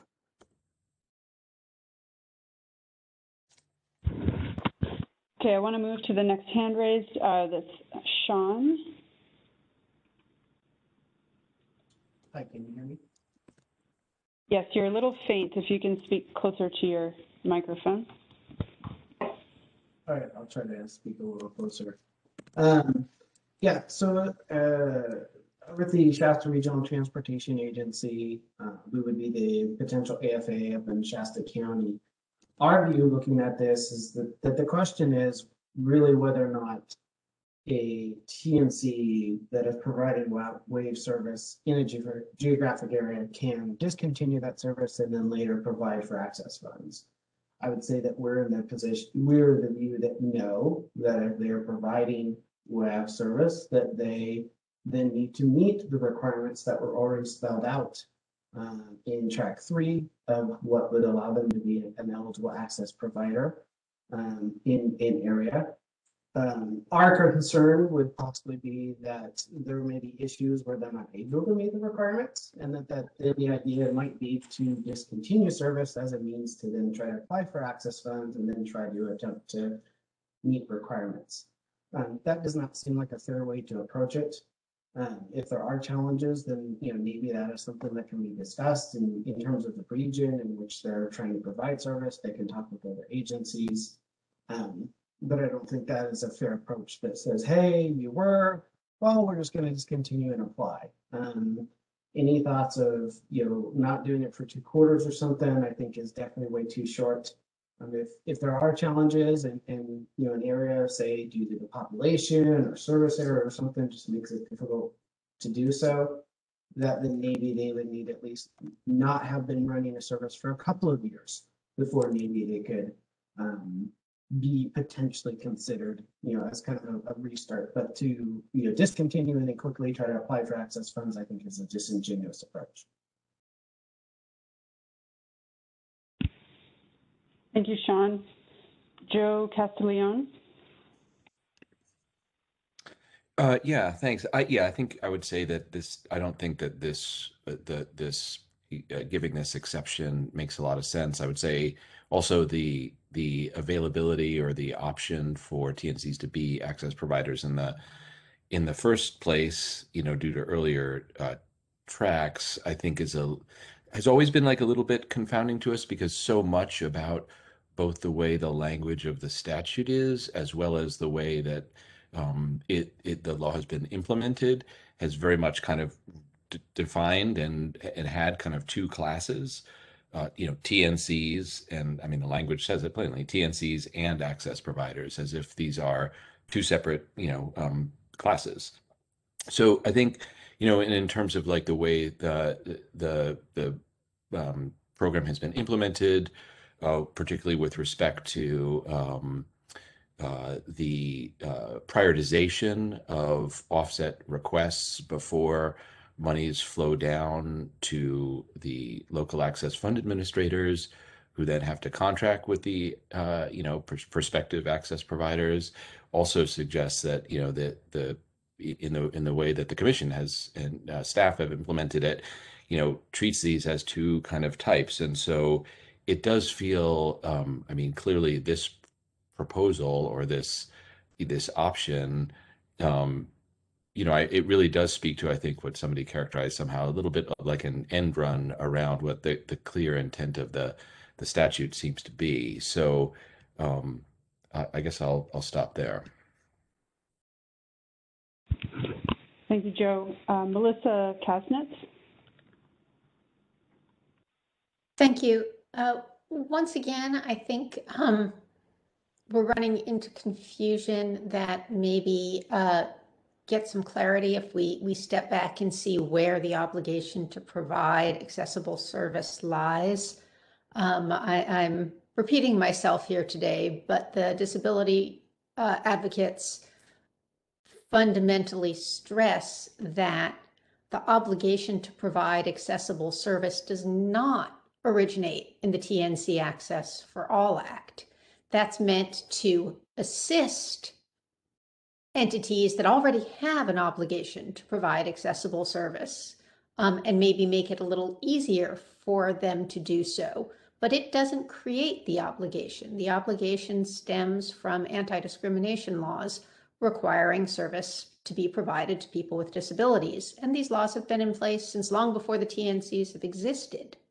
So when you say there might be a service provider that's not currently providing wheelchair access, and maybe we need to come up with some way to encourage them or entice them to do so, from our perspective, or at least C4AT's perspective, that's an approach that misunderstands the fundamental obligations. If there's a service that's not providing wheelchair access, they're discriminating against people with disabilities. And so sure, the state has passed a law that says, how can we ease the process for non-discriminatory service to be provided? But it doesn't allow for discriminatory service to be provided by some providers who just are ignoring their obligations under anti-discrimination statutes.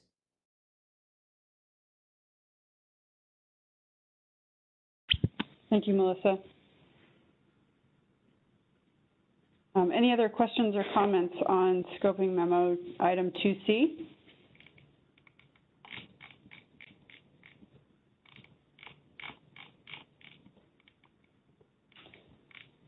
Okay, seeing none, I will move us into a break session, and so that we start the next session on time according to the agenda, in case anyone's joining just for that.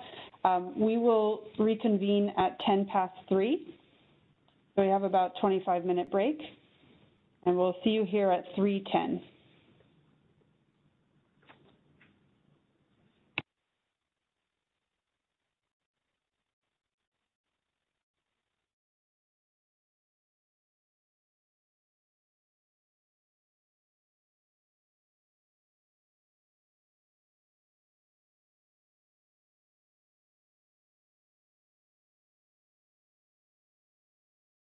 For the last few scoping memo item discussions between now and 4:30, including a half an hour for public comment.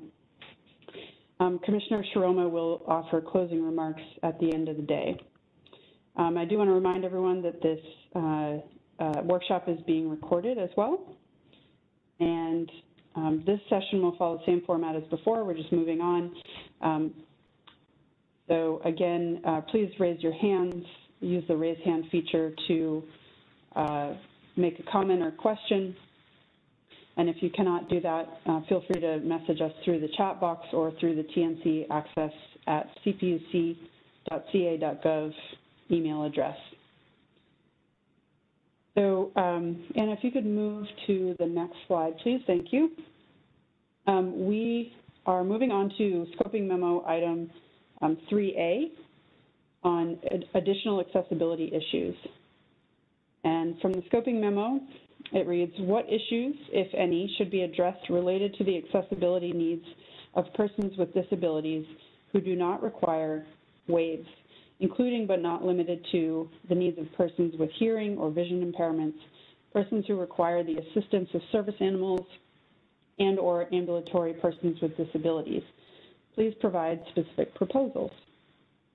And as additional context, provides, as discussed in D-21-03-005, once proposals are submitted, the Commission may determine whether such issues are appropriately, considered within this proceeding or in a separate rulemaking.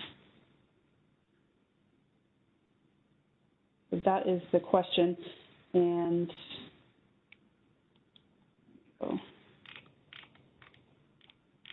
I will look for raised hands to comment on this. I know we also had dialogue about this topic this morning and really throughout the day.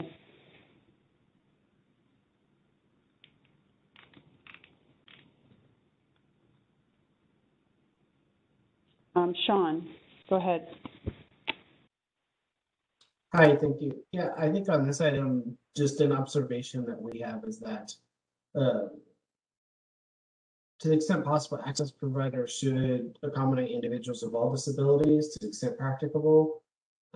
For instance, even our public transportation providers have to deal with meeting requirements related to Title II of the Americans with Disabilities Act to ensure that they also do not discriminate on basis of ability, and also provided mechanisms so that individuals may request reasonable accommodations and provide a way for complaints to be submitted to be heard when they are provided transportation services. So I understand that may be difficult for some, depending, but I think also part of our goal is to increase accessibility for everyone, and regardless of that disability, and so that needs to be considered when we look at these types of services. So that's all I have as a general reference.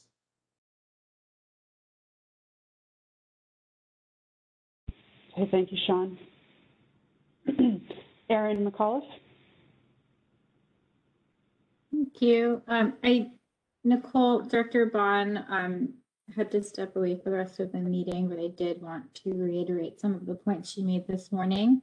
That accessibility issues related to TNCs, but transportation in general, are part of ensuring equal access is part of the Commission's responsibility, even outside of this rulemaking. And I think, as Melissa Kasnitz noted this morning, there are a number of accessibility issues which have been identified in the past 10 years of the rulemaking, since the TNC rulemaking started, that it seems really difficult to continue to provide what are being called specific proposals when we already know the issues and we need to see the Commission addressing those. I do think that it seems like maybe it is an issue of capacity at the Commission, and for that reason, I think we'd really appreciate considering our proposal that the Commission establish an ADA coordination office, so that this is not just the responsibility of parties kind of sporadically throughout a 10-year rulemaking, but that it's actually, as issues come up, as issues of discrimination are identified, as issues of barriers to access are identified, that the Commission can readily respond and ensure its responsibility to ensure equal access.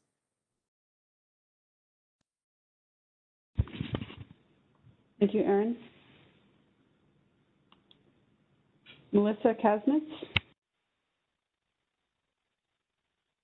Thank you. I apologize. I was a few moments late to rejoin the meeting. So I may not have the question exactly as teed up, but if we're talking about the idea of requiring proposals for how to address disability access issues, I would refer the Commission to the Center for Accessible Technology's very first filing back in the prior TNC proceeding, 12-12-011, I believe. In response to that very first OIR, the Center for Accessible Technology laid out exactly the same issues that are queued up here today and discussed how they need to be addressed. And there needs to be statements of non-discrimination. There needs to be outreach saying that, for example, service dogs will not be turned away. There needs to be training for drivers that addresses the need to accommodate passengers with disabilities. These things may not be easy to actually do, but the standards for what needs to be done aren't complicated and haven't changed since 2012 when the OIR was first opened. So we very much do want to see these issues addressed by the Commission. As I said this morning, they're also making their way through courts around the country. but it's really not appropriate for the commission to keep questioning what exactly are these issues. The idea of what issues are on the table is very well established, and it's really incumbent on the commission to move forward on ensuring that they're addressed.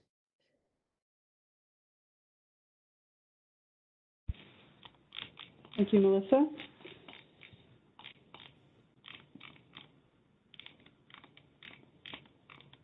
Any other comments on 3A?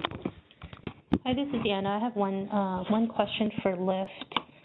It's a follow-up question with regards to disabilities, what they mentioned in their protest. I'm sorry, not protest, proposal, that Lyft app is not easy to find, that the wave riders would need to change a default setting in the app to request a ride.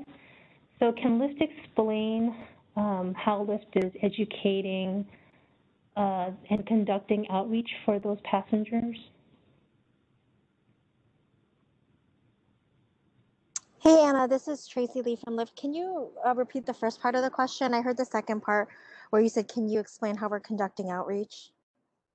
Sure. So so Disability had mentioned in their proposal that Lyft app is not easy to find, and that the wave riders would need to change some sort of default setting in their app to request a ride. So it's not easily found unless they know that it's there.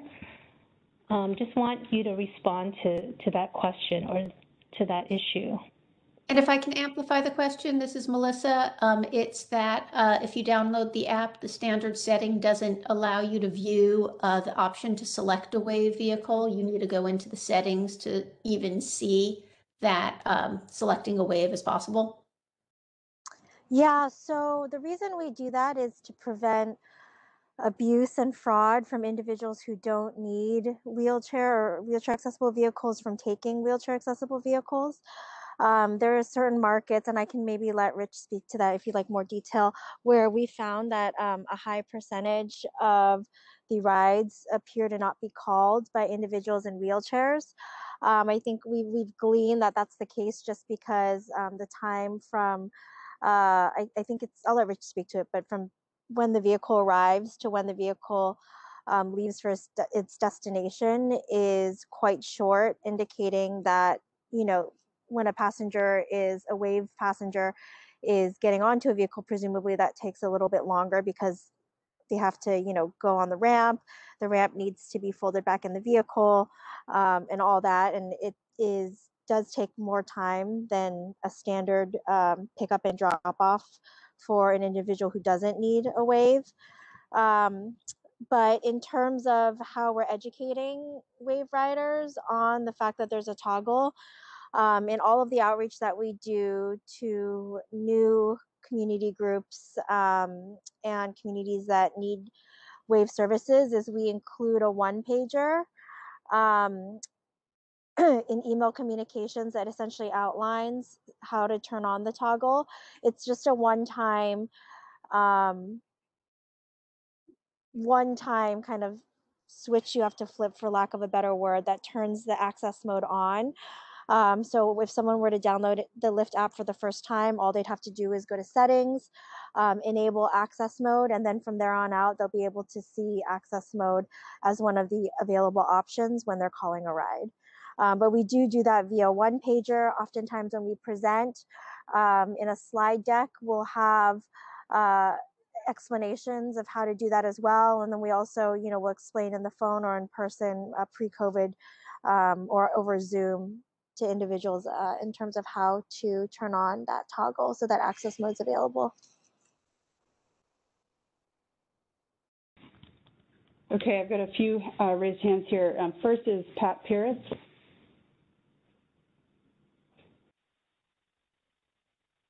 Okay, am I unmuted? Yes, we can hear you. Okay, good.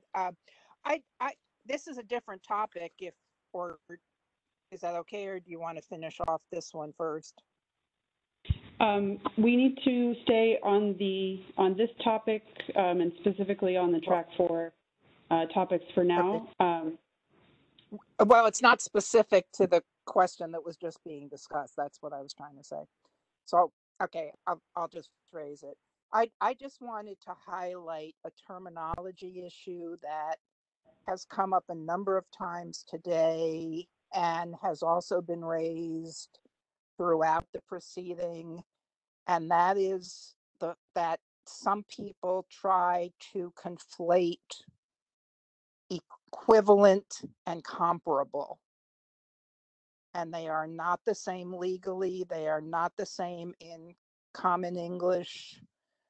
And I would urge the commission staff to be very careful and precise and intentional in how you use either of those terms, should you choose to use them, because there's some wishful thinking being employed with regard to terminology that is not part of the statutory framework.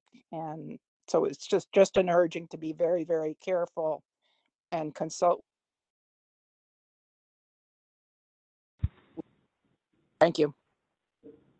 Thank you, Pat. I think I see where you're going with this, but could you tie the comment to this question around the Commission's consideration of additional TNC accessibility issues? That the level and type of services provided under the ADA at least should be comparable. It is not equivalent. And there are distinctions, and there are reasons for the distinctions, and the outcome of the Commission's proceedings and deliberations should be just very carefully phrased. That's all, to deal with what the statute was intended to accomplish, not what people now want to have it say. Okay, thank you, Pat. I want to go next to. I'll send in some written comments. Thank you. I want to go next to Helen Smolinski. Yeah, hi everyone, thank you. I wanted to get back to the person speaking before Pat. When you had said that you find a lot of, that you kind of bury the waive option in the app because you found that people are calling it who don't need it. Who's actually doing it? Because, you know, no offense, but your reasoning that, you know, you bury it because of fraud, it sounds a lot like what we're told when people are trying to limit voting rights. Like, I kind of am incredulous that somebody's calling waive that doesn't need it. First of all, because there's so little room in a waive anyway. So I would just like to clarify the record. I never said we are burying the toggle. At no point in time was my response meant to insinuate or even directly say that, because that is not what we are doing. We're simply making access mode available to only those individuals who truly require waves. That's the intent of our wave service. It's not so that individuals can call a wave because it's a van so that they can transport moving boxes. It's not for individuals who just feel like riding in a bigger car.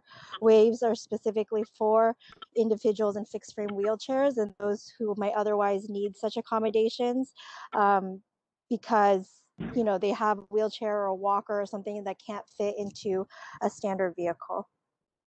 Sure, but and this is Dan Rocky. If I could jump in here, to make an additional point. If I could just follow up though, I didn't say you said you buried it. That was my term.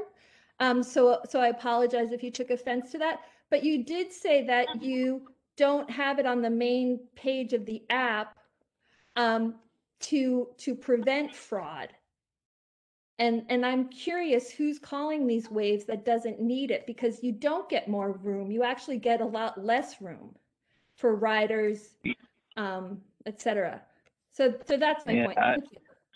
If I could jump in here, this is Dan Rocky on behalf of Lyft. Daniel, just 1 second, yeah. please. I just want to make sure that we're kind of keeping an orderly fashion here. Please respond to Helen, and then I do want to move on to the next person with the hand raised. Okay, thank you. Yeah, I mean, I think an important point that's getting lost in this, obviously Lyft isn't they're trying to expand their Wave service. They want people who need it to use it, and so they put a huge focus on outreach and making it very simple, so it's a one-time toggle. But what they're trying to prevent is if they don't have that, then anyone who opens the app will see Waves as an available option. And so particularly in times when, you know, during commute times or high activity, high demand times, a Wave might be the only one available. And so people are selecting those. And then when somebody who really needs a Wave goes to use it, it's not available. So this isn't an attempt to hide it. They certainly want their Wave program to grow. It's really an effort to protect the individuals with disabilities that actually need a Wave, so that there are Waves available when they need them, because they have found examples, and Richard can speak to this, you know, specific examples that Lyft has experienced where individuals are selecting Waves, particularly when it's busy, and that means that Waves are not available for those who truly need it.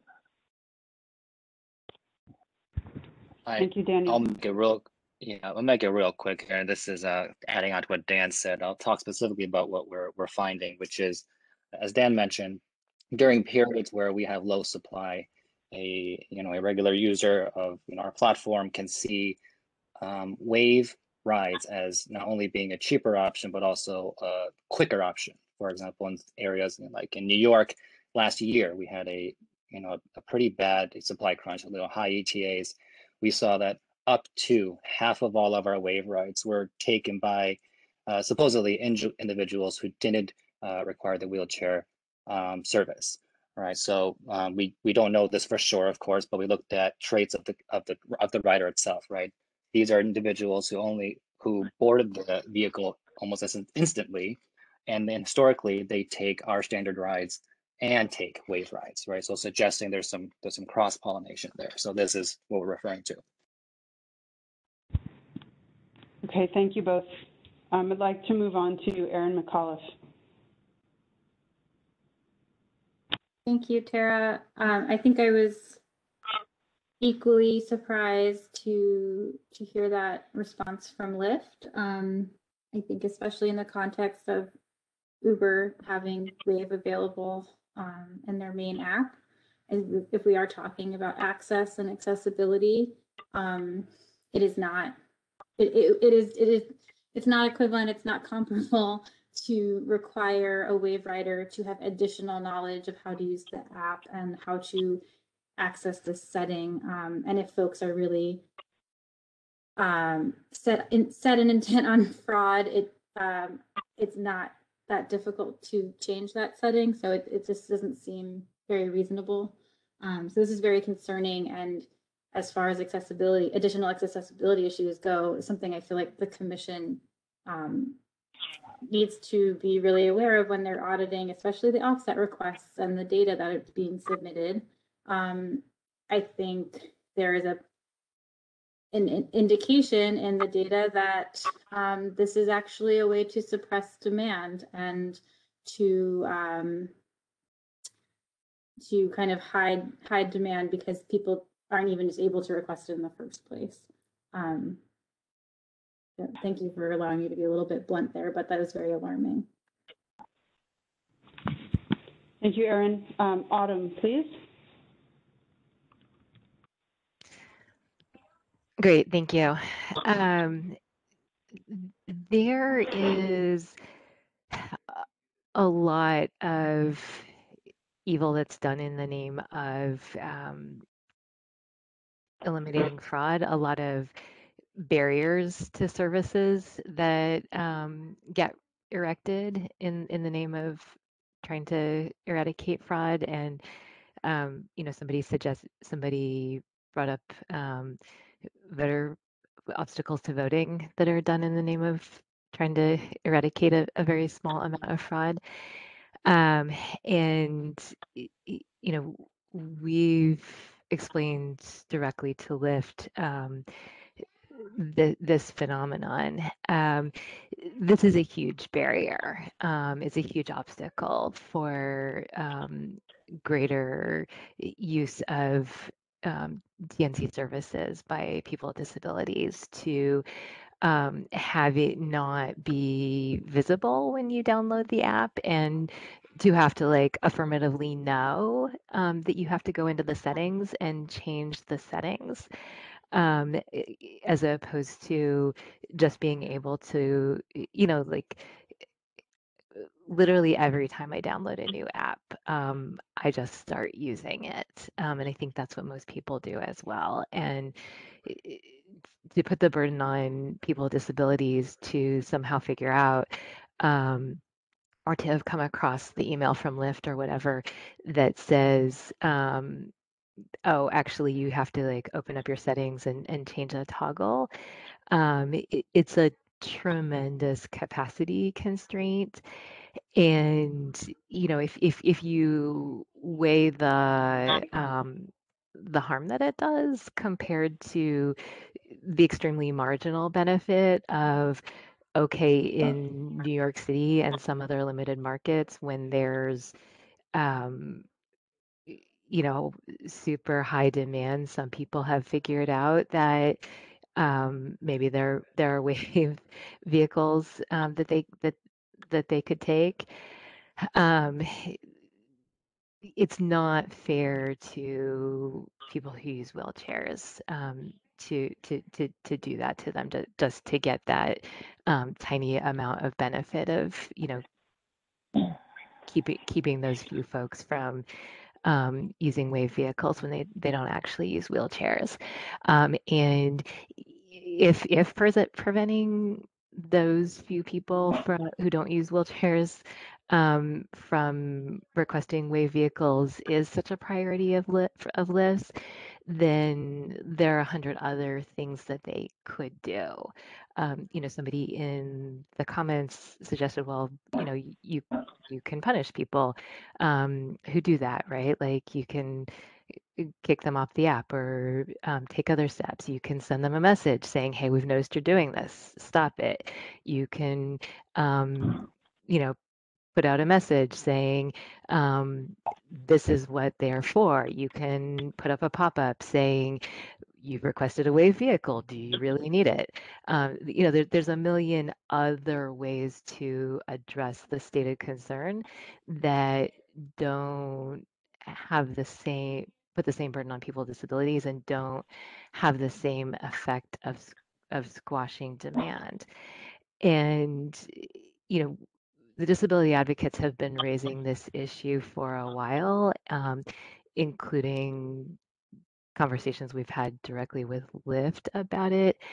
And it's disappointing to hear Lyft continue to defend this practice. And these are, if Lyft, you know, having heard all of this, isn't willing to stop it voluntarily, and you know, I know the disability advocates aren't the only folks that have raised this with Lyft, then the commission needs to do something about it as part of its efforts to ensure that this industry is accessible to people with disabilities.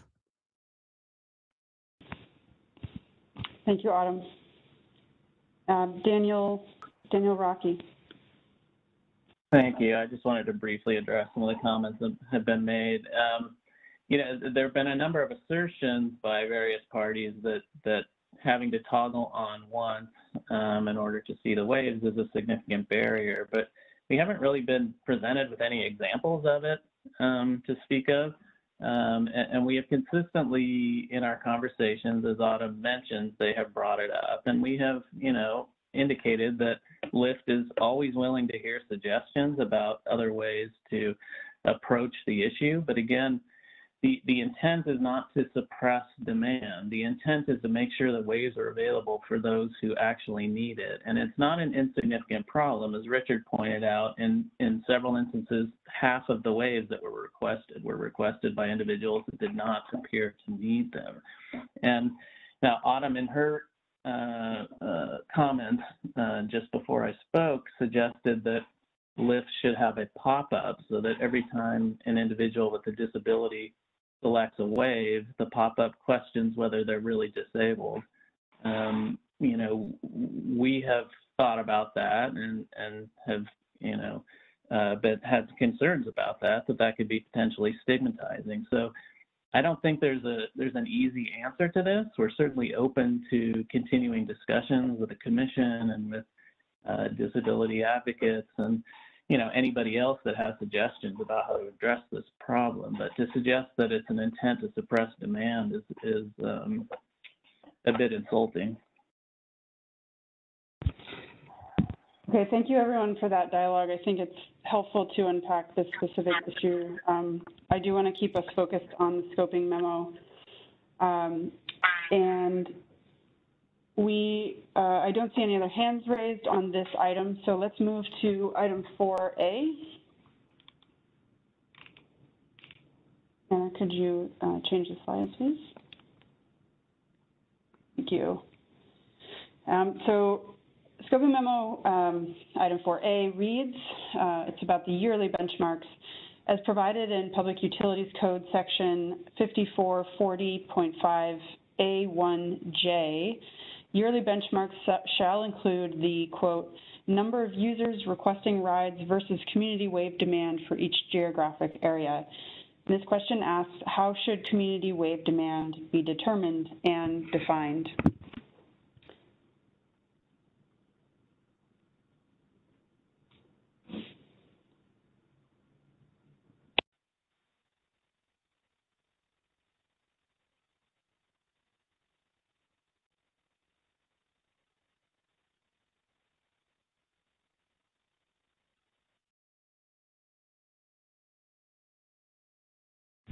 Okay, seeing no hands. Any questions from us?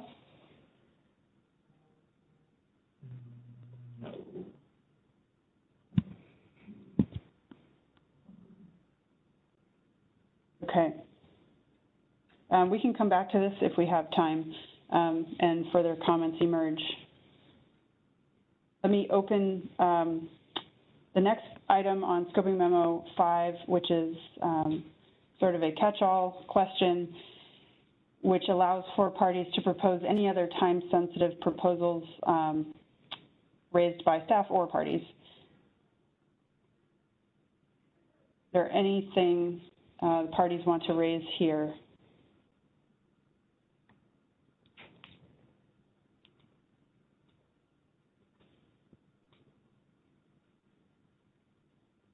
Okay.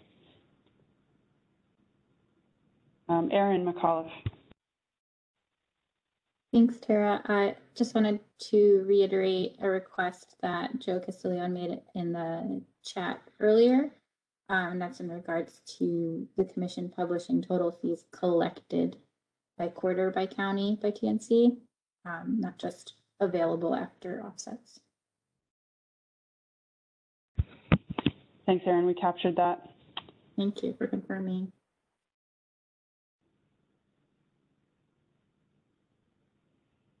Okay.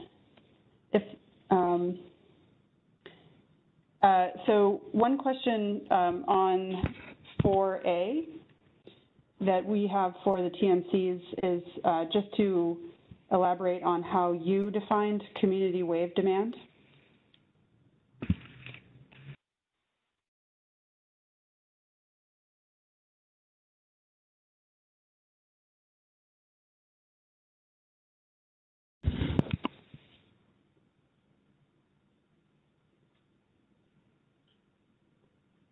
Would someone from Uber, Lyft, or Via be willing to describe how you define community wave demand? This is Adam from Uber, and I can just say that we didn't really know how to define community wave demand and felt like there were other parties in this proceeding that may be in a better position to kind of inform us and the rest of the participants in the proceeding about how to exactly measure that. I mean, we have, the data that we collect through our UberWave product. But, in terms of getting a very clear snapshot of community wave demand, we're very open to other folks' suggestions. Thanks, Adam. One quick clarification on that. I guess one thing we'd be interested in understanding but better is how you make decisions about where to start operating the service. I'm assuming there's some indication, some signal you're getting that there is community wave demand there and that the service would be successful from a business perspective. Yeah, this is Connor from Uber. I would just say kind of what we've reiterated in our presentation and previously, the view is live and available across all of California. So we do have some general sense of what demand looks like in some of those markets, albeit it's not probably entirely representative of what demand could be given the supply constraints that sometimes we face. So it does give some directional input, but when we're talking about the numbers of requests and the number of data that we see, it can really only be directional at best.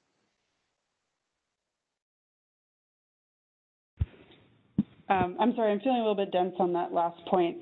Directional meaning you see the upward trend, but you don't know the overall demand. I'm saying it's not statistically significant.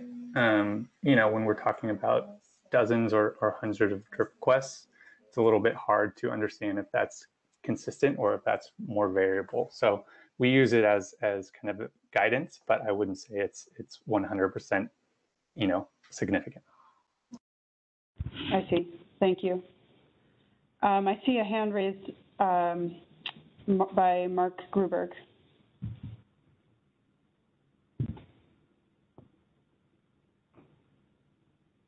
Mark, do you have a question or comment?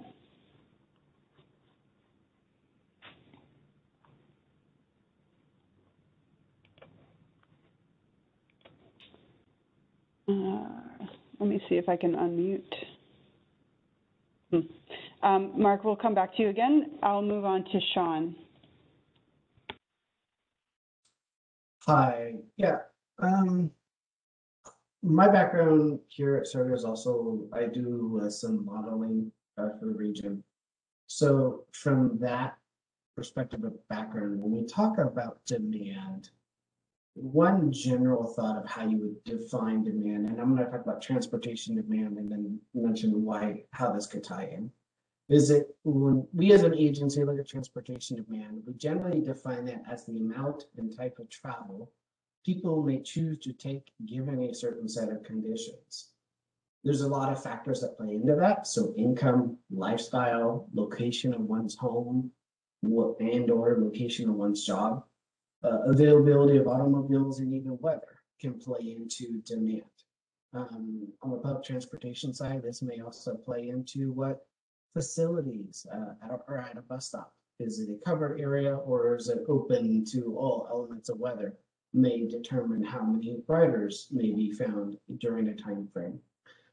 Certain other factors may play into it, such as what time of the month or what time of the year play into demand. I've prepared some comments and I'll probably share something related to this, but one thing I would caution is not to get too complicated in terms of a definition here.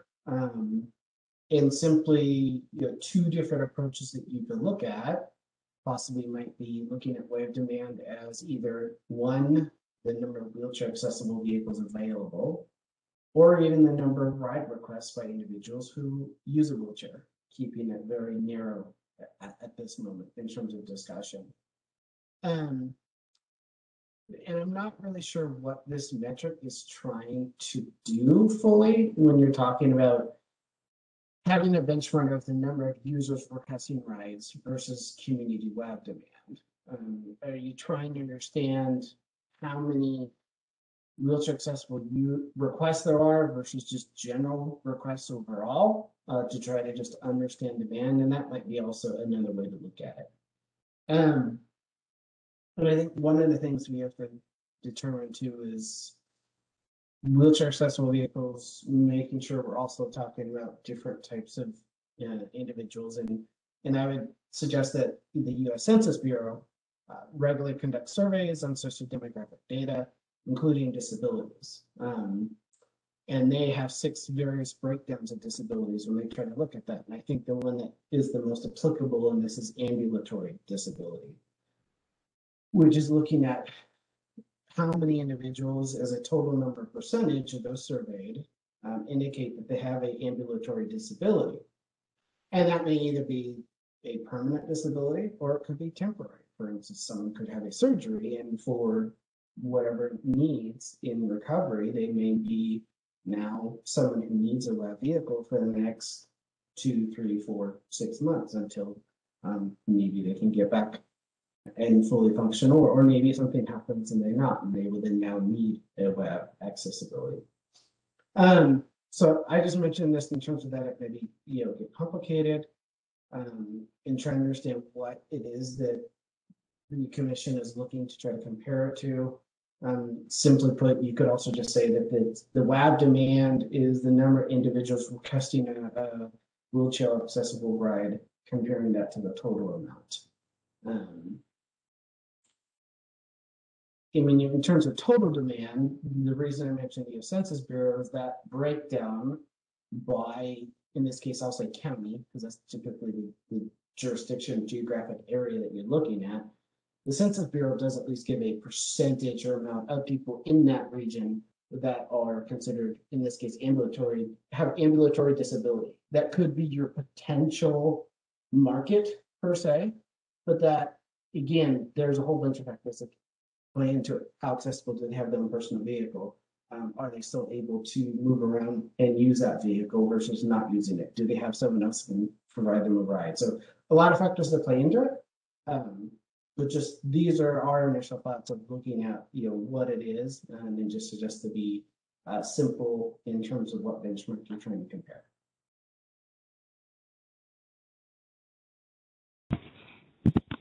Thank you, Sean. Mark, do you have audio now?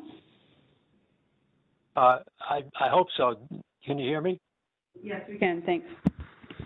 Yeah, so I just wanted to go back to something under point 3 of the presentation here, additional accessibility issues, because there's a subheading under there about, says the commission may determine whether such issues are appropriately considered within this proceeding or in a separate rulemaking. I know this was touched upon by some of the parties earlier, but it never got discussed under point 3. So I just wanted to say that I don't see any reason or need to have a separate proceeding when you already have this proceeding, which actually, according to its title, is about transportation network companies providing access for persons with disabilities, including wheelchair users who need a wheelchair accessible vehicle. So if it's including wheelchair users, that means it goes beyond wheelchair users. To put this into another proceeding is just going to delay by months or longer. And also the issue was brought up before about intervenor compensation, which may not be available in a new proceeding. So I would urge that any further disability issues be considered in this proceeding. And if I may tell me, can I make a brief comment about the issue that I was hoping to talk about before when I had the muting issues, and that has to do with the trip completion standard. Yes, please, Mark, go ahead. Okay, yeah, so, it has to do with cancellations, and I'm just speaking from my own experience as a cab driver, but from my experience, the reason for the vast majority of cancellations is bad service. And so and that is particularly true in serving persons with disabilities, because they have fewer options for getting around than others. And so they're you know, when we would get an order, we get an order from a dispatcher. A lot of times they'll say, you know, person is in a wheelchair or the person is blind, and that of course gives us information that's helpful to us in providing the service. But also it becomes kind of a signal that you can expect that person to be there, because they simply, first of all, they don't have, you know, possibly any other or many other options, and second of all, that transportation may be, you know, needed for them at that point, more so than maybe somebody who is going on, you know, some more discretionary kind of a trip. So I don't buy it that you know, that cancellations are, you know, because the passengers, you know, are blowing the thing off. Even if they've called two services, probably the reason they're calling two services is they're getting lousy service. So I think it's really essential that you know, the trip completions rather than just acceptances be part of the standards. That's all. That's all I have to say. Thank you, Mark. Anna, could you go to the next slide? Okay. Checking the chat box here. Okay, I don't see any further hands raised. So we could move into our final segment of the workshop today. Anna, if you could move it to the next slide. We will have public comment here, and I'm going to turn it over to Reagan to facilitate this section. This works, right? Hello again, this is Reagan, and so we are in a final segment of, well, not final, but public comment segment of our workshop. And so the mechanism is the same throughout the workshop. If you have a comment, please use the raise hand feature. And if you can't use the raise hand feature or you cannot speak your question verbally, you could either type in the chat box or email us at tncaccess@cpuc.ca.gov. And we ask that you limit your comments to the issues scope in track 4. So with that, we'll open the floor for public comments. Okay. Helen? Helen? Yeah. Oh, sorry. Helen Smolinski? Yes, hi. Thank you. I appreciate it. So my name is Helen Smolinski, and my family and I have lived in San Francisco for over 25 years, and we have a disabled child in a wheelchair. And I want to begin by reading something President Biden tweeted this morning. I'm sure a bunch of us have seen it already, but he tweeted, "We're working hard to ensure transportation is less of a barrier when it comes to getting a COVID-19 vaccine. And I'm excited to share that starting May 24th, Uber and Lyft will offer everyone in America free rides to vaccination sites." So kudos to both companies. That's terrific and it's much appreciated, but I would submit that Uber and Lyft are providing these free rides to everyone except to people in wheelchairs for all intents and purposes. Transportation is a daily barrier to the outside world for people in wheelchairs and their families. And I'm imploring the CPUC to fix this in a meaningful way. Make this very modern mode of transportation, TNCs, and I'd argue they are not just a mode of transportation, but frankly, a way of living in this day and age. Make them less of a barrier for the disability community and especially for wheelchair users. Here are some real life impacts. We're a one-car family in San Francisco, a family of 4. It's not unusual living in the city, one car. My daughter has to be rushed to the hospital on average 3 to 4 times a year. It's not emergency where we need an ambulance, but when we realize we need to take her, we do so, okay? Now, just this past January, her doctor called and said, look, you need to bring her to the hospital. I don't like her latest blood work. You should get her in. Now, my wife and our son were out with the car.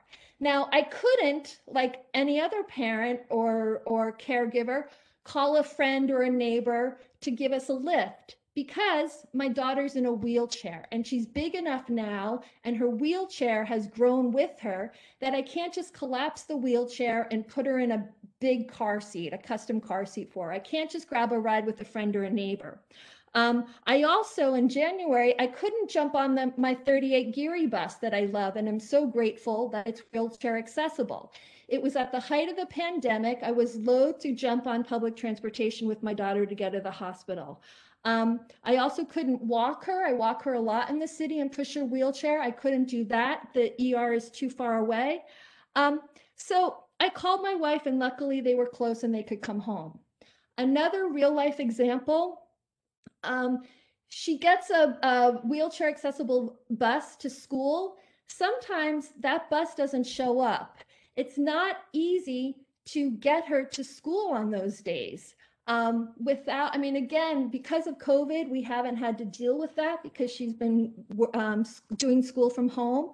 But I don't have the ability to call Uber and Lyft, et cetera, other TNCs, with the assurance that other parents or caregivers could. One last point, and I think it's an important one. TNCs often argue that they're not taxis, right? And that's why the ADA doesn't apply to them. They're tech businesses. I agree. They are more important than taxis.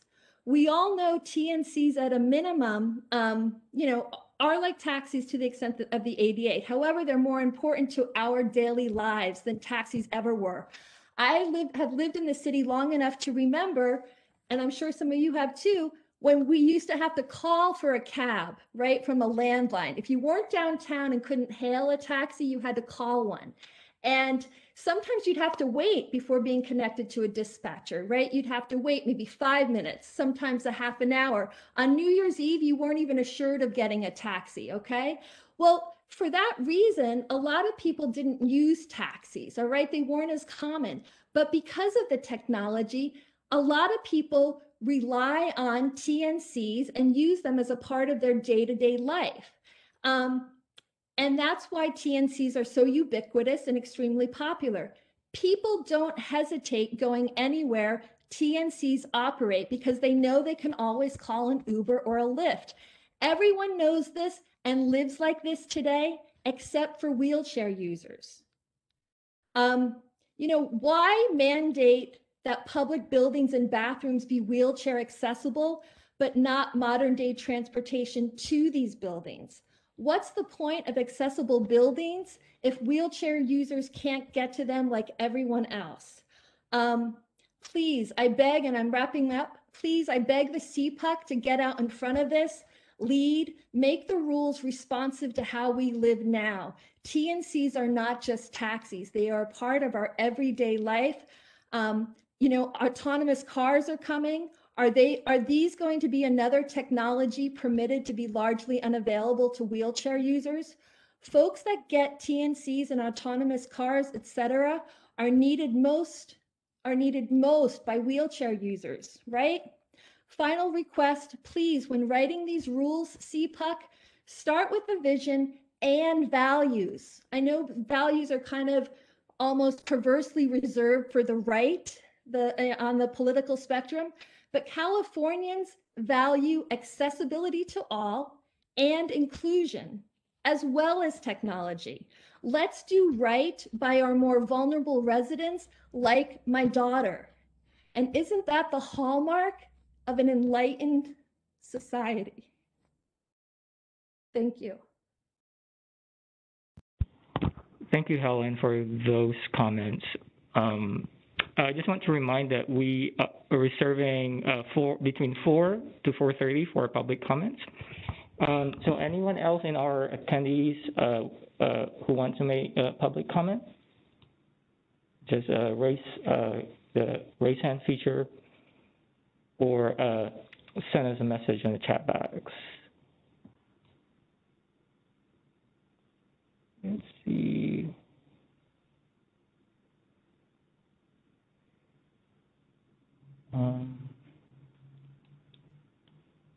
Let's see.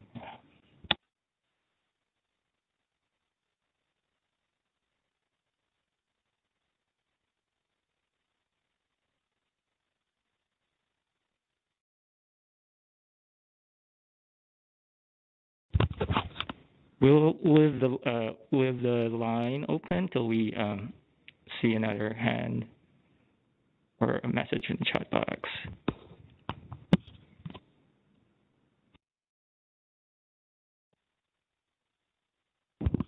Again, you can also email us at tncaccess@cpuc.ca.gov. So everyone else on the call, you can either hang tight or, yeah, it's your option if you want to remain until 4:30, as Commissioner Sherman will be making closing remarks. Thank you.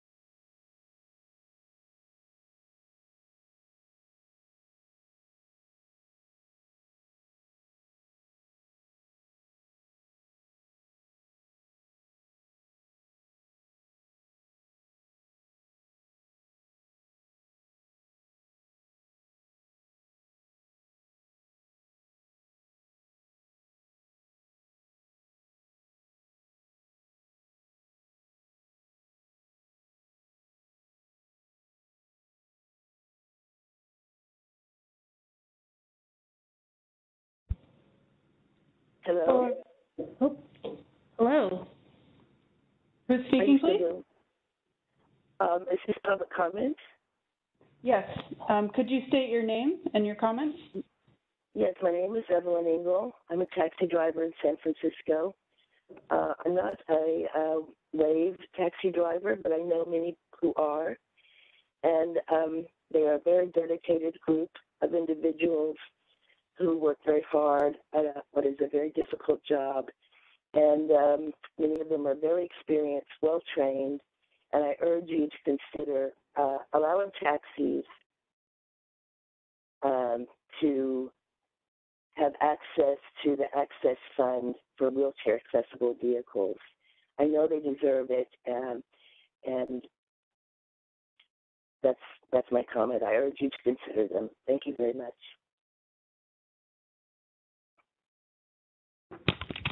Thank you for those comments. Anyone else who want to make comments?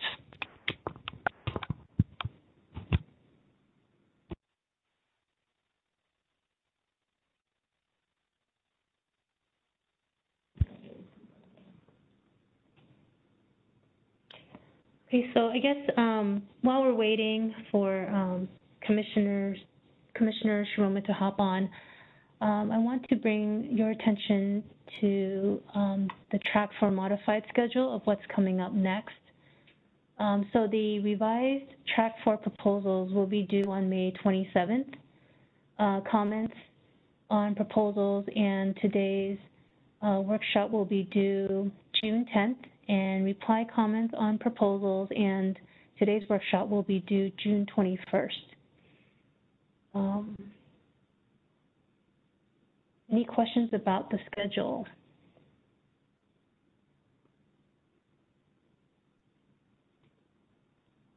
Hey, Anna, this is Adam from Uber. I have a question about the schedule.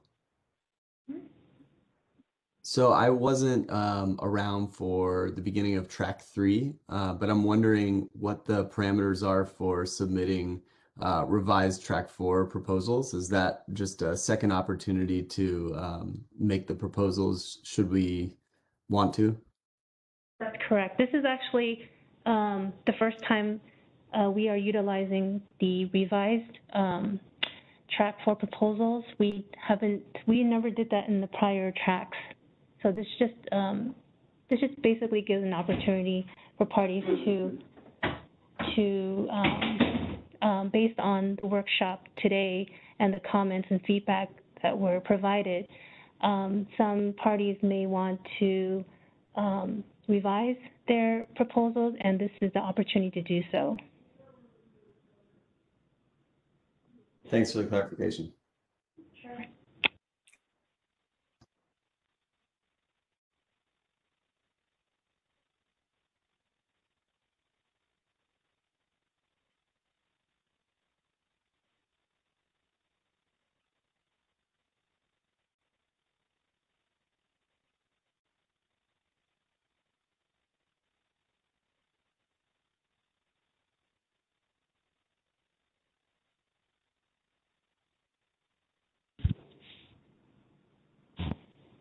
We'll continue to keep the line open until 4:30 for further public comment.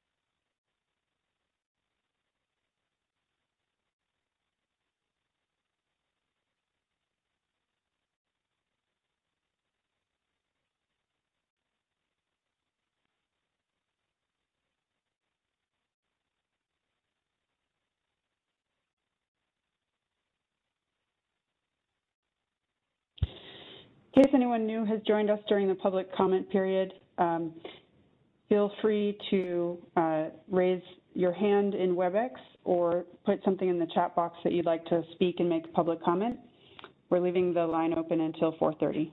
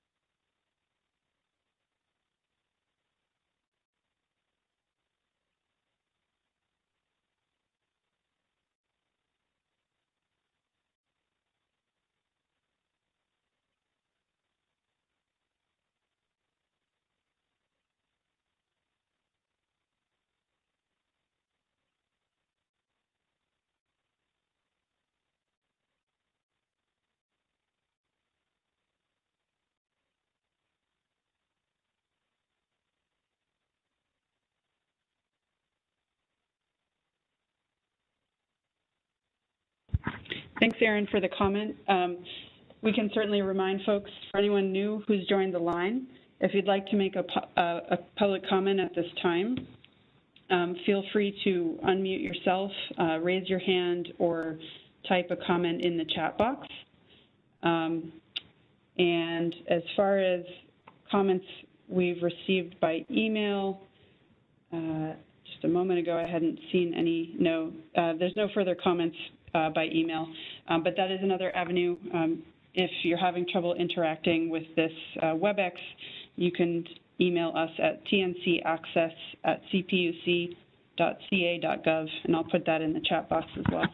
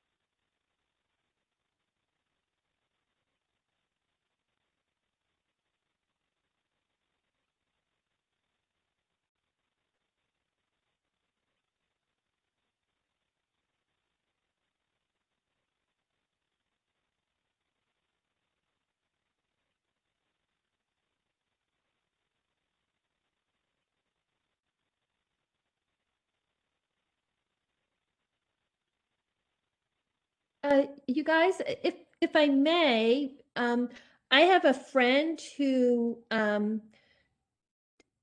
passed along a message that she wanted read at public comment. She also posted it to the CPUC website.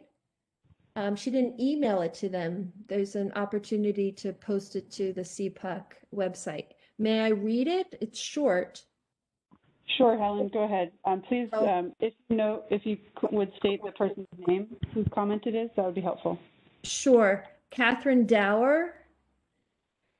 She says, CPUC, I'm writing to ask you to represent all Californians by requiring that all transportation companies, including Lyft, Uber, and other, quote, ride-sharing services, have wheelchair accessible vehicles available in all markets in which they operate, and that they serve the disabled population equally.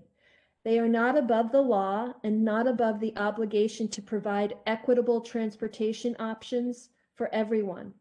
Furthermore, this requirement should include details about response time so that it is convenient for disabled people and those with mobility challenges on par with their responsiveness for general ridership. Thanks. Thank you, Helen.